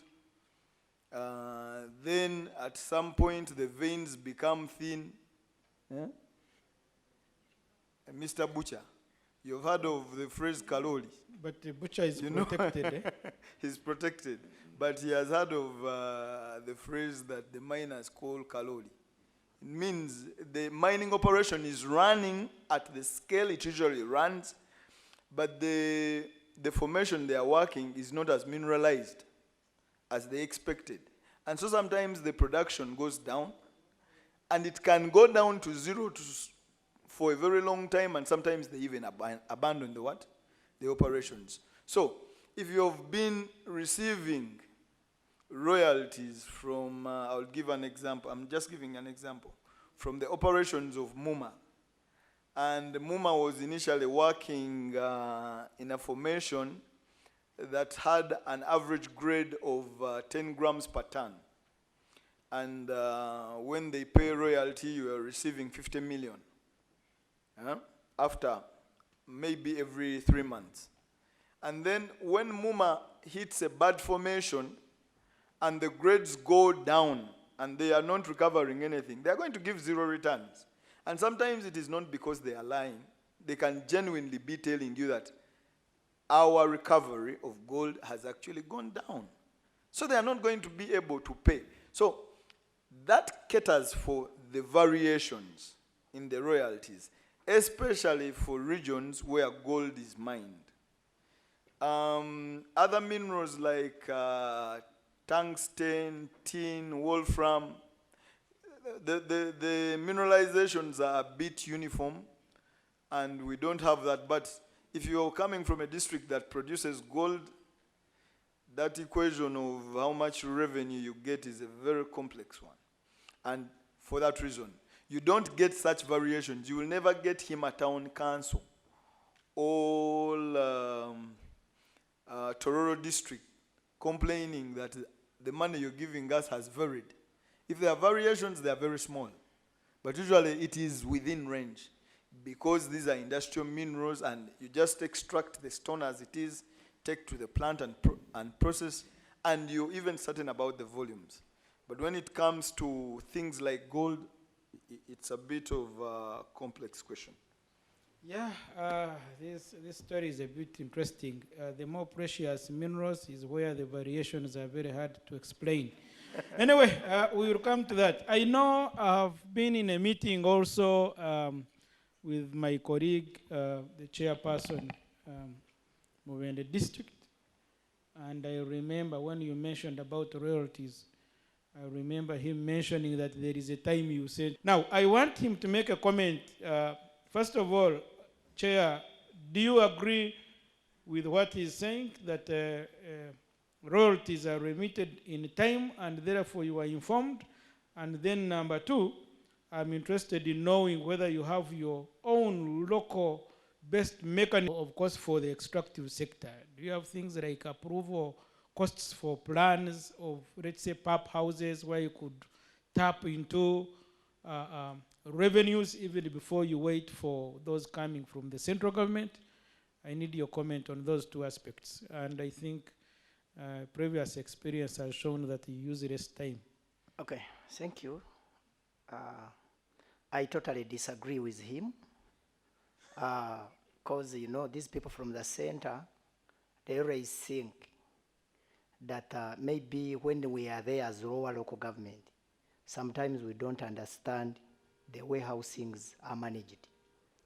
That's why you see every time they say, for you, you are from local government. Every time when you want to talk about something, they say, no, you are from local government. They just nail you from there and you just keep quiet. Now you can see why I put you there and him here. Yeah, truly. And I see it. Because but, we disagree completely. Yeah, we disagree. Me, I'm from Mubende. I'm a chairperson district. I've been in politics for quite a long time. I've had a lot of people saying they are peasant. Me, I'm a peasant. I was born in Mubende. I've grown up in Mubende. I started my politics career when I was young. And I've been in politics all my time. So I know everything. I started as chairperson of RC1. I went into a councillorship. I'm now chairperson of RC5. So I know everything about what is happening in gold mines in Mubende. I was wondering, and there is someone who presented said that, you know, Mubende last got royalties in the last 10 years. That is 2009. It's when we received 800 Ugandan shilling. As they are meeting the annual. For the whole year, 800 Ugandan shilling. First, wait, Chair. Did you receive it on the district account? By that time, Mubende were still with Kasanda. and the gold mines were all in Mubende. I was the chairperson, finance committee. We enforced up the ministry. What they released was 800 Ugandan shilling to the district as a reality. Can you briefly tell us how you used that in service delivery? Even if I don't explain, everyone who is here can understand. But do you know the problem with the ministry? That is where they hide themselves. Anytime when you come, like now when I come as chairperson in 2021, I found when they have established a new site, that place is called Chiruma. They have a new site, a gold mine. But when you go there to ask them, they say, we are still exploring. They explore until they finish the gold. And whenever you ask you people, we are seeing you mining. Every time you are taking tons and tons of gold. But for you are not mine inspectors. That's what I'm telling you. But you see them because we have these miners who are telling us and who are benefiting, whom we are seeing they are taking gold. Someone who is exploring should not take the gold to the market. For what?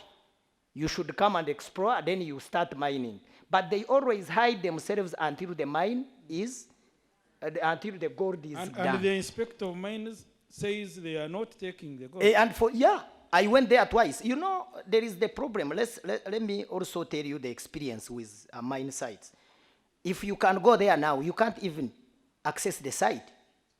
They have the army, they have the police. Even if you're the leader, you can't even enter into that site. You keep outside. So there is no way how you will explain that these people are mining all there, only to see is Land Cruisers and whatnot, the big cars picking the gold and taking it. That's very serious. Chair, you have 2 minutes to summarize. So I want also to be clear that we as Mubende and other parts, other districts, we've been suffering that. And we want the ministry to stay up. If we are to move together, he has said that they always inform us. They can't even inform you by the time they come to start the exploration thing of what. There is no any communication from the ministry to our local government. Not at all, in all districts. And another thing, let me tell you, Mr. Moderator, we need also to know, these people also to know that we are also a government down there. Because when they come, my interest here was also on acquisition of land when they want to start mining. People are suffering, seriously are suffering. They come in the morning, they find where you are staying with your family, with your house. They say here, we have gold, get away. You are not compensated, you are not told anything, only to see you are surrounded with soldiers and policemen. You must be evicted and go. And these people are there suffering. If you can look at the community, I have 19 sub-county, but the poorest sub-county is the sub-county that is having gold. It is the poorest. And when you look at other sub-counties, which has no gold and minerals, are okay. These people have been evicted, they are out, they are not helped, they are not paid, and these people who evict them, there is one person who presented here who has been talking about the kind of people who are in that. I always hear people saying artisanal miners. Who are artisanal miners? Who are they?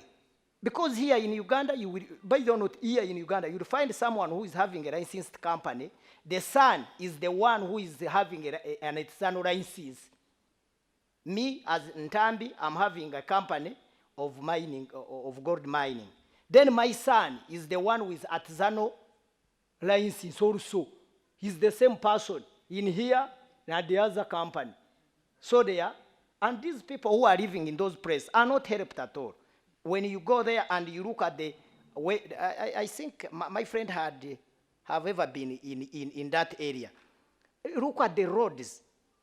When they started in Chiruma, they came with trucks to take the soil because the gold was up. They came with excavators and what? They pick the soil, they use our road, they don't give you anything. Then they expect you they give you 800. 800. 800. So my concern with the ministry is let them always give us the information in time. That is one. Two, let them also sit and think that these are our local government. They should also benefit. You have asked me another question lastly, as you've said. I'm going to give you time to answer that lastly. I I remember that we are in a citizens conference. Yes. And you see, when you're speaking like that, lamenting, I again remember that when you people at the district, you are asking us, telling us whether we know how government works. And when we come here, we don't know how now that government in you goes.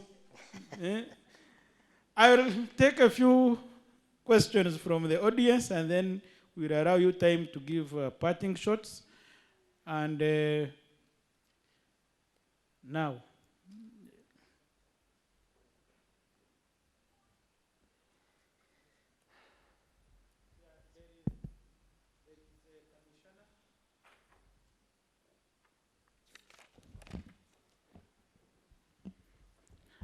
I hope you are not going to defend Sebagara.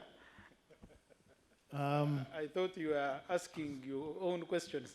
I'm not sure what time will allow. I'm Clovis Bright Irumba, Director for Exploration at the Petroleum Authority. I will not defend him, but I was interested in knowing whether Mr. Ntambi checked with the accountant to confirm that they did not miss like 4 zeros. My friend, they debated this in the district council. So these things are interesting. Now, I wanted first of all to thank Dr. Danny Ngabirano for putting together a very important presentation, but also recognize the task always such a requests bring in terms of less time to put together the information. I have been there myself, so there is a lot of commitment in there and sacrifice. Thank you very much. Along with that comes, at times, some facts included in presentations which could have been probably validated. One of those is the figure you mentioned in respect of bonuses paid by Ama Energy Limited, amounting to United States dollars 316 million. I would like to make a correction for the people here that the production sharing agreement between government and Ama Energy Limited is in respect of Kanywatawa contract area found in Itoroko district. And it does not provide for payment of the bonuses referred to here. The only payments they make to date, while they do exploration and before they go into attainment of a production license, because they have not yet discovered, are acreage rental calculated on the basis of square kilometers times a certain figure in dollars. I don't remember very well, it's like $20 per square kilometer. So if you have like 600 square kilometers, you just multiply. You get some very little money there per year, they pay it. And the other one is training fees. So these two charges are provided in the law, but the law does not fix them. So they are subject to negotiation. And when the government and the Ama Energy negotiated with them, I think the training fees is about $200,000 US per year. So they have been paying it. So there is no way that can ever raise to 316 million for the duration they have already held the license. So I would like to think that this figure could not have been a misrepresentation of the training fees, because the training fees cannot even raise to that. So I wish to make that correction. And I think you said you didn't have a source of this figure. So always avoid the things that have no sources, or even if there is no time. Doctor, the source is there. He says it's a media report, but whether that is right or wrong, is a different thing, but Okay. there is a source. Okay, but nonetheless, it's good, the job he did. Secondly, and the last point, by the way, because of time, I would like to speak to capital gains tax as a concept in relation to stabilization of contracts. One thing we all need to know, colleagues in this room, is whenever speaking in hindsight, there is always a tendency to oversimplify things. When we talk about poorly negotiated contracts, I thought it was a heavy word. Maybe things like generous terms in the agreement would be better. Because usually the terms of the agreement are determined by the circumstances under which you negotiate at a particular time. Now, this particular PSA that Talo eventually took over from Hardman Resources Limited of Australia was negotiated in 2001. And to date, the active PSAs in the country, that is the oldest. Meaning that those who were negotiating under very difficult circumstances. Now, when we negotiate, there are points during the negotiation process where there are things we call those that can break the deal. Someone tells you, for me, this is the position. If we don't agree, then we break the deal and go away. So you find that depending on the circumstances, you evaluate, and if someone is asking for an exemption on capital gains, at that time, your focus is not that this person is going to sell. In the first place, you are not even sure they are going to make any discovery.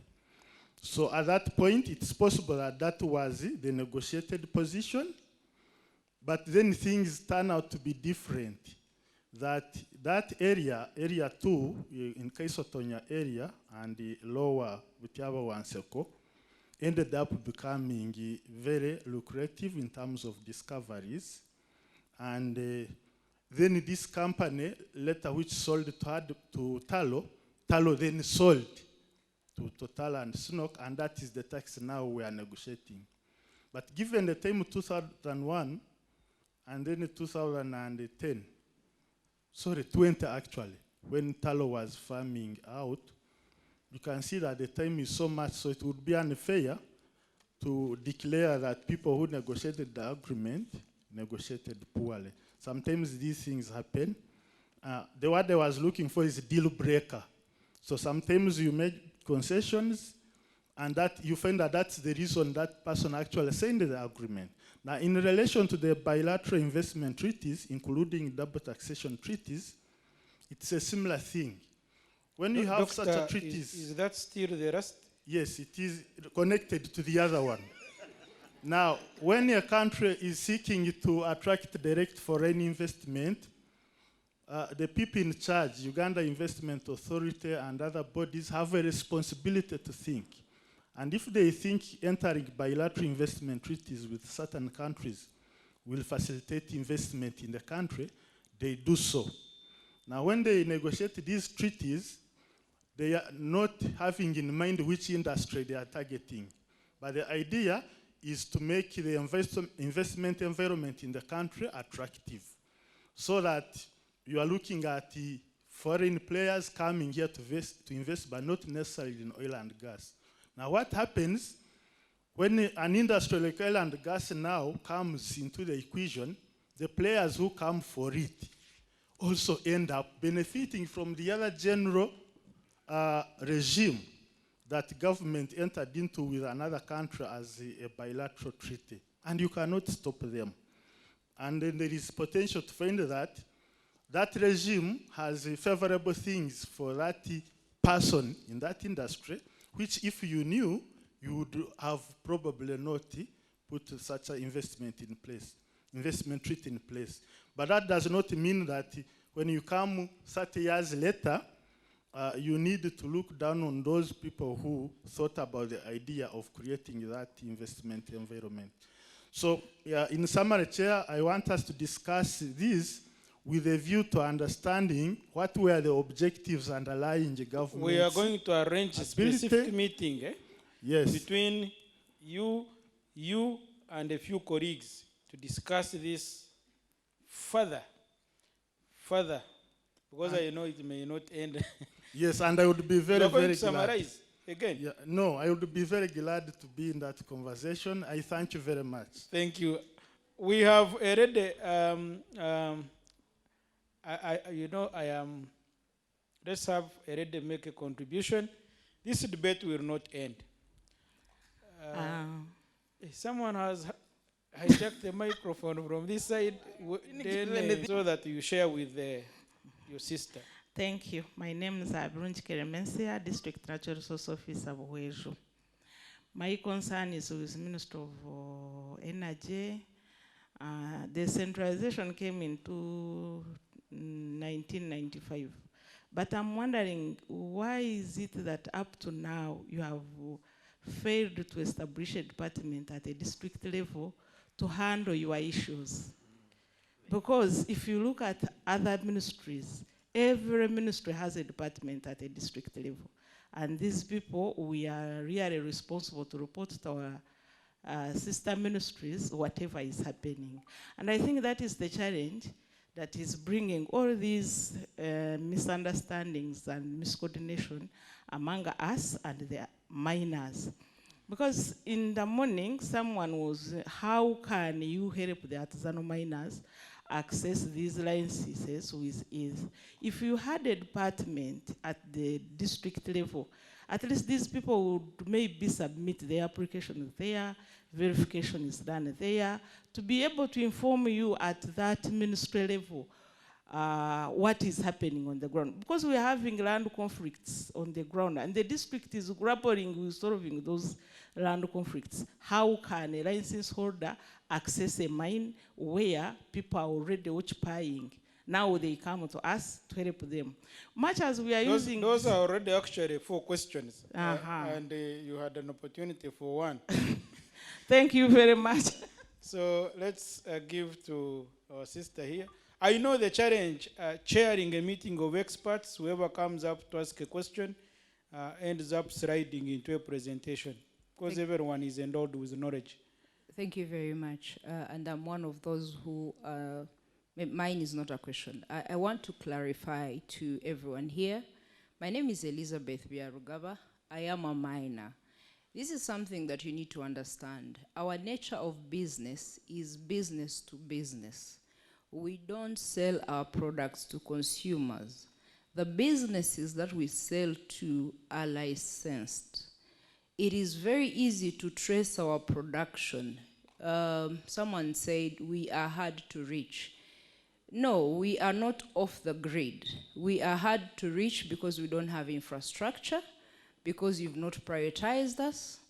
When you look at what Dr. Dan has presented, the contribution to the GDPs in the 60s, in the 70s, it was because Ministry of Mineral Development was prioritized.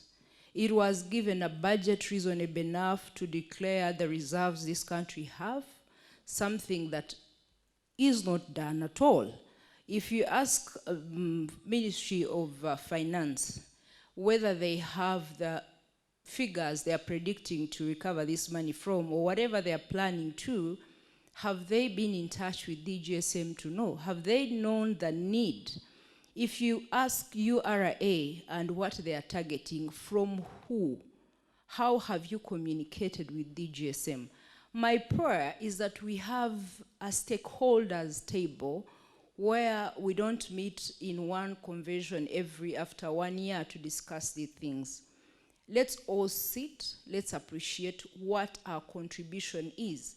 When figures are at 40% of total export, our contribution to the export, that means there was a 1% of the gold that was imported, and there should have been a 5% of gold that was exported. So here is the version. There is a story at URA. They have refineries they license to take out gold. Then there is DGSM, another exporting channel. Now, it affects us. It leaves us with everyone taking us as jokers, regardless of all our effort to prove that we are actually contributing to the GDP. You cannot walk into any financial institution and say, you're a miner. What do you even mean you mine gold? Another thing to Mr. Seragara, here is one thing. Our policy in mining, we have a word, wetulia tulia fena. We have the dry seasons and the good seasons. That means the district should be sharing with the good seasons if everyone was playing their role. If you were tracing the gold from the moment we produce it to the moment it is exported. And let's also be vocal enough to look into the political interventions in all this industry. Let's not shy away from the topic. Probably you who are employed by government might shy away from the topic, but we who are in the sector affected directly are not shying away from the topic of saying you just don't produce an instrument that exempts a resource that will eventually be finished. I think that's a very, very good conclusion. Lastly, I beg this room, one of the resolutions we take home with is a stakeholders meeting that can actually implement what we discuss every year in every convention. Thank you very much. Thank you so much. There is another panel which will be discussing similar things. Whatever is not answered in this session could be transferred in the next session. We have a pool of experts that will be addressing your...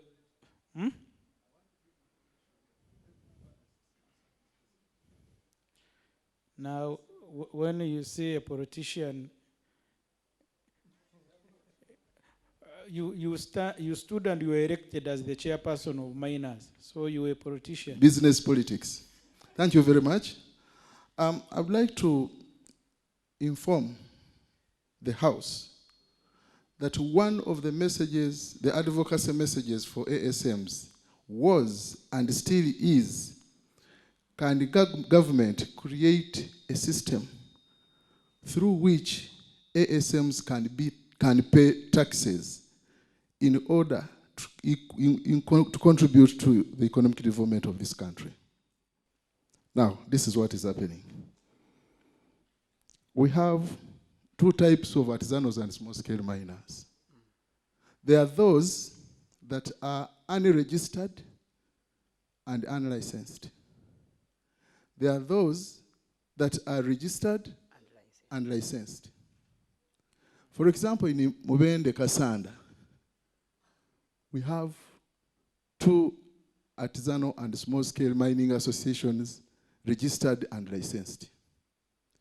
That is Mubende United Miners Assembly, which I chair, and Kitumbi Kayonza. But when people go to the field, they go to those large-scale license holders who have failed to optimally do exploration because they have exploration licenses, but have resorted to using artisanals as their employees. And these ones cannot pay taxes because the exploration company will say, we are doing exploration, or will say, we have been failed by artisanals and small-scale miners. And government is aware of this. Why can't those licenses that have failed to comply be cancelled? Let's know that this one is no longer in existence. It is for the artisanals and small-scale miners. Let's come in as government, mobilize those artisanal miners. They are already mobilized. They already have associations within people's big licenses that have failed to be operated effectively. And we hand over these, we give these people licenses at ease. Then we put in place a system that through which they can pay taxes. We shall see where the gold comes from. We shall see where the gold is. Failure to do that you will not see the gold. Thank you very much. Thank you very much. Chairperson, do you agree with those proposals? I agree with them, because what he's saying, it is what is happening. Because when you say so, I will be jumping to another person. About that you see someone coming with an exploration license, but is using these artisanal miners to come and mine. And when you go there, for them they are telling you, we are still exploring. So you will never see the gold anywhere. Thank you very much. Yes, next, parting shots. Thank you for the opportunity. It's been an absolute pleasure learning from everyone here. As government, there are very important questions that have been raised in this convention that have taken home for our review and consideration. Also, the other point perhaps I should emphasize is that we as Ministry of Finance, we would love very much to engage with DGSM, Department of Geological Survey and Mines, together with the miners and other players in the oil and gas and minerals sectors to see how we can expand on our revenue base so that we're able to finance our budget, provide our public goods and services. Thank you very much, really appreciate it. Thanks everyone for the comments. I think mine are really clarifications from Mr. Irumba about the figures. I think that really points to the challenge that we have and the problem of not disclosing these agreements, because when you don't disclose agreements, you don't disclose revenues. What is only left is media reports, and just to clarify that in the report we clearly state that these are media reports, because we are aware as lawyers that he who alleges must prove. So that's how we come to the 316, but it's good that you have clarified. In respect to DTAs and PSAs, I know there's discomfort with the word poorly negotiated, but the idea is when you go into a doctor's room, he has to place, and where the pain is then when he knows the problem. And that, to me, that you flag it now is a good indication that probably you've taken note. But also in the bigger scheme of things, I mean, there's nothing sacrosanct about these PSAs and so much. There's human error, but at the same time, when we realize that there's that error, we must remedy it. Constitutions have been amended. What are PSAs? Not to be amended. What are DTAs? Not to be amended. Go next door to Tanzania. They have renegotiated all their mining agreements, and they're doing pretty well. Why can't Uganda do the same? DTAs have been renegotiated in South Africa, next door in Rwanda with Mauritius. The question is, why should we remain static even in times of changing circumstances? And I think as a government, you hold these resources in trust, and you've got to do the best to make the most out of these resources. So, that's my view, and I believe it's a shared view. So while we can excuse that things happened 20 years ago, we are now in 2026, and I think things must change so that these can bring value to citizens. But that was really the essence. In the report, I don't use poorly negotiated because my client was also uncomfortable with that. We say inadequate, where we find some diplomatic language. But that remains my opinion. In my opinion, so we will it's a begin to understand that when you say inadequately, you mean poor. Thank you very much.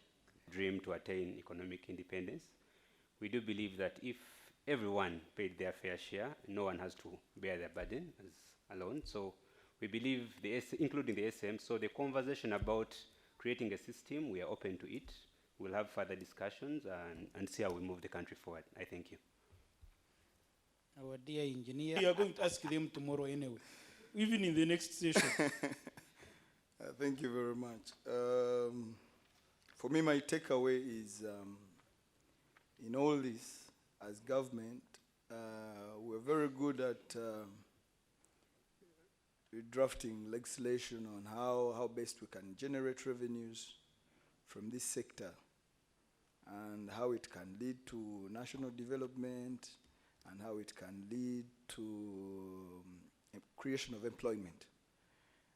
I think we should tackle the other part of that question, that we try to, as much as possible, avoid and leave it to the private sector, which is see how to feed this cow before we milk it. For me, that is very key, and I think as government, it is something we should look at. The other thing is, from a revenue mobilization perspective, we should address the issue of the informality of the artisanal and small-scale sector. Because a lot of the leakages we are getting, the revenue leakages in this sector, are because of the informal nature of the ASM sector. And now, unless we look at formalization from that angle, other government agencies will not understand it. If we go to Ministry of Finance and want to make a case that they will understand, we need to tell them we need to formalize these people, because if we don't formalize them, we are losing a lot of what? A lot of money. Only then will they think about allocating adequate resources for even the formalization, and also making the formalization as affordable and easy for the people that we want to formalize. Thank you very much. Yeah, thank you so much. Let's put our hands together for take this opportunity to appreciate those who have put in money specifically in this session, who have sponsored our airtime. You said domestic revenue mobilization for development activity. We want to express our sincere appreciation for the support. And I would also want to appreciate Doctor for the time. Dr. Ngabirano has been great in digging these figures and also being able to present them and people understand them in an afternoon after lunch. I used not to like the math after lunch. And of course, to you, the great citizens of the Republic of Uganda, let me say thank you so much. I'm Paul Twebaze. I'm a research fellow at Accord. Thank you. Thank you. Let's clap for the panel. Next on our program is a panel that is going to discuss the topic, Uganda's extractive industry fiscal regime and illicit financial flow risks in the sector. This panel is comprised of Dr. Paul Bagabo. Let's put our hands together and welcome Paul Bagabo. You're welcome, Paul. We also have Dr. Jennifer Hinton. You're welcome, Jennifer. Take your seat. And then we have Dr. Henry Bazira. Jennifer, you can take this one. Right there. I'm balancing the panel, yes. Dr. Henry Bazira, Dr. Paul Bagabo, and we also have Mr. Lazarus Mukasa. Mr. Lazarus Mukasa is the Director, Analysis and Monitoring at the Financial Intelligence Authority.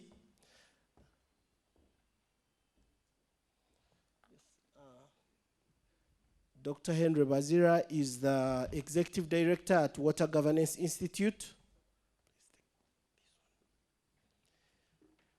And Dr. Paul Bagabo is the Country Representative for Natural Resource Governance Institute. So in the morning, we were told that we should avoid using big words, but this topic is made of big words. Extractives, industry, fiscal regime, illicit financial flow risks.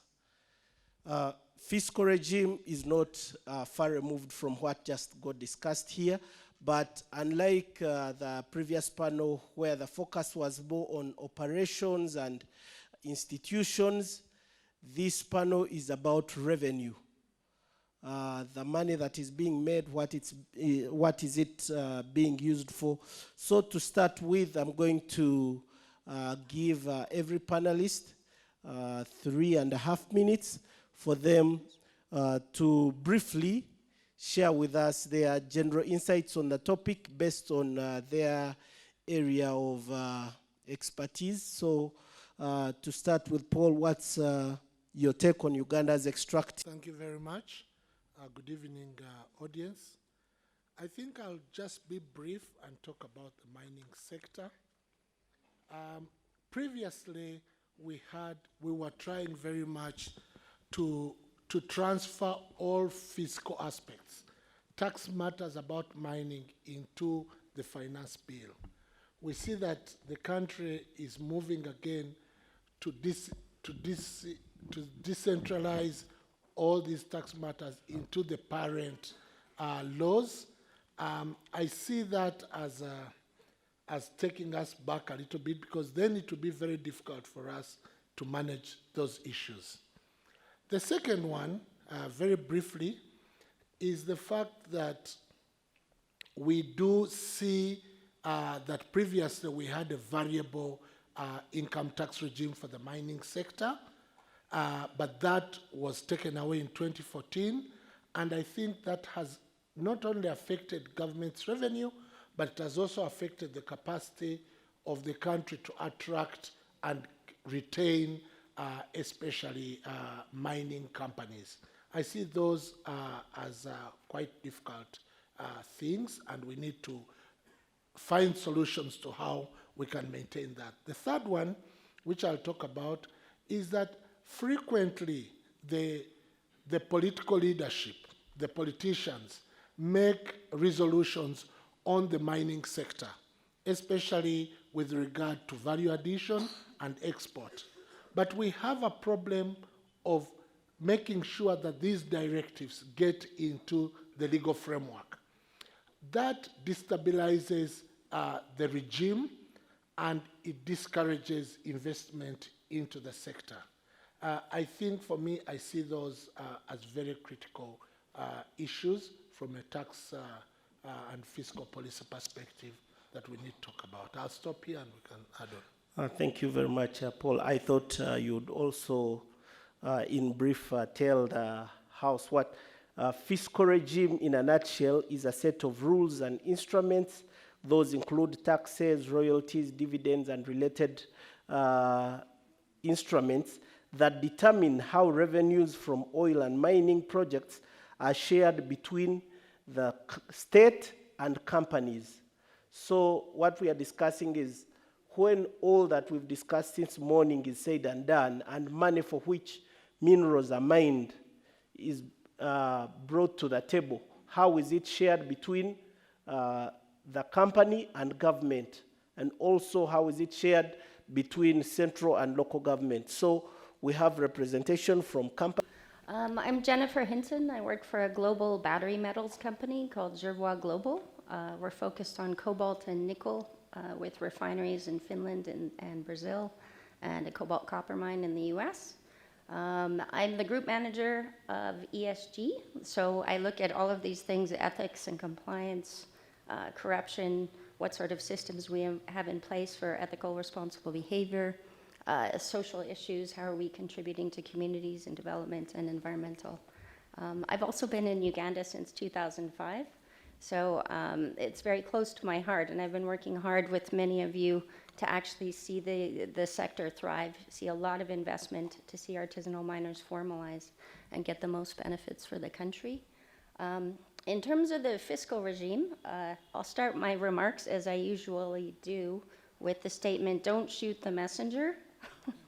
I'm not speaking for me personally. I'm talking about how can we get companies that are responsible, serious companies, to invest here, not just international ones, but even Ugandan ones.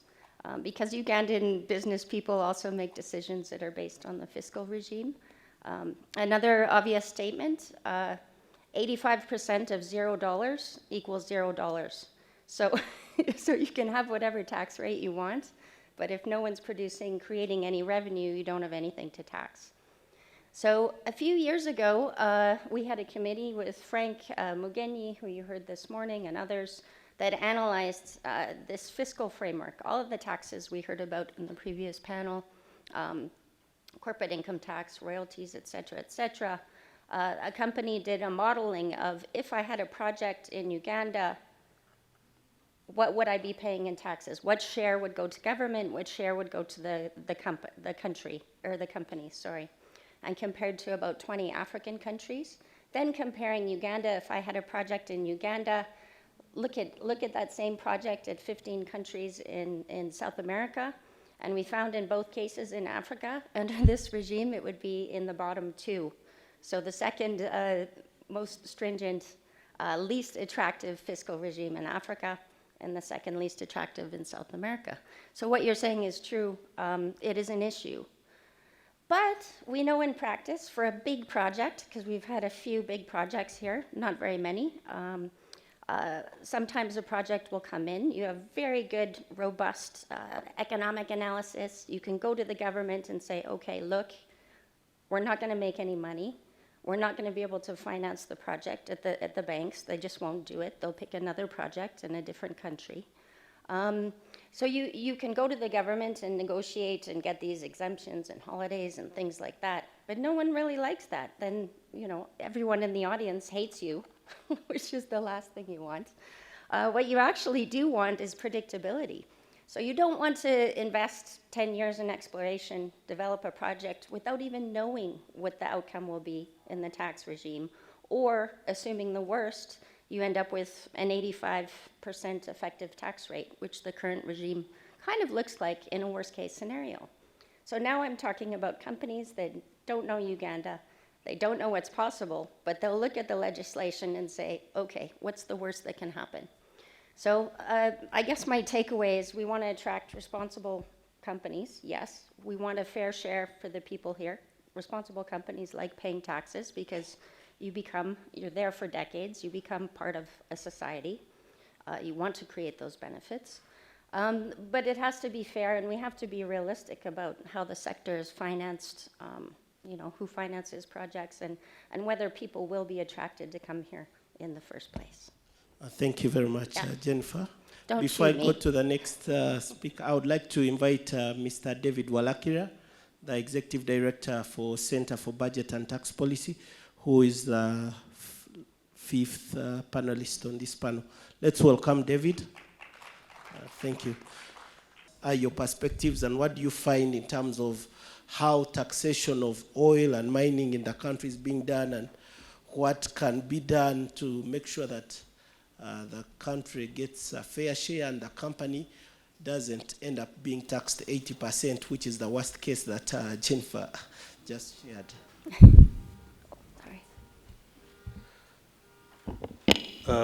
Good afternoon, good evening, dear participants. Thanks, James, for that question. But I want to first say that we have had a whole day of deliberations on issues to do with the extractive sector, and a number of fiscal discussions have come through since morning. And so I may not actually have to repeat some of those that have already been mentioned. And I think for me, I would just begin by saying that as Uganda, we have one of the best legislation. We have, the policy is very, very good by all standards in Africa. And there are just a few gaps in the law,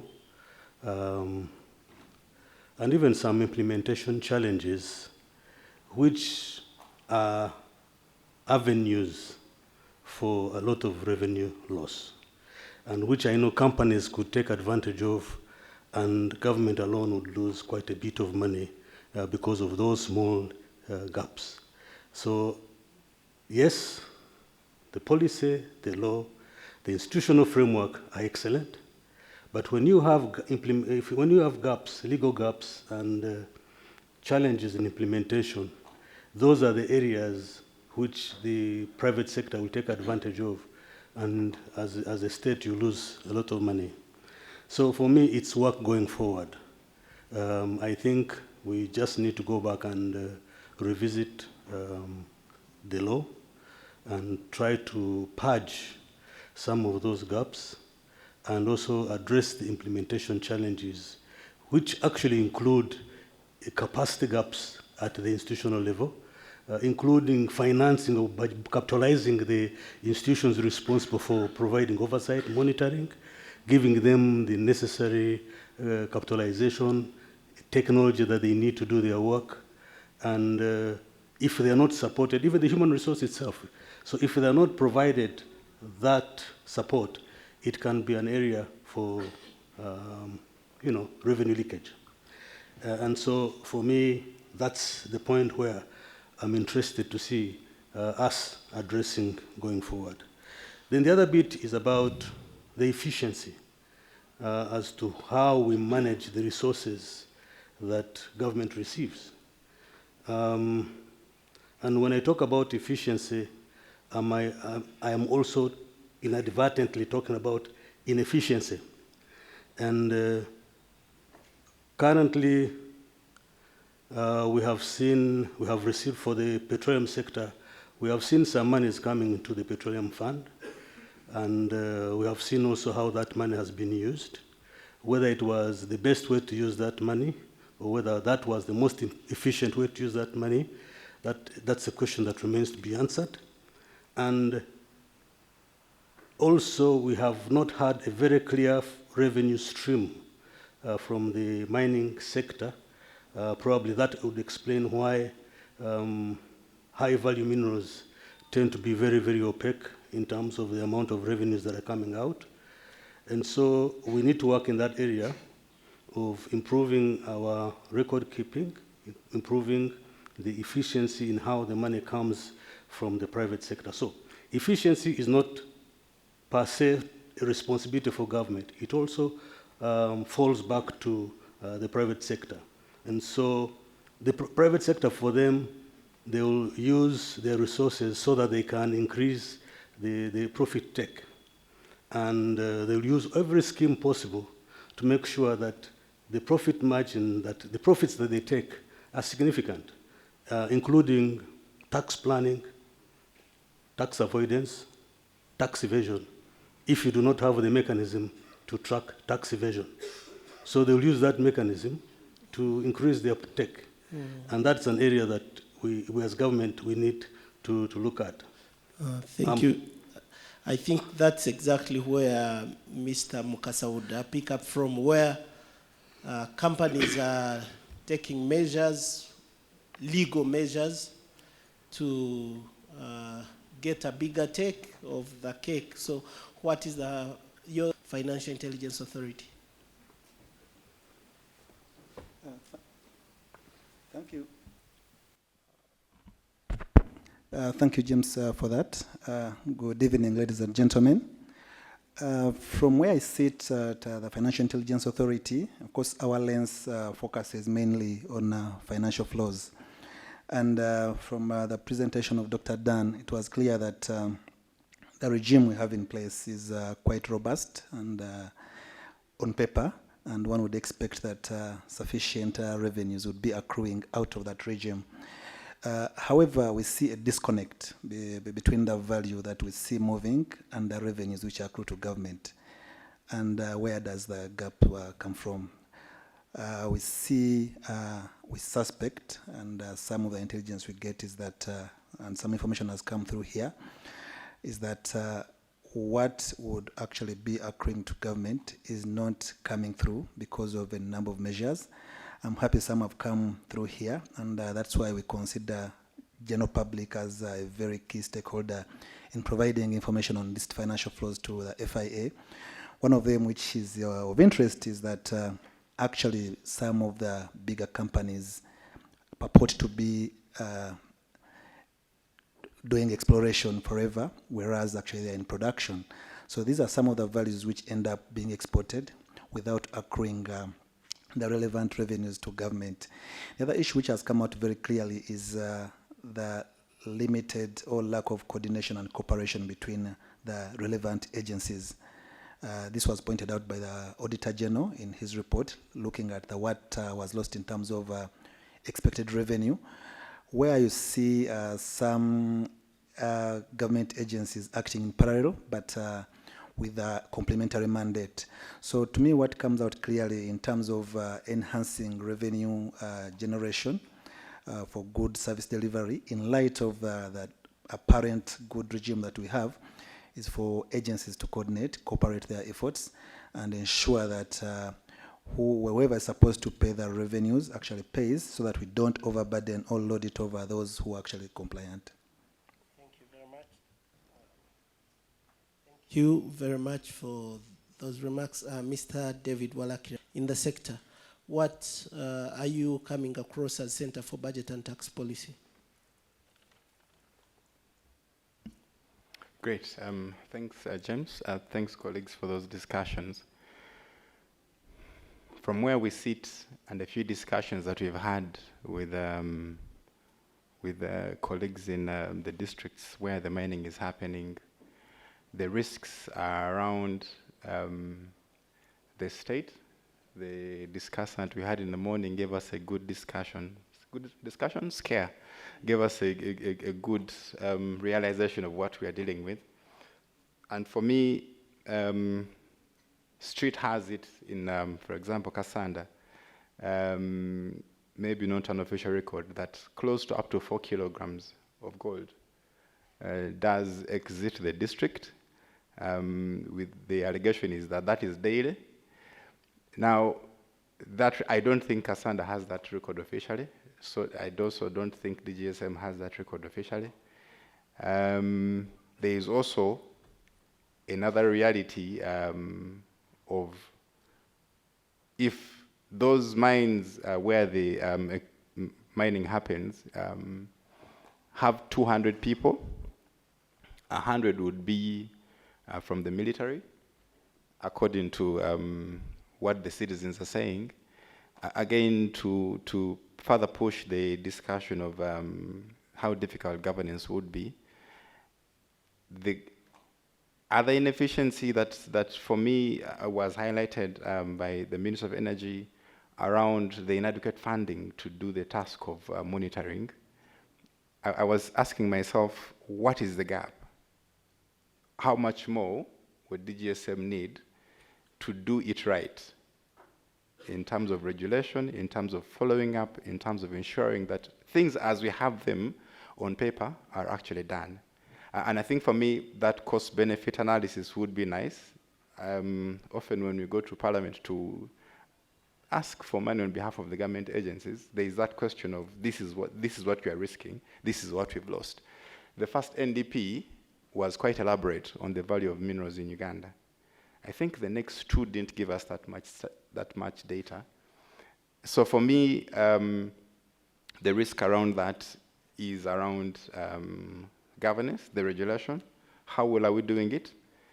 And I was thinking to myself, if we all know beyond reasonable doubt that mercury is that bad as is being spoken of, I know the practice in other sub-programs and areas of work. If you came up with a pesticide that was going to hurt either a crop or a tick spray that was going to hurt an animal that much, government has always banned them, and actually alternatives are sought and used.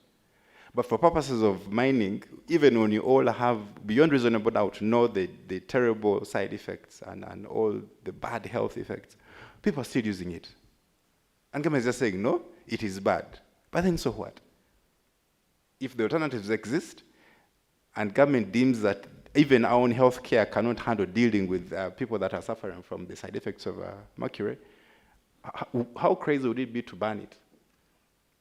And I can imagine there would be a cry in the short term, but in medium to long term, people will conform. So for me, the regulatory risk being up and available to being up to the task, because then if that doesn't happen, I don't think we shall even speak of any revenue sharing, because if people are having exploration licenses but they're actually mining, and your royalties are also based on what they've mined, apparently, again, the street has it in some areas like Kasanda, that people are bragging that, you know, even when you know that I go to gold, I'm still exploring, so that means you cannot officially get anything from me. And that is the word. And you think, okay, in broad daylight, by the way, these discussions are not had at midnight. It's like midday. Someone assures you to your face of, yeah, for me, I'm exploring. So you cannot talk about royalties, right? Because officially, they're not getting any gold out of the area. So yet, you know. What I picked from David is that there's a problem with regulation. We have the laws, we have the policies and institutions, but enforcement of those laws and policies by the regulator, which means the problem. So we have Dr. Paul Bagabo. Natural Resource Governance Institute has supported many jurisdictions and has experiences from different countries in making sure that fiscal regimes for natural resources are well implemented. What lessons do you pick from other cases that NRGI has either studied or supported, and what recommendations would you give in the context of Uganda? Because David's diagnosis is that we have the instruments and tools that are right, but we are not putting them to work.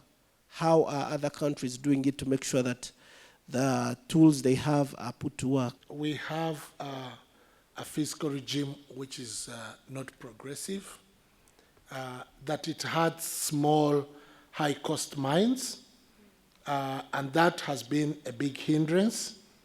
And so there isn't much money coming because we don't have mines that are migrating from artisanal and small scale to higher scale, because when I say high cost, I mean if you put all the costs together, infrastructure, electricity, the fiscal, the regime itself, the regulation, and so on.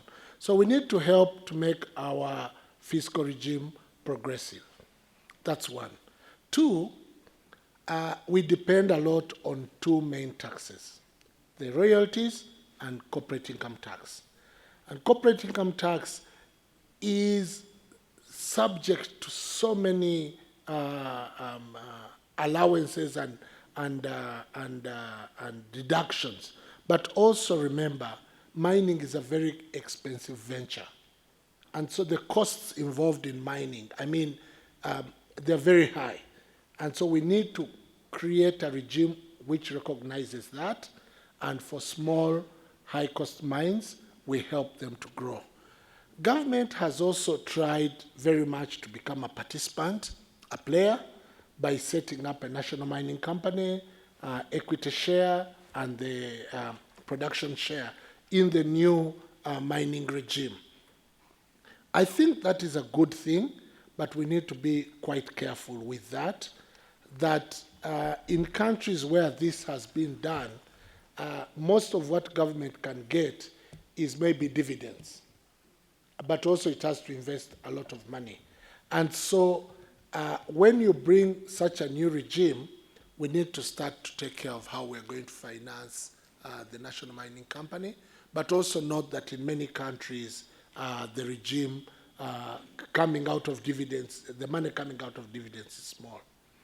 I'll also say another thing, that we depend a lot on royalties. The current royalty regime is fixed, so it hurts companies that are just starting because it is a cost.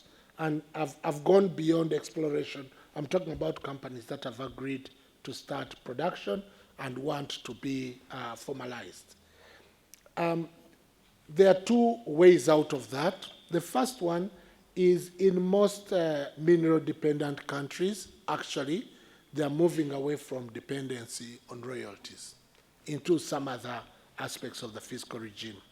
In other countries, they're creating what we call a variable royalty regime, which allows the companies to pay less when they are not producing a lot, And then the third thing is also looking at two things. One, a variable income tax regime, which is more progressive, but also what I call a windfall tax regime, which recognizes that sometimes, as we had after lunch, sometimes there's just no mineral, or the price on the world market is so small that companies are not realizing anything, and that we can appreciate when the price goes up, then we can have more revenue as a country. So we can really review the current regime and so that we can get better results.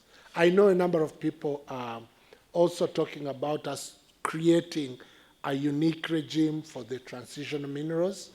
Those minerals will become on demand when energy transition takes place.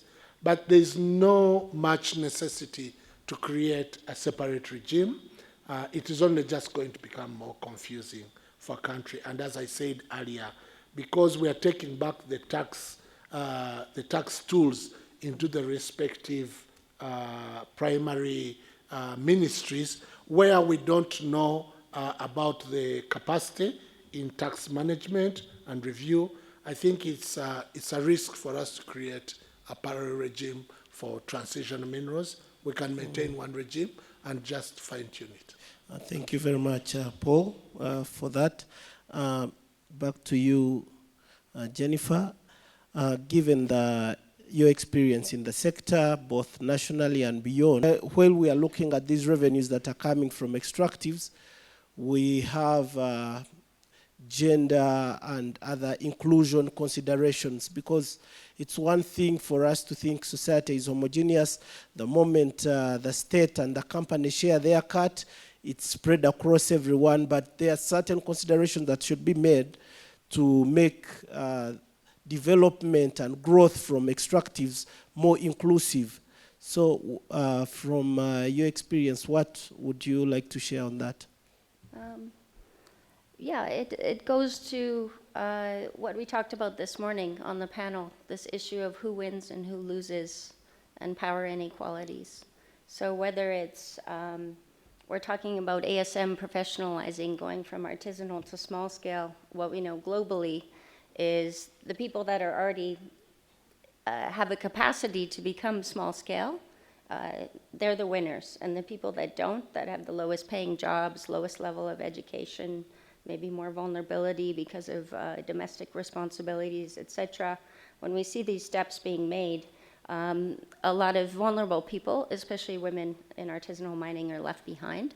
So this is kind of a good discussion point for civil society and NGOs. There's a lot of case studies where someone wanted to mechanize and professionalize, and you introduce a ball crusher, and all of a sudden 300 women who were manually crushing lost their jobs. They didn't get the benefits from the ball crusher, or the ball mill, sorry.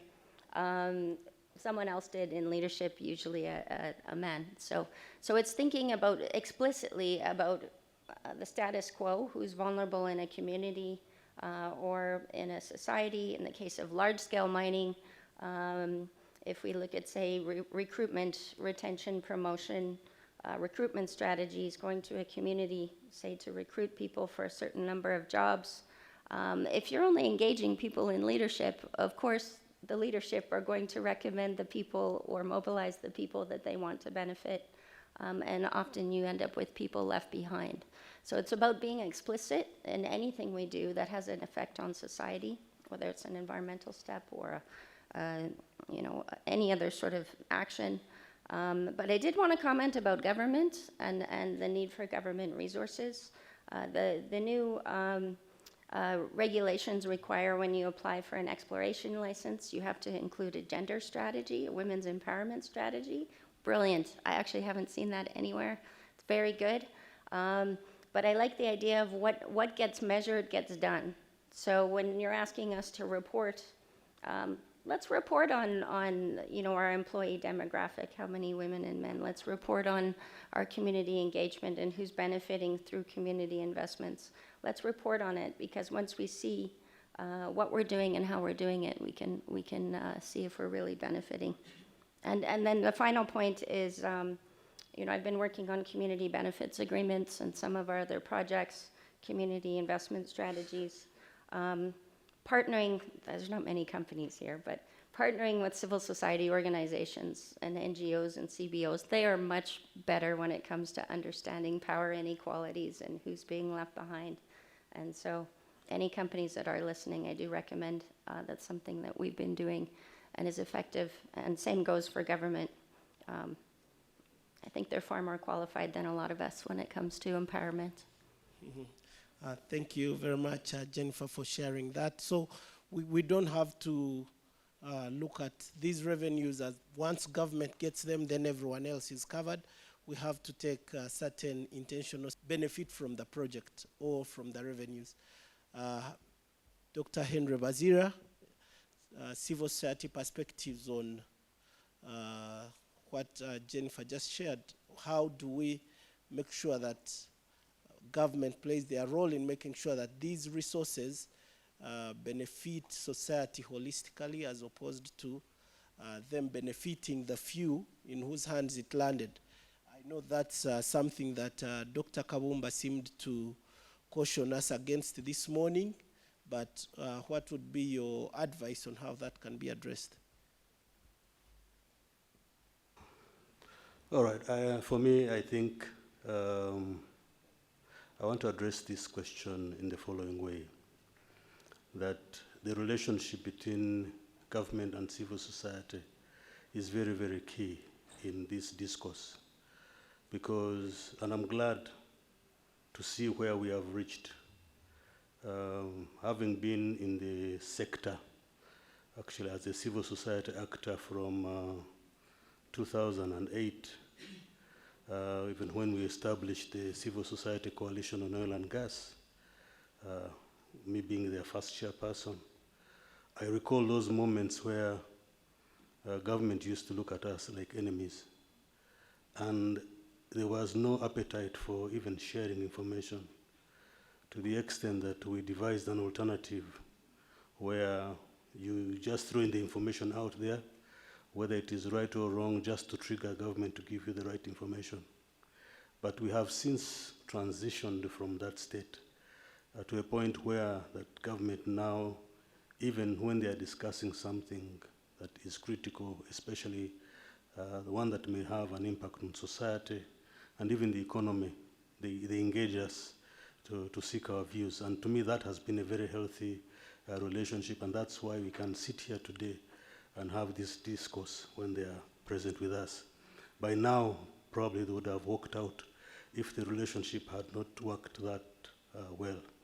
And so our perspective in the sector is that we would like to see more transparency from the sector. We would also like to see some more seriousness in the level of investment in respect to the way the private sector and government engages the citizens. I want to express also my opinion, this may not be necessarily a civil society opinion, that this compensation and resettlement framework, in my opinion, is not entirely the best solution. From the cases we have seen, it has already resulted in a net negative impact on the livelihoods of the people. And we all know that land is capital. And people would want to take that land, their own land, to raise money. You are taking that land away from the landowner and using it for 20, 35 years or so, but you're giving this former landowner a one-off compensation resettlement. Does that one-off actually take care of the livelihood of this landlord, former landlord, for the period that you are going to exploit that piece of land? So I think for me it comes from the architecture that we are dealing with at the international level, the financial architecture, the investment architecture, the trade architecture that is designed to take advantage of the people that are in the LDCs, low-income countries, to have access to the natural resources that they have. And so in that regard, my proposal would be that we as Africa and Uganda in particular have a very good opportunity at this particular stage to take advantage of the opportunities being presented with the transition, because majority of the critical minerals are going to be coming from the African continent. And this is an opportunity for Africa to actually turn the tables and change the whole concept of the paradox of plenty. Thank you very much, Henry, for that. You seem to be building on the foundation that Dr. Kabumba laid in the morning, to say there is a lot to be done before we can benefit from the revenues. While I agreed to some extent with what Dr. Kabumba said, because he was talking about a historical fact, I disagree with him that we should first stop processes from proceeding. Some of these corrections are corrections you can correct going forward. Thank you. And so that's my opinion about it. Thank you for that. In 2 minutes, I would like to ask, recently the Financial Intelligence Authority published the National Risk Assessment. And in that assessment, extractives were flagged as a sensitive area in terms of risk. What is the Financial Intelligence Authority doing to combat this risk in terms of revenue loss that you've already identified? So the diagnosis is already done. What prescription are you doing to make sure that the risk that was identified in the assessment that you undertook doesn't come to bear? Thank you, James. Indeed, like you've highlighted, in August this year, we launched a National Risk Assessment Report. And for the first time ever, we did an assessment of the money laundering risk arising from environmental and natural resources crimes. Specific focus was given to the extractive sector, and the risk therein was identified as being high because of a number of issues. But as you've highlighted, it was clear that government loses or is likely to even lose much more revenue from this sector because of key vulnerabilities identified within the sector. Now, what are we doing as the Financial Intelligence Authority? In line with our mandate, the core of what we do, because we follow up on the money, we look at financial flows, financial transaction. So our core contribution to government is detection. Where are these leakages happening? Where are these illicit financial flows coming from? And out of our analysis, plus value addition from other sources, we bring it to the key elements of government, to their attention, that this is what we see here, and we make very clear recommendations on what government can do to plug those loopholes. In addition, as we know that most of these leakages eventually end up in the financial system, one other role we do is to properly guide and inspect and supervise financial sector players in terms of conducting robust customer due diligence, in terms of maintaining records, and where possible to report suspicions if they see suspected tax evasion activities. These are things they flag to us, and we handle this together with our partner agencies like URA to ensure that those who are called out in terms of suspected evading taxes called to book, they are properly investigated. And indeed, Uganda Revenue Authority over the past 2-3 years has recovered some taxes arising out of this framework, where financial institutions proactively identify individuals and entities suspected to be evading taxes. And minerals is one of the key elements we look at here. And this has gone back to the coffers of government. So that is one of the contributions FIA does. The last one I can talk about probably is because financial intelligence units are mandatory in all countries across the world, and we belong to a wider group, we do facilitate international cooperation by exchanging information with other countries, because we are looking at outflows out of the country to other countries. So before even investigators consider legal tools like mutual legal assistance, the FIA would have had intelligence already that this money ended up here and these are the assets which were acquired. So we do provide the international cooperation angle to government agencies, which then follow up on this money transferred out of the country. Maybe lastly, we do contribute to policy formulation, and indeed we have a current national policy to combat money laundering and terrorism financing, and illicit financial flows are part of this policy. And some of the work we do feeds into this policy formulation by looking at, for example, what you've highlighted, the risk assessment, but also we do other things like trends, the methods, and the risk indicators which we see in the sector. So all these form part of the policy framework for government in terms of combating illicit financial flows and revenue leakages from government. Thank you. Thank you very much, Lazarus. In the regulation and management of the sector, but when it comes to management of these resources, it even becomes worse. I know Center for Budget and Tax Policy is supporting certain local governments in improving their revenue collection and management. So what are some of the recommendations you would give local government? What can they do to improve revenue collection from extractives, and also management of these revenues once gotten? Of course, not to mention the 800 shillings that was received and couldn't be managed, but in cases where they can receive a substantial amount, what can be done to optimally manage those revenues? Thanks, James. I'm a Christian and a believer, and we are taught and actually believe that we need to be ready for when Christ comes back. Amen? Amen. As such, there is hope that revenue from royalties especially is going to begin, especially around the aspects of oil and gas, coming to the communities where these commodities are coming from. So then how do you get ready? How do you get prepared to receive the Messiah, quote unquote? Part of what we have shared is, I think, something that many have possibly spoken about. So in the current structure of how local governments plan for and manage grants, really money that comes in from the central government or even their own local revenue, there is a structure of the district council that looks at the grants as brought in by the central government, and they appropriate. So there's a guiding framework alongside stringent grant guidelines. As such, because when this money comes, it will be over and above what the local governments are getting, we're encouraging them to have local economic development plans.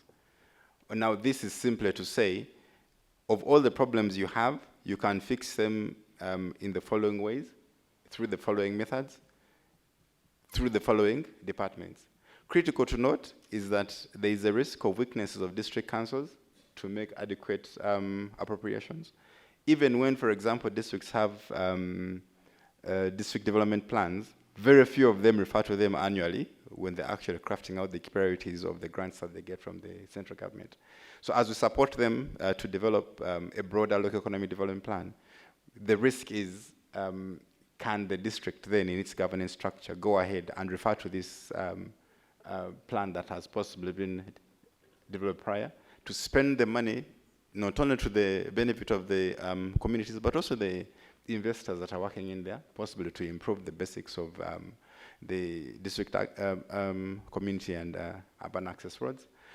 Critical to this is a healthy population can definitely generate a bit of economic activity. There is the key aspect that we partly work with the local governments to agree on.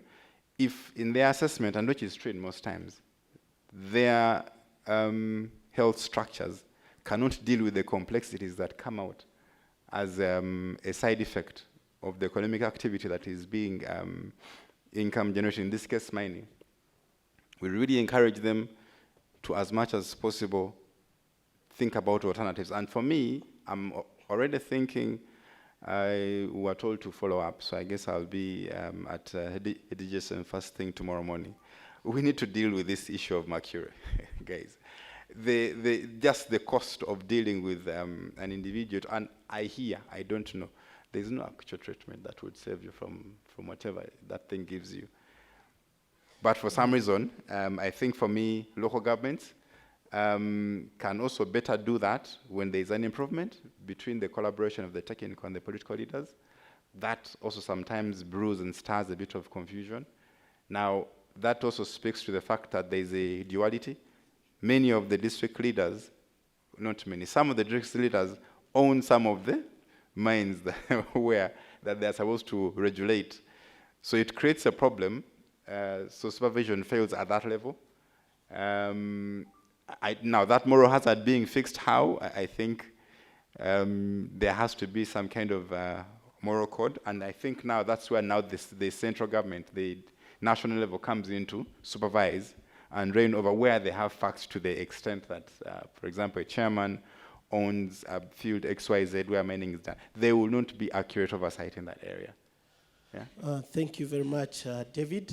By the look on the faces of the audience, I don't know whether it's a question of time or it's lunch or as it's a common engagement. So for that, we are going to allow at least 2 questions so that we can break in the next 10 minutes. Anyone with a comment, a question, an addition? Yes, we have John Robert here. And Richard, please. Richard Orebi, help me with the microphone. John Robert, and then, yes, we have 3 comments from this side. Those will suffice.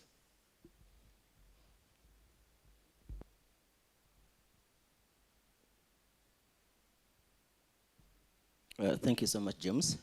As opposed to what Dr. Kaumba Businje, that we are discussing money now, but time will come when we shall come back 10 years from now and discuss what we ought to have discussed at the beginning. And I want to agree with that statement. And to that extent, I want to raise the issue of the human rights-based approach.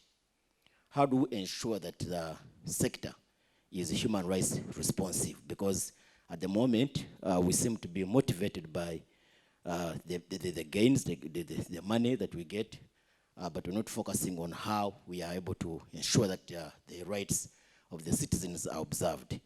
For example, the requirement for the environmental impact assessments is not being emphasized, yet it is provided for under the Environment Act, under Section 5 on the principles of environment management. Issues of environmental audits, they are very, very important. So we must ensure that the sector thrives, but at the same time, when it observes issues of human rights. Because we look at the UN guiding principles on business and human rights, it provides for the issues of judicial and non-judicial remedies. But we look at our mechanism, our judicial mechanism here in Uganda, doesn't seem to be strong enough to actually ensure that we have a robust arbitration mechanism. Dr. Dan talked about the case that happened previously when there was arbitration, and Uganda just settled for what it had been given because, arbitration was taking place outside Uganda. The mechanism here could not be able to support that mechanism. So we have a big challenge there. But I also have, and that's why we actually been pushing, maybe as a recommendation, that we need an environmental and climate change division which can be able to handle some of these issues that are arising out of the extractive sector. The other issue that I want to comment about is the issue of what Jennifer talked about. She said she's been working on community benefits agreements. If you can limit it to 30 seconds. Yes, I think that's not enough because, James, you asked the issue of gender inclusion and the issue of looking at the people who are vulnerable. For example, people with disabilities, the women. Dr. Warakira is talking about the issue of mortuary. We've failed to domesticate the Minamata Convention. We seem to be treating the issue of mortuary as something very peripheral. Yet what we are supposed to be having, Jennifer, is the issue of the community development mechanisms, community development agreements. Because we see that the people who are vulnerable, they cannot actually be able to hold some of these people accountable. So what we need to have, because the chairperson from Uganda has told us that the sub-county where there is gold mining is actually even more vulnerable. That's experiment enough.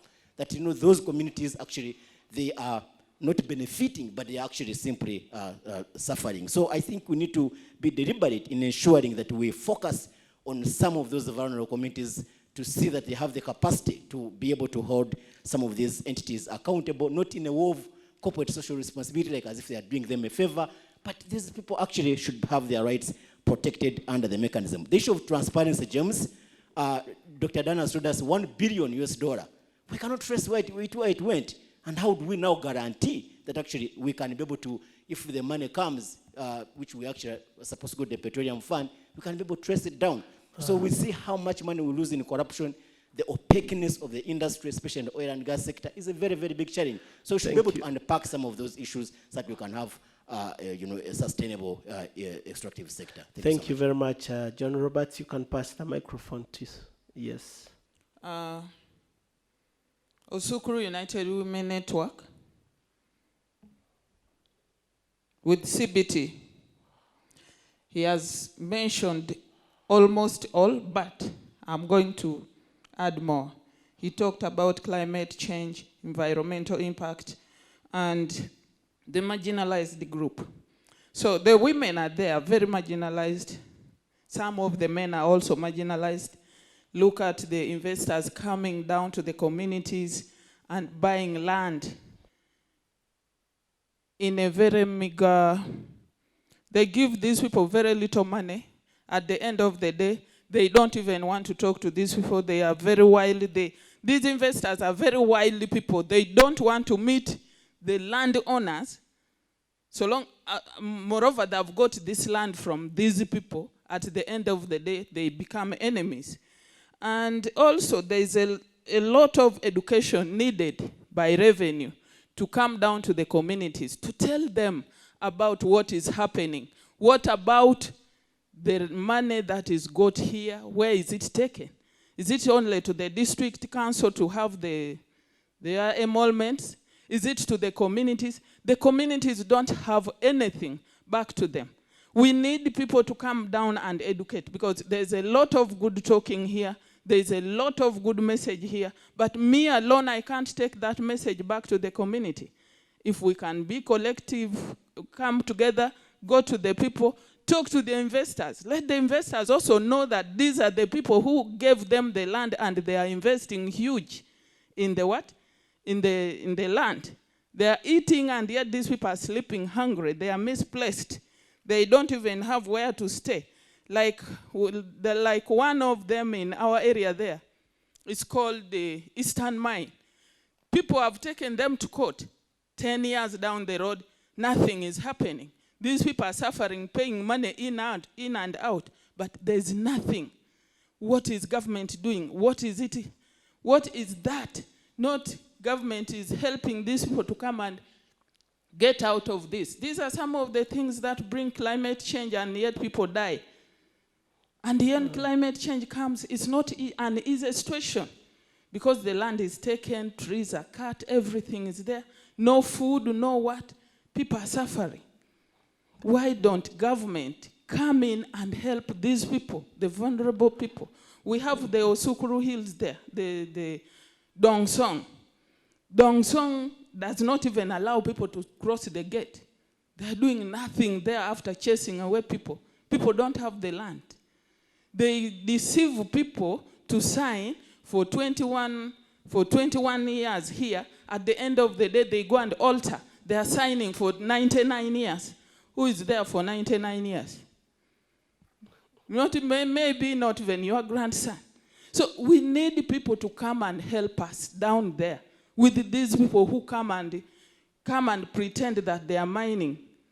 They are mining, taking away our goods under there.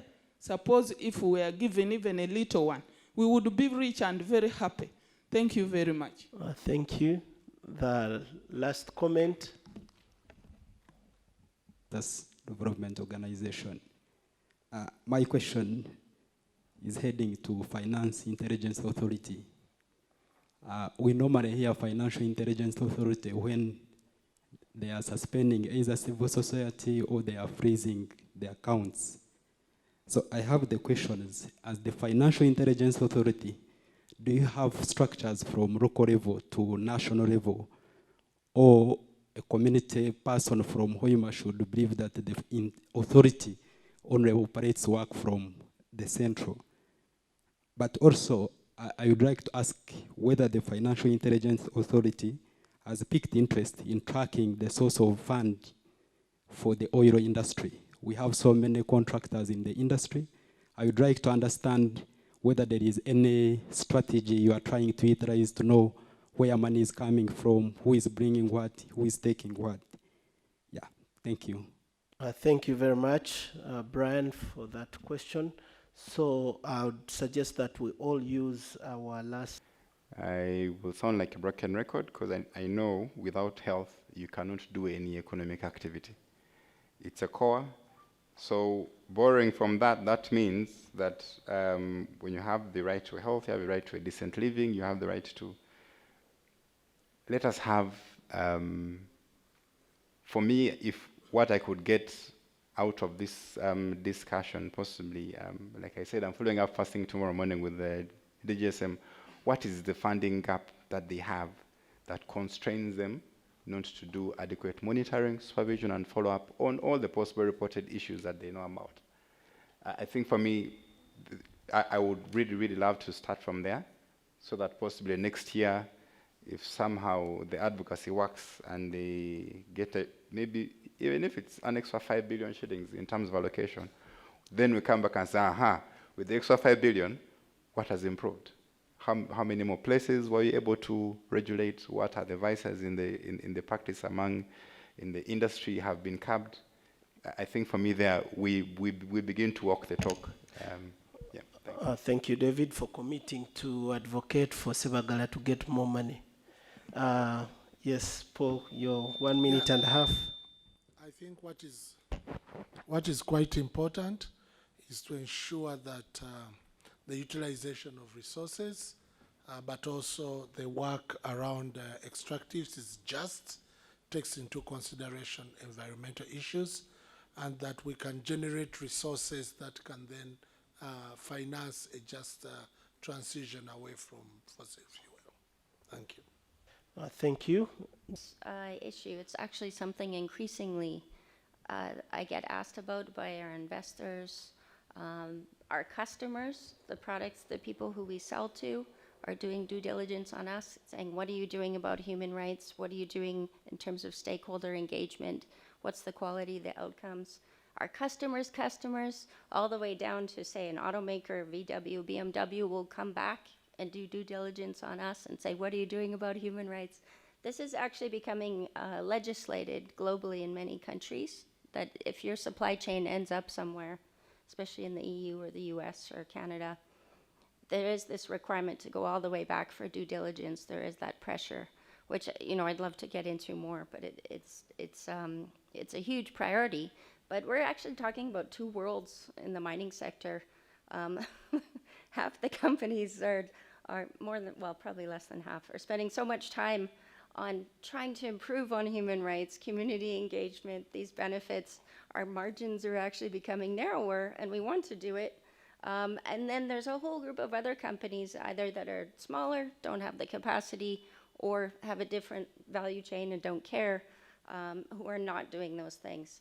So I think this is where legislation comes in, learning about what works and what doesn't. But again, I'm an advocate for more resources, not just to look at sort of basics of compliance, including fiscal, but what's the quality? How are we doing things? Are we empowering people? Are we talking to the right people? Who's winning, who's losing in terms of our implementation of or, you know, meeting this legislation? What's the quality, the outcomes? So. Thanks. My passing message is that government should perceive the artisans and small-scale miners as their investment, because these are the pathfinders of most of these minerals, and therefore, if government is going to develop, my imagination is that use the indigenous capacity to build that extractive sector. The concept of relying on foreigners to come and develop your sector, they will invest $1 and take out $8. Automatically you have lost.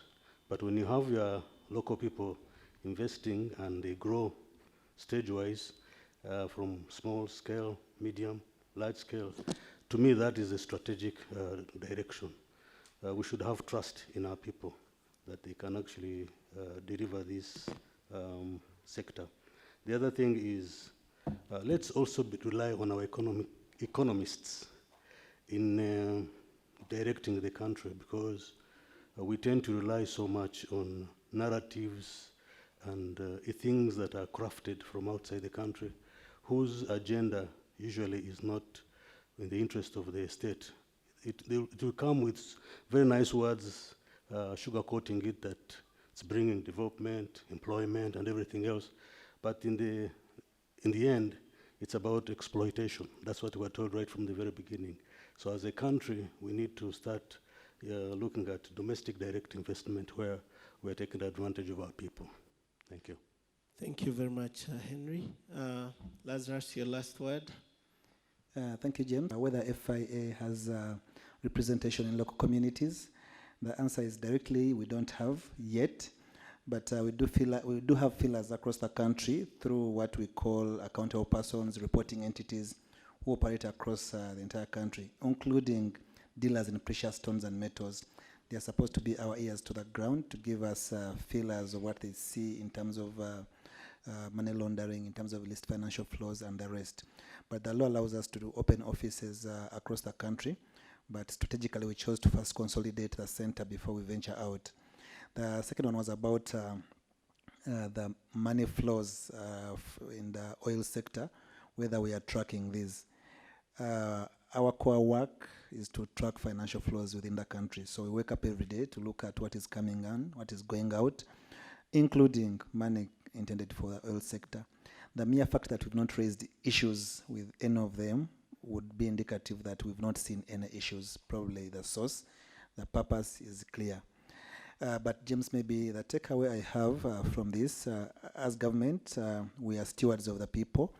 And I think it is very important that we listen to non-state actors. I think a number of very good views has come out from this interaction. There have been issues around transparency, around accountability in the use of mineral revenues. There have been issues around artisanal miners, issues of corruption. So I think as government, these are key issues we pick up, and I think we should be responsive to the voices of such engagements. Thank you. Thank you very much. I would like to request you all to put your hands together and give our nice panel an applause.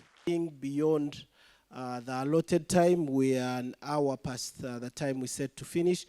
So I would like to request Mr. James Opito to come on behalf of the organizers and say the final word for today and also close the day. Let's welcome Mr. James Opito.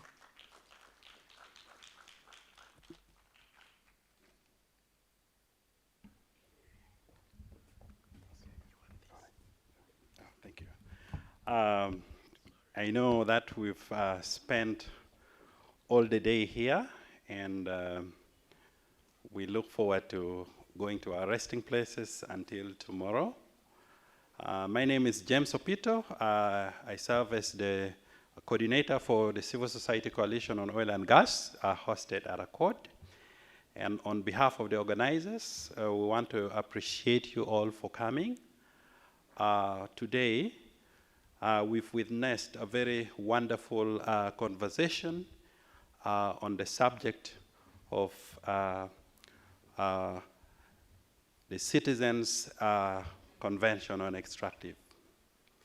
And I think, recalling from our elementary physics, it is said that energy is the ability to do work.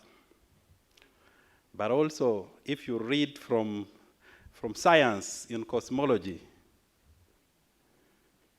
it is stated that the beginning, there was a Big Bang. And it is the Big Bang that created everything. And that is the energy with which we have seen the beginning of this convention. Tomorrow is yet another wonderful event that we will have the opportunity to address issues on accountability mechanism in Africa. We'll talk about climate and energy transition. And we'll also hear a lot more from you on matters regarding to human rights. And so we would like to invite you to be present in person tomorrow. We appreciate your coming. We hope that the energy today should just be like the big bang that will lead us to the creation of new energies for tomorrow and for the days to come. I'd like to thank you all for coming. On behalf of the organizers, we appreciate you coming.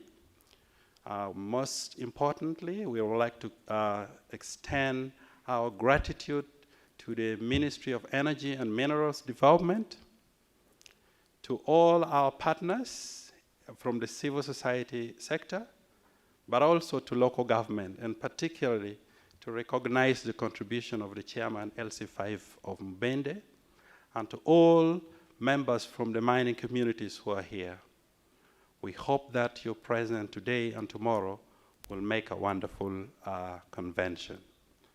I'd like to thank you all for this and to wish you the very best for today. Tomorrow, we expect that all of us will arrive here early so that we are able to execute our discussions as planned. So we ask you to come here as early as possible, so that, if possible, we should be able to complete everything by 2 p.m. We are just trying to see, as a group of organizers, to see if we can make sure that this happens. Realizing that tomorrow is the last day, we need to finish as early as possible so that we can get to our respective places. We also want to pay back for the time that we spent early in the morning today. We couldn't blame it to anyone because there was a natural factor that there's heavy rain and all that, and we started a little bit late. We hope that tomorrow we can all come back early so that we can continue with the conversation, with the new energies created, and we can have a wonderful conclusion. I thank you all for coming, for God and my country. Just as a way of communicating, this is logistics. I believe that a number of you could have received already some messages on your phone just to facilitate your stay here.